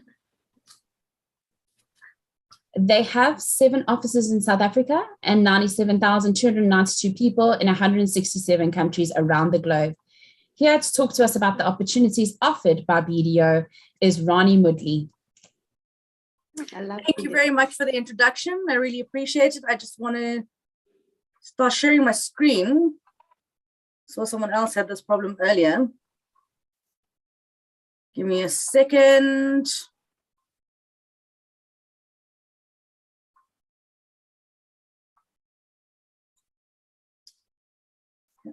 That's working. Let me just chat around it. So I think what's important for us at BDO and what we value the most is our culture.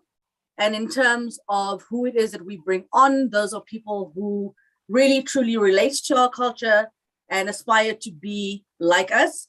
So just in terms of the BDO cultures and the values, we do the right thing always.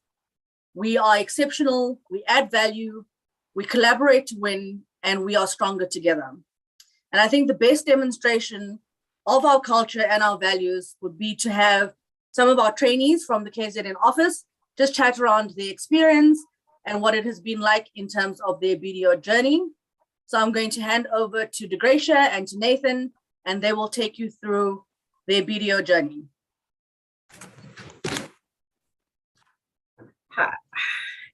Hi guys. How's it, everybody? My name is DeGracia Mubane. I'm a second-year audit trainee at BDO, and we are so delighted to be able to speak to you guys today and to tell you a bit about our amazing firm and how much they have added value to my journey specifically, and Nate will speak a bit about his. I did my undergrad and postgrad at UKZN, and the journey was not easy. I faced some challenges along the way, I think as we all do. In my undergrad final year, 3rd year, I failed my major, which is accounting. And as you guys know, if you fail your major, you can't move on to CTA. So you have to repeat the whole year. And during that time where I felt like I had failed and my journey to becoming a chartered accountant had stopped, BDO was the firm that gave me hope, because I had come for VAC work in July during that year. And because of the people culture that I encountered as soon as I walked in, how friendly they were, and truly they were true to their values when they say they add value, and they took a shot and they basically took a chance on me. And I had an interview and I was like, okay, I might feel very down because now I have to repeat a year. And according to other firm standards, I didn't qualify. But because BDO is so people-based and they believe that we are stronger together, they can see you even when you feel like you cannot be seen by other people. And I was offered a training contract. Not only that, they did propel me into being able to do my CTA, because at the time, financially, I was not going to be able to do so, and they offered me a bursary. They saw me in a time where I thought I'm not going to make it, but because they are very people-based and people-cultured, and they saw that I have the potential to be exceptional. And through their funding and through also their backing me as a firm, when I was obviously disqualified as per people's opinion or other firms' opinion, it gave me the courage to march into my final year and obviously pass that undergrad module, accounting, that was holding me back, and step into, which I believe is the ground that kind of shapes you and puts you like in a pressure cooker, which is CTA, which I think is very hard, but also I believe that CTA has the ability to build your resilience, and which is what we are about. We're about exceptional human beings who are resilient, and hopefully you guys will be joining us next year. And they were able to basically fund my postgrad studies. And for me, that really changed my perspective, because obviously we hear many firms, they say a lot and they promise a lot.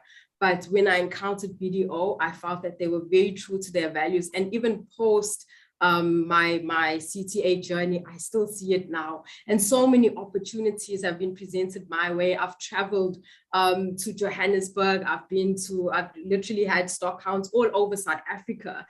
So much exposure to different industries that I've been exposed to. And they've continued to propel me in my career. And we are truly, truly stronger together, and we collaborate, we share ideas with my colleagues. You truly make friends, lifelong friends. And my colleague Nathan will tell you a bit more about what to expect post-undergrad and actually post-CTA, and what you can look forward to when you finally join the BDO family. I love BDO. Hi, guys. As DeGracia said, I'm Nathan van Beek, and I just want to start off by saying a huge congrats, firstly, on taking this route and this journey, and secondly, for making it this far. I know how difficult it is. Her and I were both there, and we know how it can feel like the journey is never ending. But I promise you, just stick with it, because time flies like this, and sooner than you expect, you'll be sitting in our seats over here. So just a congrats. And I just want to talk about a little bit how it's changed from CTA year and studying to actually getting into the business and working and doing auditing in real life. If you're anything like me, I struggled with auditing during my CTA year especially. And I want to reassure you by saying it is so much easier when you actually get into the job and you do it on a day-to-day basis. You are learning so much every day. You are applying yourself and learning about different industries and different clients, and you're getting better at it. And in that sense, you start to enjoy it so much more. And I can honestly say that I can see myself in auditing even after articles, because I enjoy it so much. With that, I just want to say the opportunities that it gives you as well, especially at BDO, like DeGracia touched on, all the different clients and different exposure to industries. I've been involved in manufacturing sectors. I've also been involved in hotel and leisure sectors, which was awesome. And they also give you like the opportunity to travel, which is something that you don't get on a normal day-to-day basis in normal other jobs, you know? Just one example as well, when I went to Joburg, it was with such an awesome team, and it was definitely one of the highlights of my first year. We were there for a couple of weeks, and we got put into a very nice hotel, complimentary breakfast every morning. You know, it was just such a cool experience and such a privilege and pleasure to share it with my fellow trainees. And with that as well, as DeGracia mentioned, it's so awesome to make new friends in this business and to get like introduced to people that have the same mindset and are like-minded as you are. I know that CTA is very personal and you don't have a lot of time to meet new people and you're just sticking by your books, but it all changes in first year. You get to meet such awesome people. And like I say, the best part is that everyone is on the same journey. There's such like similar things that you can talk about and share your experience with each other. And the team that we have in our first year at BDO was just so awesome. And that was a real privilege to get to share that with people that I can honestly say like become some of my best friends, you know. And even if, as if that's not enough, they also in first year or throughout the years, if you're a trainee, you get involved in something called the D&D committee, which is pretty much just all of the firms getting together and meeting up with all the different trainees from the different firms, which was also, it's been such a cool experience. We do a handful of events during the year, and you get to not only meet people in the same industry as you, but also become friends with people from other firms, which has been such an eye-opener, and you get to compare your journey and make new friends and go out and have a jaw and chat about all the work that you guys do. And that's also just been such a cool and exciting thing to do in our trainee year. But that's about it from our side and a little bit about our experiences. Again, I just want to say congratulations on making it this far, and I wish you all the best of luck for the rest of your CTA and your RTC that I know that's coming up.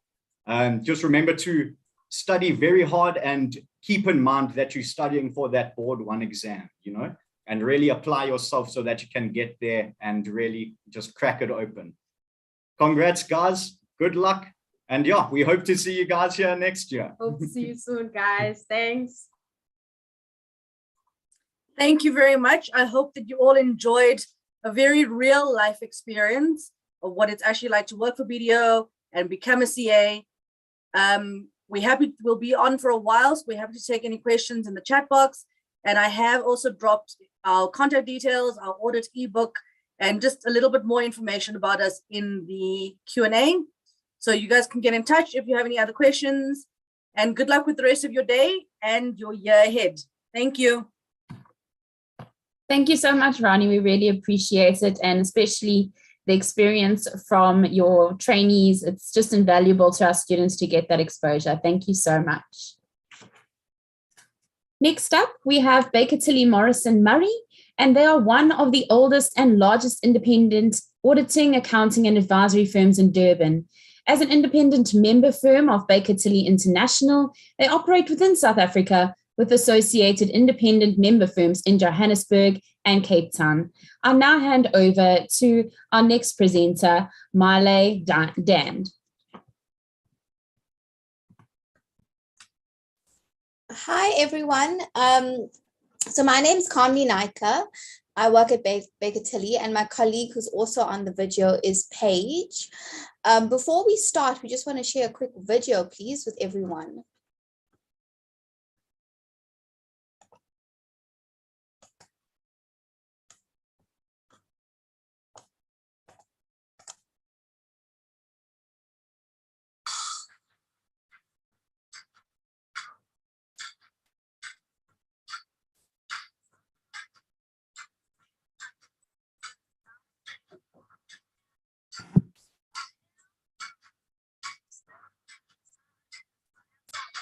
Please share the sound, computer sound, I think.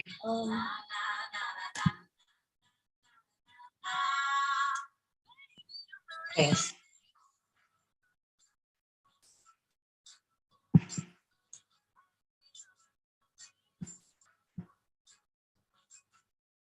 You can start from the beginning and then but share the computer sound so that we can all hear. We can see the picture clearly. Sorry, can you not hear the sound? Musa? Can you hear the video sound? There is sound, but sounds like it's very far. Okay, I'll try and change the setting. Better, it's better.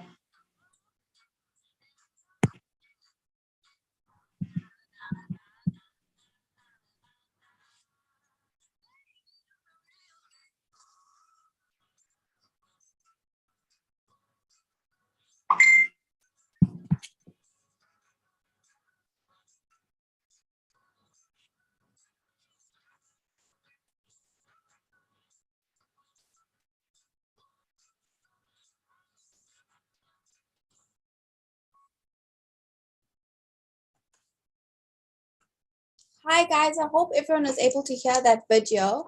I'm just going to hand over to Paige, who's going to do a quick intro for us.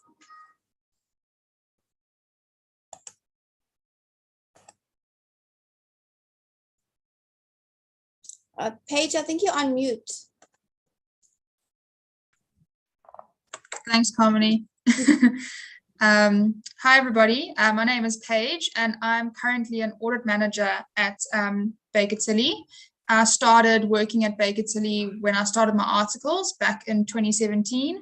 I completed my articles, and then I went on a secondment through Baker Tilly to Mauritius.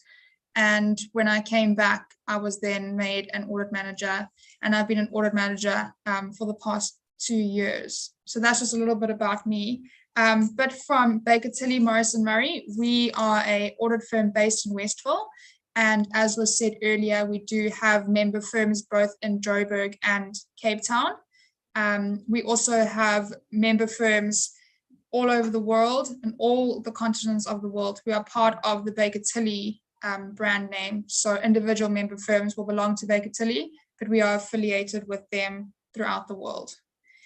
We currently have 9 partners and 140 staff members. So that brings us into the medium size firm brackets. And we service a variety of clients, but Carmony will touch on that a little bit later. Yeah,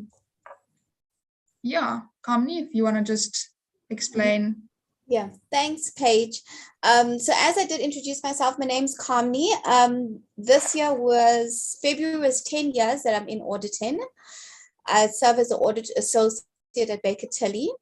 Guys, so you're at a really critical stage where you get to choose where you're going to serve your articles in. And what I'd like to bring to the conversation is just where I was 10 years ago was the crossroads of either serving at a big 4 or a medium to large firm. In hindsight, I think I made the best decision, and it is because serving at a medium-sized firm gives you a holistic approach, well-rounded CA when you finish with your articles. I think you get exposed to quite a lot. We have an open door policy with all of our partners. So you work very close with the partner as well as with the senior. There'll be jobs where it would just be you and the partner, or there'll be jobs where you'd be in a team of 5 or 6. We have a lot of industries from manufacturing to retail to hotels to service, investment, property holding. So it's across the board. I guess another part that I really enjoyed working in a medium-sized firm is every day it's something new. So either you're learning about taxes, drafting financial statements, helping the client with some secretarial work. It's continuously changing and you're never bored, and you're always putting what you learned in university to practice. I think that's why in hindsight, I'm very happy that I chose a medium-sized firm. I guess another benefit is you make really good lifetime friends. You become close with the partners. They give you advice on your careers, which is what you're looking for. Yeah, I think I enjoyed my articles. It really prepared me for the future, and it prepared me for a career in audit. What else could I touch on? I think just in serving articles this past 2 years, obviously it's been different because of COVID, but before COVID, we used to do activities, braais, Friday afternoon snacks, which we are trying to now implement and go back to some form of normal. So there is that social aspect of serving articles. I think I'm just going to ask Paige to touch on secondment and bursaries, please. Thanks, Carmony. Yeah, so Baker Tilly, we do offer secondment opportunities, and this is something that our partners are very, very encouraging of. After you've worked for 3 years in your articles, you've worked hard and you deserve some sort of excitement. So going on a secondment is something that I would highly recommend. Because we have so many branches throughout the world, secondment in most countries is possible. It will obviously depend on whether the firm in another country requires an extra pair of hands for a short period of time. So for my secondment, I went to Mauritius for 5 months, and I had an absolute blast from a travel perspective and a work perspective. Just working in a completely different country, the way in which they audit is different. It was putting you a little bit out of your comfort zone, but it was good to learn something new. I learned about new clients, interacting with a new set of people, new partners. It's just good to learn how to adapt. And I think that's probably what I took away from the secondment most. I also had a great time traveling. Every weekend you could go out and visit new places, especially if you're in Europe. That's such a springboard to visit the rest of the world. We've also just had somebody who's done a virtual secondment, if you want to call it that, where they spent some time working for the USA. And this was structured in such a way that it's a 2-year secondment. And next year, they're hoping that he will actually be able to go to the USA now that things are starting to open up a bit more. Baker Tilly also do offer bursaries if that is something that people are interested in. If you would like to apply or learn more about it, you can drop us an email at mail@bakertillymm.co.za. Carmony will put that email address in the chat box for anybody who would like to apply. You just need to send that email address, a copy of your CV, and a little motivation, and tell us a little bit more about yourself. I have been watching the chat box a little bit. Somebody earlier asked if we do CYPA contracts. We don't have anybody currently performing a CYPA contract, so I'm not going to shut that door and say that we don't do CYPA contracts, but we may do CYPA contracts. So if you are interested, it's something that you can pop us an email about, and our HR lady will be able to get back to you about that. And then someone has asked if Baker Tilly offer VAC work. Yes, we do offer VAC work. VAC work is generally offered to our bursary students who are already affiliated with Baker Tilly. But if you would like to come and get a taste of Baker Tilly, as you think that this is somewhere where you would like to work, VAC work is something that we can organize. And we do try and send you out on a client and give you a little bit of a taste of what working in audit is really like. Thanks, Paige, for that. I have to just touch on what Paige said about secondment. I got to go to Connecticut, which was about an hour away from New York. And one of the best experiences that I had, I mean, that 4 months, you work hard, but equally the weekends and after hours is yours, and you get to tour. And it was such a blessing and a great opportunity that Baker Tilly offers their staff. What I did want to touch on is just how Baker Tilly managed to change and adapt in COVID. So we all got to work from home for, I think it was about a good few months, Paige? Yeah, almost a whole year, I think. Yeah. We adapted very nicely to auditing remotely. So that whole year we did our audits with our clients over Zoom. We did virtual like health, wellness talks about mental health. We met with partners, over Zoom to get our work done, to clear queries. I mean, some of our stuff to see how Baker Tilly continuously adapts and changes to ensure that we move forward. Everyone got paid their normal salary. We honestly were only affected by the working remotely, but we tried to operate as normal as possible, which was a big change. And I was so impressed that we were able to adapt, because we're continuously changing in this environment. Clients are changing as well as our environment. Yeah, I'm just going to ask if there's any questions that you would like to ask Paige and myself. I saw that someone asked if we could just type the email address, so I've just responded to that person. Put it on there. Okay, perfect. I'm not sure if it shows everybody that I've answered that question or just the specific person. I've also just put our email, I've put our telephone number. Does anyone else have any questions that you would like to ask Paige and myself?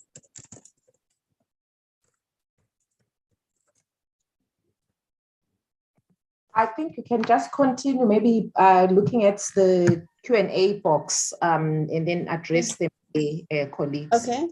Thank you so much. Thank you guys for having us. So I've addressed the question regarding the VAC work already.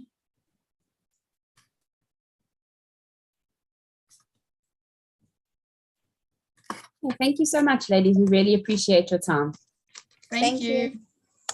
Our next presenter is the Auditor General of South Africa, which has a constitutional mandate, and as the supreme audit institution of South Africa, it exists to strengthen our country's democracy by enabling oversight, accountability, and governance in the public sector through auditing, thereby building public confidence.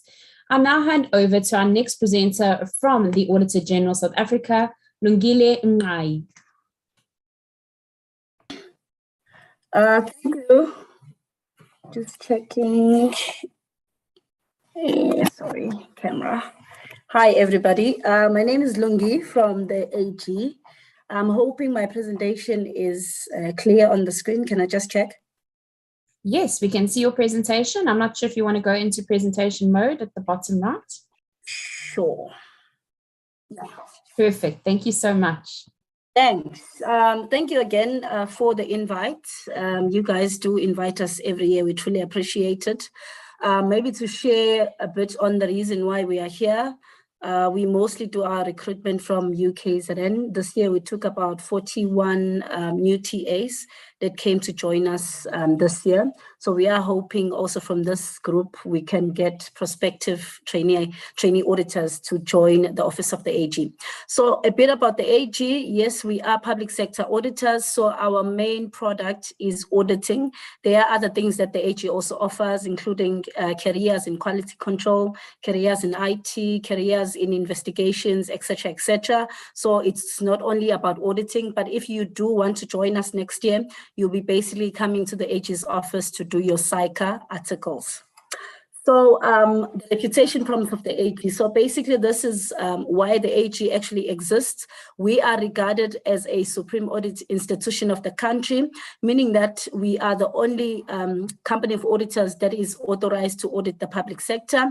We do this ourselves, and for some of the audits, we do also work with other audit companies to assist us, release these audit reports to the public.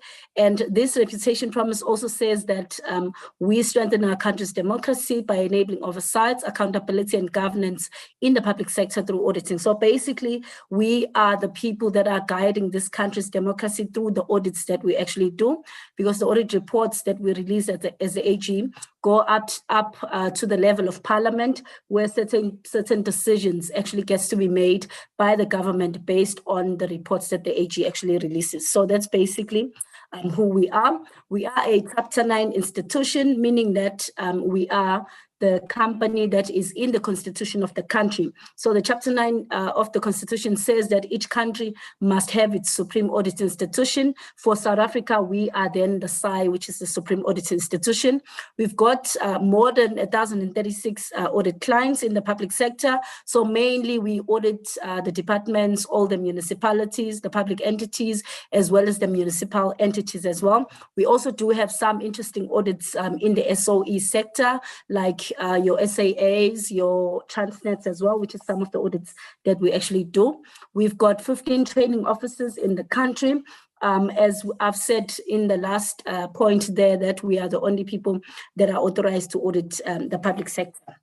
Then I'm going to just move on and mention some of our auditees and the fact that as the AG, we are well respected locally and internationally. So there are audits that we've done internationally as well that we continue to do, and also audits within the country that we do of basically people that you might know of if you are in this profession of accounting. We audit the IRBA. We also have been UN auditors for the past 13 years. So that basically means if we are auditing the UN and the African Union, you also do get the opportunity to travel outside the country to do these audits. We also audit SAA, Airports Company. We also have some affiliations as well with the ABASA.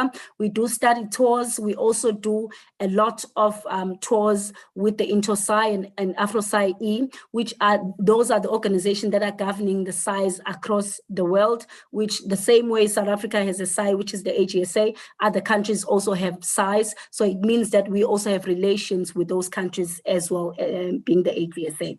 And then the exposure that you'll get at the AG, that is something which is unique to us, is the audit of the service delivery information. So in the public sector, our clients produce a service delivery report, which we have to actually audit and then express an opinion and also report on the findings when it comes to service delivery.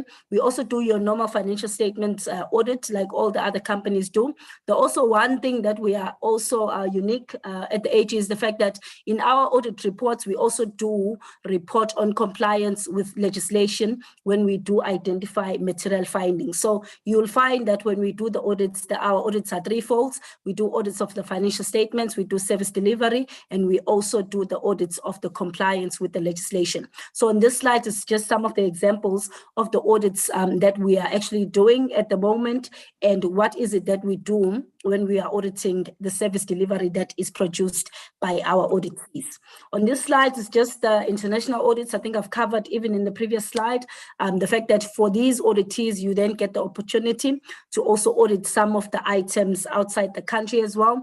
We've also included there the likes of tourism. We're also including international relations cooperation, which is one of our audits as well. We've also included there the African Union, like I've previously stated in the previous slide. As a Supreme Audit institution, we are committed to professionalism, and ethics is something that is very important to the AGSA. Like we said, we audit the public sector, so it is very important to us that whoever plans to join the office of the AG knows that it is very important to always remain ethical. Hence, we take this very, very seriously. So as the office, we've got more than 700 CASAs that are actually working within the AG, more than 3,000 employees. We've got 332 registered government auditors as well, which is something that is unique to AG. We also have people that are certified with the CISA, ACA articles as well. There are people that are qualified with that designation as well, people with their masters too within the AGSA. So basically what the slide must tell you is that we take very seriously the education of our people, being the employees, meaning that when you come to the AG, whether you've got the CTA or you do not have the CTA, and whether you need to write your professional exams, it is something that as the AG, we have the capacity and the resources in order to assist you reach whatever level you actually want to reach, which most importantly, we want everyone, by the time you leave the AG, you are at least a qualified CASA. And then going to move on. In terms of our TA scheme, we've got approximately 1,500 trainees within the AG. So all these trainees are actually then spread across all the offices that we have. Like I said, we've got 15 training officers. I basically come from the KZN office, which is in Pietermaritzburg. So if you want to come to the AG, it doesn't mean that you only come to Maritzburg. You can go to Pretoria, Limpopo. All the provinces actually do have an office of the AG in them. In Pretoria, luckily, we've got more than one training offices that you can actually join, which is about 7. So it basically means you can join the AG and decide which province will actually work for you in terms of serving your articles. I'm then going to move on and say that the reason you should join the AG, the people that we want to recruit into the AG are people that have this passion in order to serve the public sector. I know that we all watch the news and we see some of the terrible situations that are actually happening in the public sector, whether it is corruption, whether it is fraud and all those things. And that's why we exist as the AG, because we exist in order to audit and uncover some of those situations so that proper actions are actually being taken against those individuals that are performing those acts that are illegal. So if you are a person who actually wants to see a difference in the public sector, who has a passion to serve in the public sector, then you might be the right person to come and join the AG's office in order to serve your articles. So we are basically saying, if you want to contribute to the lives of the citizens of the country, then you are the right person to come and serve your articles at the AGSA.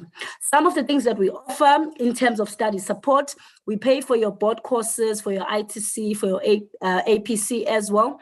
We pay for your ITC exam fees, so the office will cover those fees. We give you a study leave package of about 20 days. It doesn't matter if you are doing CTA, ITC, or APC, you will get that 20 days the first time you join the Office of the AG. We also offer a lot of in-house classes when it comes to APT, as well as APC, as well as the ITC. We also have programs in-house that are centered around assisting people that are still doing their CTA in order to achieve a pass in their CTA exam. The other things that I've just included here is the fact that obviously ITC preparation classes, we'll offer those ones to you, not at an additional cost. They are available to all our employees as the AGSA. We also have an APC lifestyle program. This basically means that from January until December, or until you write your APC exam, we basically have programs that are going to prepare you to write this exam and be successful, given that obviously you give the program the respect and the commitment that it actually needs. We also have a CTA bootcamp that we offer to our candidates that will be writing the CTA. This is basically where we send you somewhere for about 3 weeks, where you can sit with lecturers.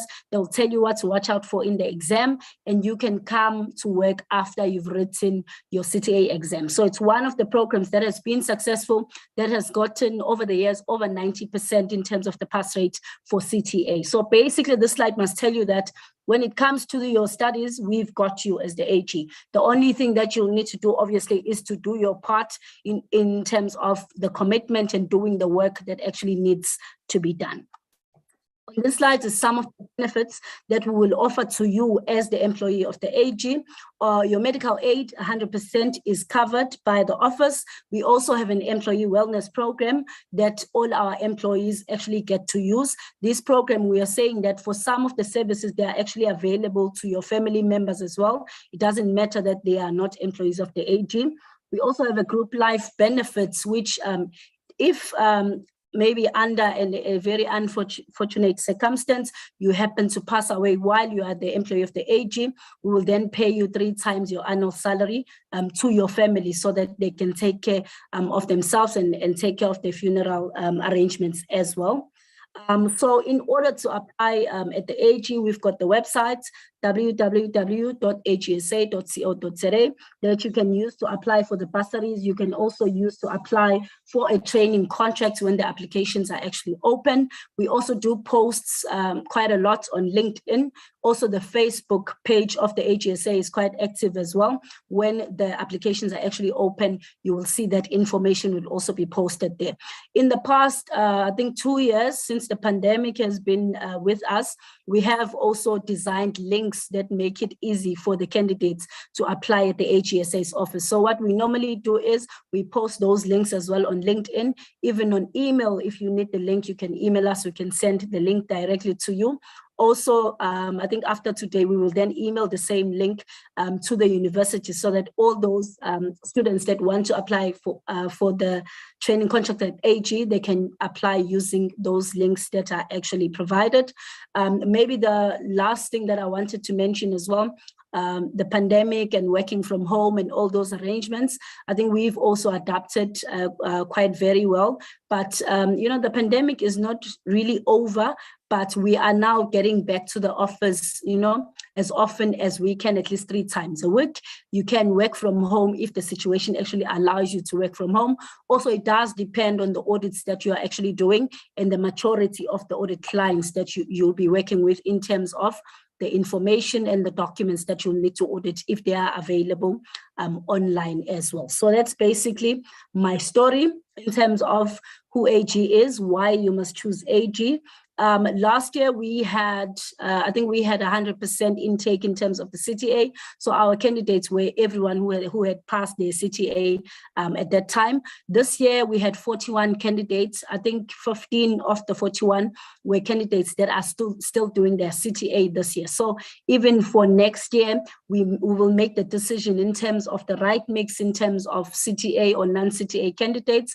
But if you are interested to come and serve at the AG, you can apply. We will do a short interview with you and then sign a contract on the condition that you pass your CTA so that you can join the AGSA. So that's basically what I wanted to say. This slide is just #choose the AGSA. If you are a person who's passionate about seeing the change in the public sector, a person who has a passion to serve the public sector, then you are the right person to come and join us. That's basically my story. If there are any questions, I don't know if we are answering questions live or if we are only using the chat box for questions, but we do have 3 questions that we wanted to ask and 1,000 times 3 vouchers, I think Take a Lot vouchers that we'll be giving to the winners. Thank you so much. Thank you so much, Lungi.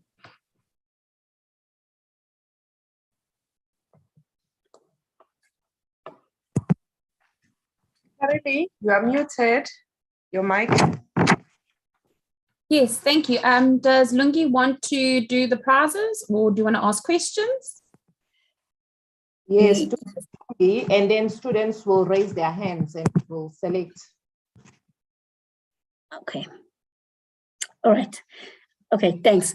So we've got 3 questions. I'll just go with the first question. The first question, we wanted to know who is our current AG of South Africa? Who is the Auditor General of South Africa currently?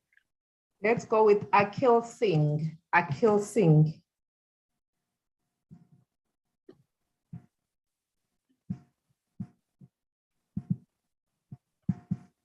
Akhil, unmute yourself. It's Sikani. Can I have the full name and surname, please? It's T Sikani, ma'am. Miss T Sikani Maluleki. Okay, that's fine. I'll give you the prize. So it is Tsakani Maluleke. Then Ma'am, sorry for the mispronunciation. No, it's fine. No problem. Not a problem. I understand.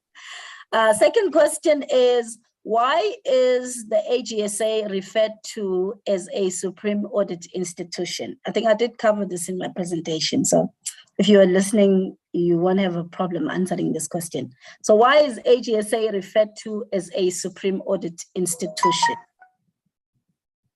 Let's take Dogozo. What's his name? Dogozo Nkosi. Yes, thank you very much for the opportunity. Can you hear me? Yes. Okay. The reason why AGSA is South Africa's Supreme Audit Institution is because it's the only institution that is allowed to audit the public sector as a whole. Okay, I'll take that. It's fine. I'll give you the second prize.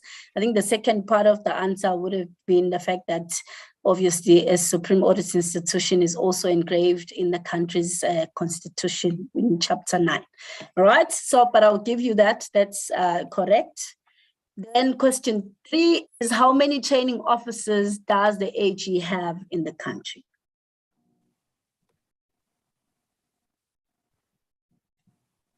Let's take Mvelo Mbongwa. Mvelo, go ahead.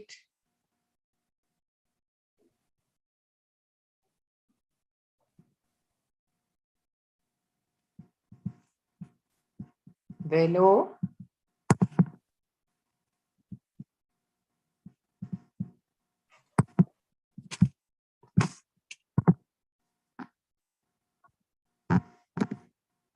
Velo, please unmute.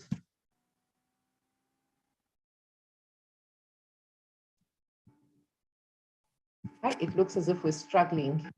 Let's take someone else. Let's see who else hasn't had a chance.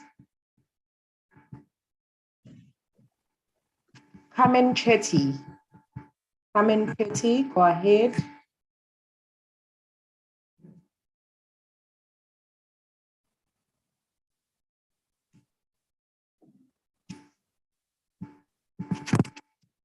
It's 15 officers. That's correct.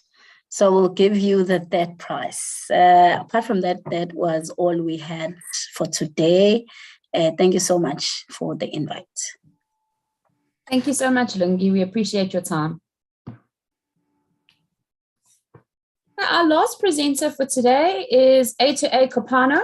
As the leading mid-tier assurance firm in South Africa, A2A Kopano Incorporated provides specialized financial services to both the public and the private sector. Their local knowledge, coupled with international expertise, makes them a respected global player. Our presenter today is Fayad, and they are the business executive for the company. Over to you.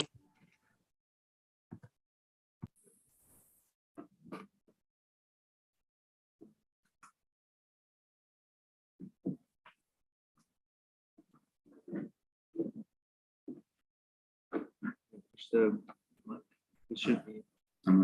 Hello. Should be on now.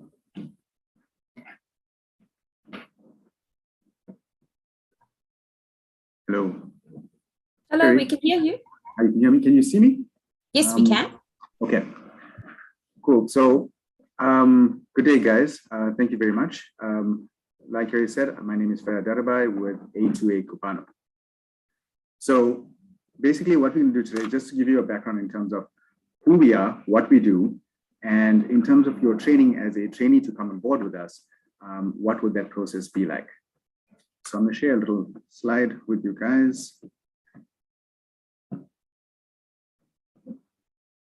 Yeah. Tell me if you could.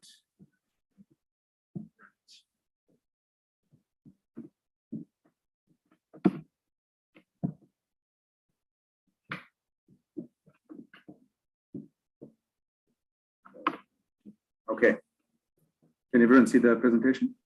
Yes, we can. Okay. So, A2A Kopano was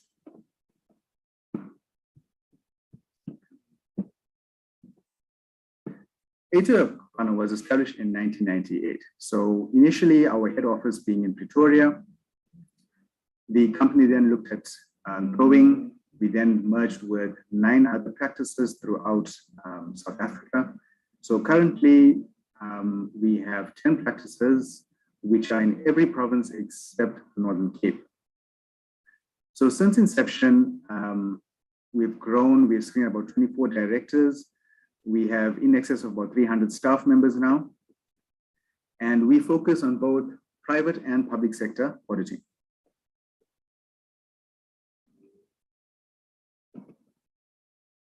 In terms of our vision,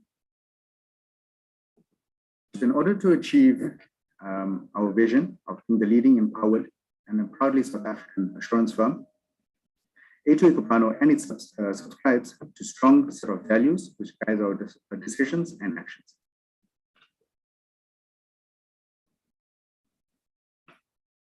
In terms of our mission,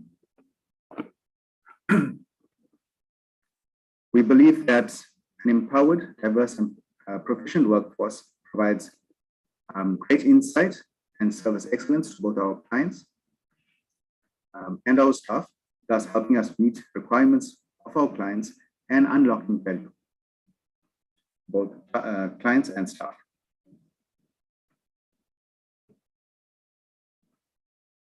So a little diagram there in terms of what you gain, the knowledge as a trainee, in terms of what you're gaining. You're gaining accessibility to different markets and learning. We learn to be collaborative in terms of teams. You're learning skills like ethics, integrity. Within the firm, there's also innovation in terms of IT practices and practices that are used to actually streamline the audit process. From a leadership point of view, the teams are actually, you work very closely, being a mid-tier firm, you work very closely with your partner and your senior managers. So the structure, the hierarchy is your junior trainees, your senior trainee, your audit supervisor, you get an assistant manager or manager within the team, and then your partner. So some people actually liaise directly with partners in terms of once they're third year level. So there's a lot more interaction from that perspective.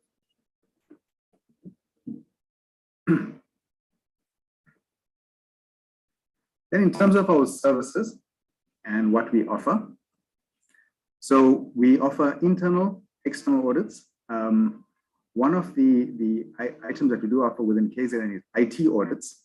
So those of you who are more IT inclined and looking within the audit sphere, there is the IT audit program that we do offer.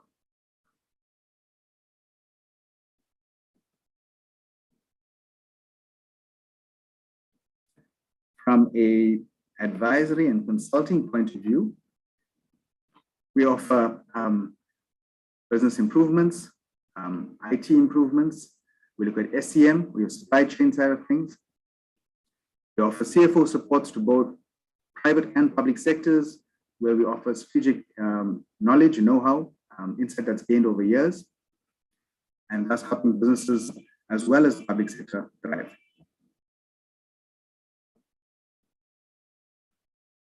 Just a little more in terms of our specialized services, where we offer funding and revenue improvement strategies.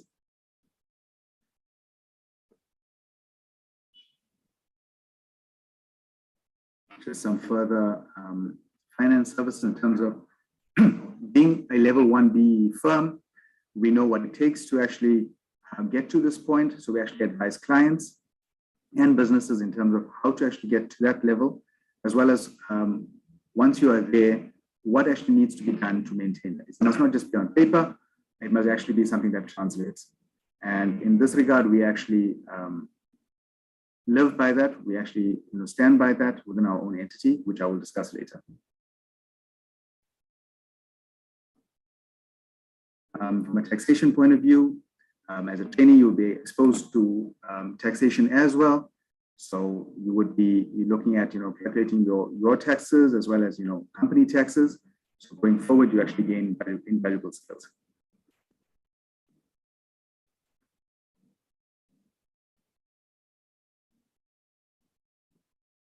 Okay, so in terms of our commitment to transformation and empowerment, as I said earlier,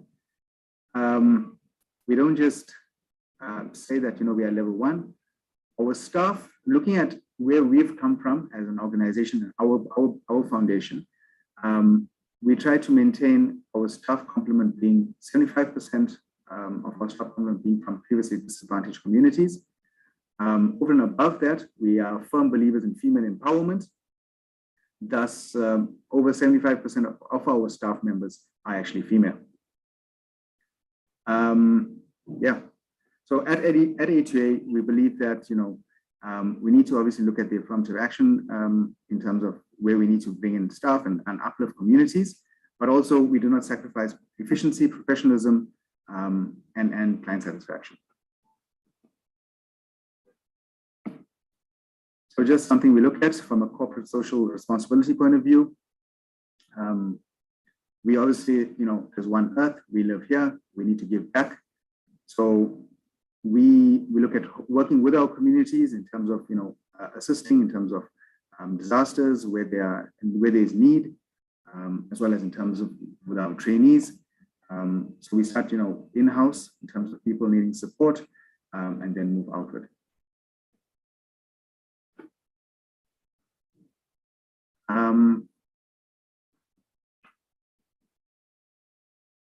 Just a little more info in terms of social responsibility programs.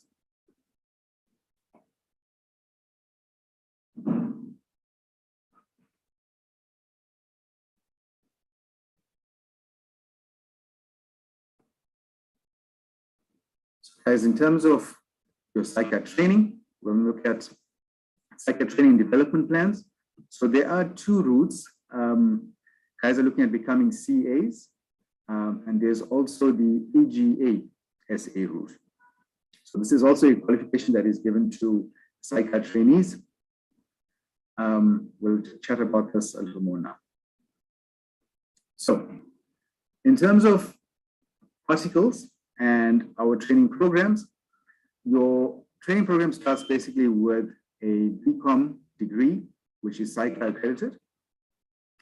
So you need to look at, there's 2 types, either A, you're studying full-time or you're studying part-time.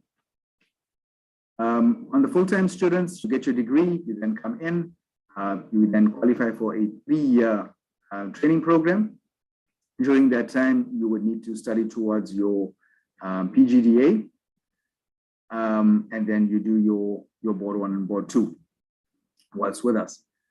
There are other students, for whatever reason, financial or life does happen, I guess, sometimes, and they are not able to complete their studies full time.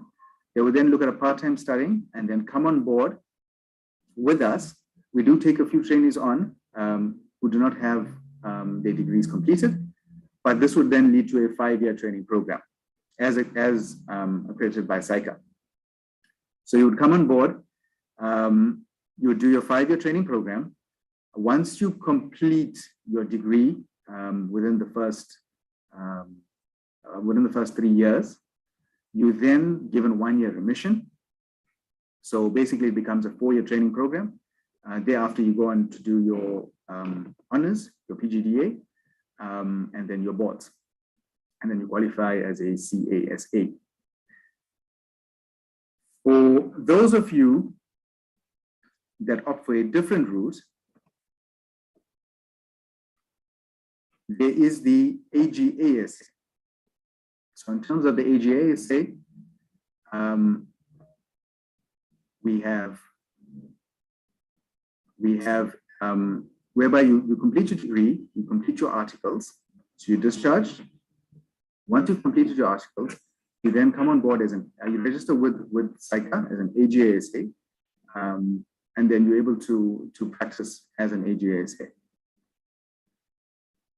There's quite a few processes in terms of how this is done, but obviously we will provide more information if you do need it. You can contact us via our website. You can contact our offices directly, the KZN offices. We are based in Felix Dlamini Road, which is in the Musgrave Overport area.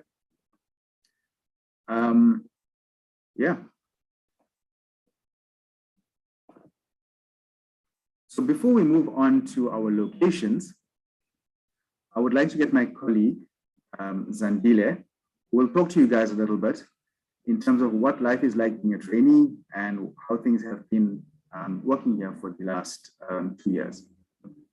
So I'll take over Zandile.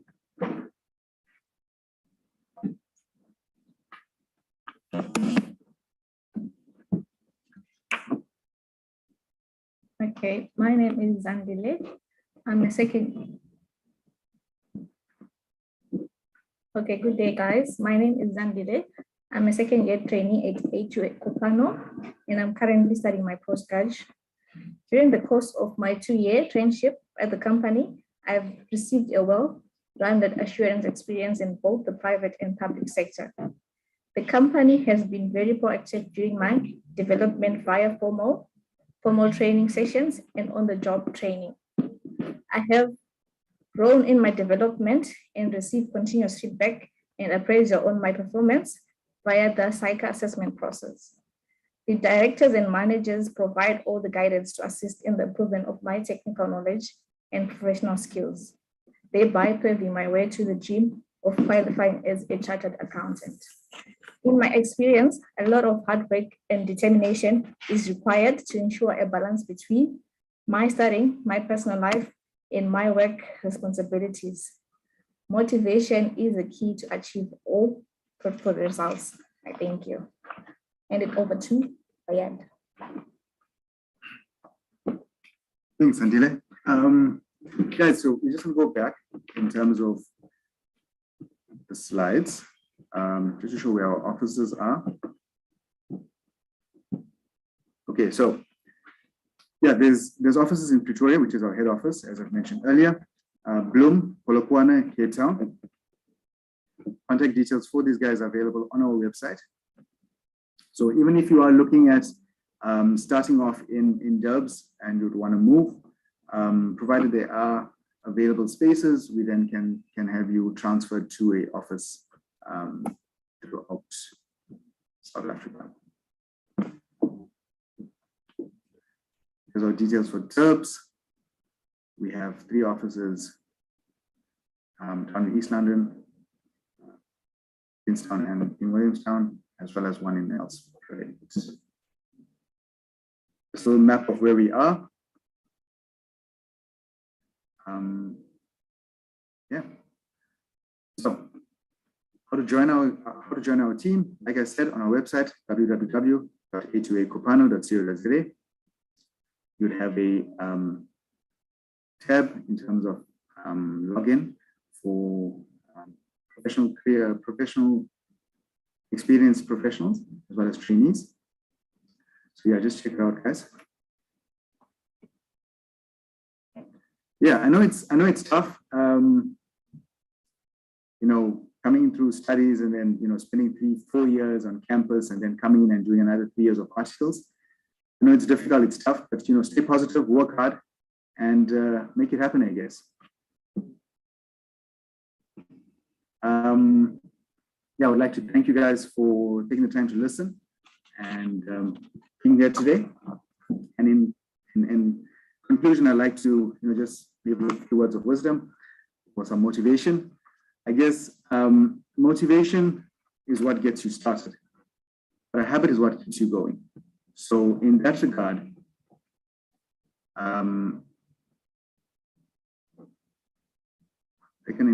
you know, guys, you know, put in the effort now. I hope this session helps you guys to understand what training is like and then give you a better understanding. And I hope you keep pushing your studies, you know, and to get this going, make sure you guys push it every day and build a habit. You know, it takes 30 days to build a habit. So study, and all the best. Hope to see you guys as, you know, CAs somewhere down the line. Thank you. Thank you so much, Fayed. Thanks.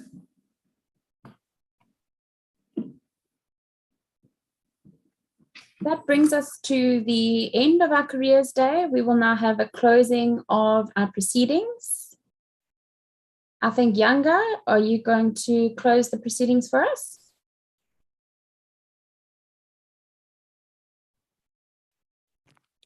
Yes, yes, Kerry. Good afternoon, colleagues and students. My name is Yanga Lufundo. I am a career development officer for the College of Law and Management Studies. Mine today is just to give a message of gratitude to all the participants. On behalf of the Careers Service Office, the School of Accounting, and the UKZN at large, I would like to thank all the accounting firms for your participation in our 2022 Virtual Accounting Professions Day. It was a great experience to collaborate with you during the event. We appreciate the information, time, service given for this event, and we hope that our students will apply for the opportunities presented today. And to the students attended the event today, we also like to thank you for your support. And remember to tell your friends, to tell their friends that the recording for today's event will be accessible on the school's website for those who could not attend the event. And also, I would like to thank my colleagues, my team from UKZN, because this event wouldn't be successful without your support. My colleagues from ICS, from the School of Accounting, from Public Relations. Thank you so much. And I hope that next year colleagues will be able to go back to normal and host this event on campus. Thank you so much. Diabonga.